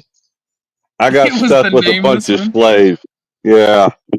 I was stuck with a bunch of slaves, you know. We ate gruel and all that shit. Brother came over on the fucking Amistad. But we got our freedom. Going back to gaming, like I built arcade like cabinet, like with the buttons and everything, like from like a computer partsware store and shit. So I still got the Raspberry Pi running the whole thing. Oh, I love Raspberry Pis. And I'm not talking about the snack food. Yeah, apple pie is the better, not raspberry. Oh, I haven't tried apple pie. Raspberry Pis are like mini computers that you can run jukeboxes on. You can extend your Wi-Fi up and down the block. You can run a vending machine on. You can run. I think did I already say jukebox, bro? You can do anything. You can do anything with a Raspberry Pi, and like you can have them running a closed loop system for like minor computer boards too. Like if you have automated systems, you could run a program to it. You don't have the computer on it. Just have the little USB drive on there, and you can set it up and just have it going on its own. Let's see. I'm looking into going back to school because I went to school for electrical engineering, and I want to go back and finish my degree. I went for electrician. I'm looking to go back, and like I'm kind of good at it. So like. I don't know. I don't want to say anything because I don't want to say I'm going and then like wind up not going. I'll let you guys know how that adventure goes. It sounds like you got a knack for it. That's what I'm saying. Like, I just don't like coding. I never really liked coding. It's not my forte. It feels like an aluminum handcuff, pretty much to me. Like you're not going to make the big bucks, and you're doing it for the love of it, but you're also just chained to it best. Well, eventually you will. Yeah. Well, no, they'll just pay some Pajit a fucking little bit of money to do it. I mean, I hired in digging ditches basically with a damn shovel for $10 an hour, and when my career was over, I was making 6 figures. I don't think there's entry level careers anymore, though. No, there's not. I was basically the last. I was about the last generation that got that. You walk through the door and you're there for a lifetime.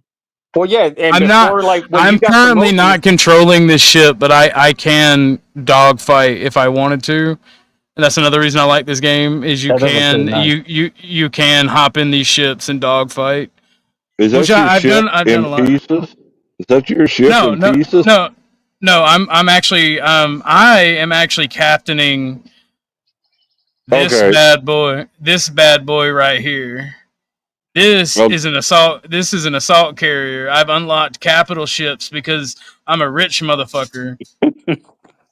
And this right here is my ship.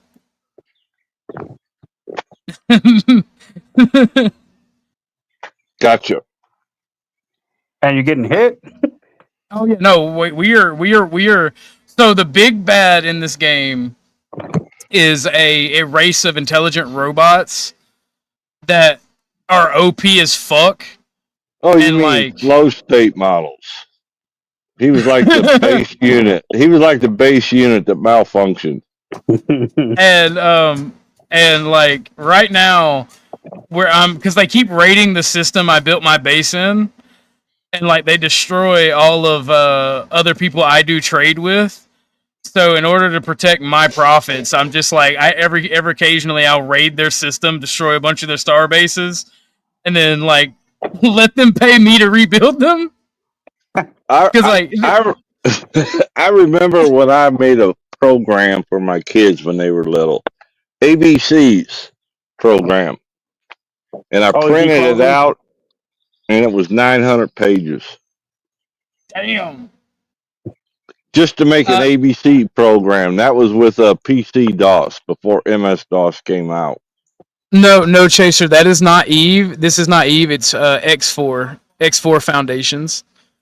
It's like single player Eve, except for you have more direct control over your ships, and it's not as good as Star Citizen because you can't engage in like boarding actions or combat as a character like a shooter. That's exactly It's what I not one thought. of I thought it them was Eve pay as you Online. go, is it? No, that's actually why I like playing Star Citizen or X Foundations because not Star Citizen, but Elite Dangerous, which is like Star Citizen, is a pay to play. Star Citizen technically is pay to play, but that's just you flexing on being able to spend $500,000 on an in-game battle cruiser instead Yep. of like building up a company. That's It's not how my really paid. son-in-law got caught up. Well, it's not real. It's not like on Star Citizen, it's not just like a bunch of stuff for the game. Like you literally pay $400,000 and they'll give you a battleship in game. Holy Like shit! Star Citizen. Well, it's literally it's a game that is tailored to wealthy people,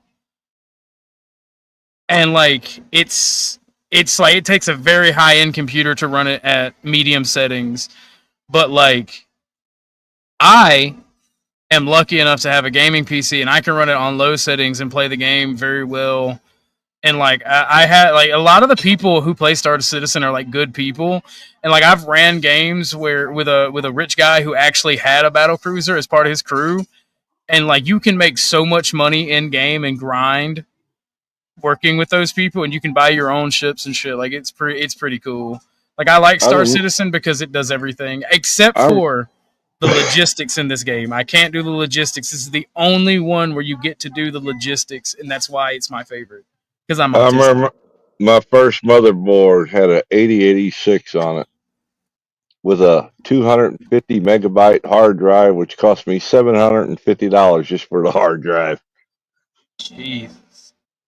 Yeah, back then it wasn't cheap because it was new technology. Well, well, also too, like the consumerism, like of the United States, like made the internet because it wasn't like it would be financially profitable to put it The across. internet protocol came from the military. No, that's what I'm or saying. not Like the military, from CERN. CERN. I thought it was the U.S. military that made the internet. Well, By the way, they made the internet, but CERN made the protocol. Really, They I had thought a- it was the Indian dude that was running it. Of Elizabeth Warren. CERN had a private system with their own protocol, which was HTTP. And when the internet decided, when the government made the internet, they went with that program or that was already developed. Yes. Look into it. You'll find out more. All right, gentlemen. We've been going. The internet? We've been What's going that? for 4. We've been going for Let me 4 hours. Let me answer his question.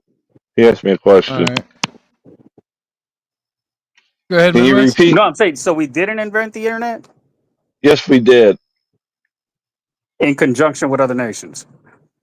Well, the government. I was in the Army for 14 years, and everything we had was a good 10 years ahead of before it got released. We were using quote unquote cell phones. They were part of the radios that we had. Right. Yeah, it was a good 10 years before cell phones ever saw the market.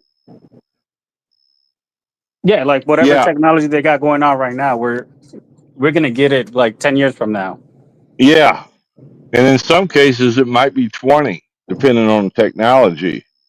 So like from my understanding, we invented GPS and the internet. Yes. That's my understanding of it. That Yes. those are our global systems to manage You got the to empire. remember, CERN is owned by the U.S. government, no matter I'm where not it's going to fight at. you on that. I don't think they could do it without us either. Nope. Remember, we were trying to do the Large Hadron Collider with George Bush Sr. in Waxahachie, Texas, and that Yep. failed because we Well, messed that up ourselves with our own scientists and greed. But well, they you know, finished but it. we got one in Illinois, though. I did not know about that. Yep. A collider underground. Yes, sir. Yeah, I thought it all died. The American Hadron Collider died with that failed attempt with that. Did you That's see just me what get Did you see me get juked by that fucking fighter? No. I was focusing on the conversation. My bad. Yeah, me too. That happened again. You're weak. No, I have a bunch of carrier operations going on, and I'm trying to jump aboard a fighter before they take off. Carriers. That's old school. That's crazy.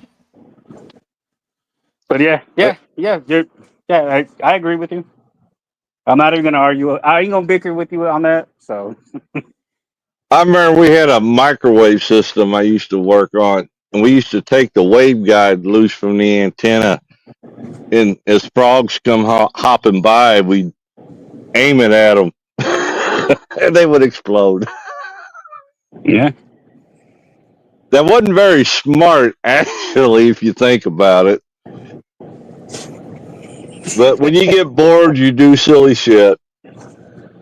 that's what I'm saying. Like, well, hopefully nobody has to feel our full wrath.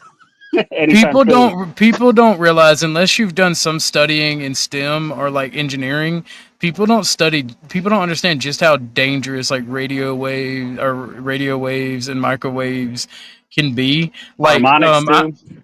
I was talking to some. Go ahead. I was talking to some old dude about getting into ham radio, right? Right. And I was an innocent young lad. I didn't know that shit gets really fucking hot. And he had part of his antenna hooked up through his attic, and we got on ladders to take his antenna down, and he had just been using it. And he had told me. He didn't just make me go in blind. He had told me, be careful, it gets hot. And I thought he was talking about the sun on the roof. I didn't think he was talking about the antenna. I grabbed that motherfucking antenna, and I had so bad of a burn on my little hand. Well, that's because he was using an amplifier, is why. Back then, yeah. Yeah, radiation doesn't just mean like radioactive. It means radiating heat. Well, so when the they say fact the fact that nature and science hurt me made me want to learn nature and science so I can hurt it back. Oh, isn't that the best teacher? I had a huge station set up in my house when I was 15. And we got a storm come through there, and lightning hit the damn antenna and blew the whole radio apart. Did you have the crystal radio? I had crystal. I still got a crystal radio. That's crazy. By the way, there ain't nothing worth listening to. Crystal radios, like they are very interesting to me. And like when I was in electrical engineering, that was one of the things that I saw, like how it worked, and like it was cool. I can't remember it, so I'm not gonna talk about it. I just think it's cool how it works. Well, the crystal creates its own. Yeah. So what? So white women were right about crystals all along. Well, I don't know if put them in your food count. Explain it. But all right, we've been going for almost 4 hours and 20 minutes. All right.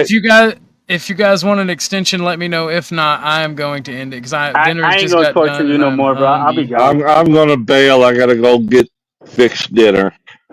All right. Well, thank you, Chuck, for showing up. Thank you for coming, Midwest Request. Sure. Thank Thank you, chat, for being here. I love you all. I appreciate all of you. Thank you for being here to make fun of midwets and Wackiavellianism. We will try to come back with another stream because like there's a bunch of content that could be made about it, and people seem to enjoy it. I love you all. Thank you all for being here. Y'all have a wonderful night. I'm gonna go eat some dinner. Peace out. Peace Happy out. 4th of July, everybody, too. Thank you, Belated one. Midwest. Later. Well, Or no, early, my bad. because it's only there. Yeah, early. Early, yeah. Later. Thank you, Distant Lights. But thank you all. Thank you to D3. Thank you to Ike. Thank you to Moxie. And there is someone else. I don't know. It's their real name, I'm assuming. So I'm not going to say that. But thank you to all of our donators for supporting the show. Thank you all for commenting in the chats. I love you all. I appreciate you all. God bless. Y'all have a wonderful night. And please, I don't know if I'll be live. I think I'll probably be hanging out with a friend.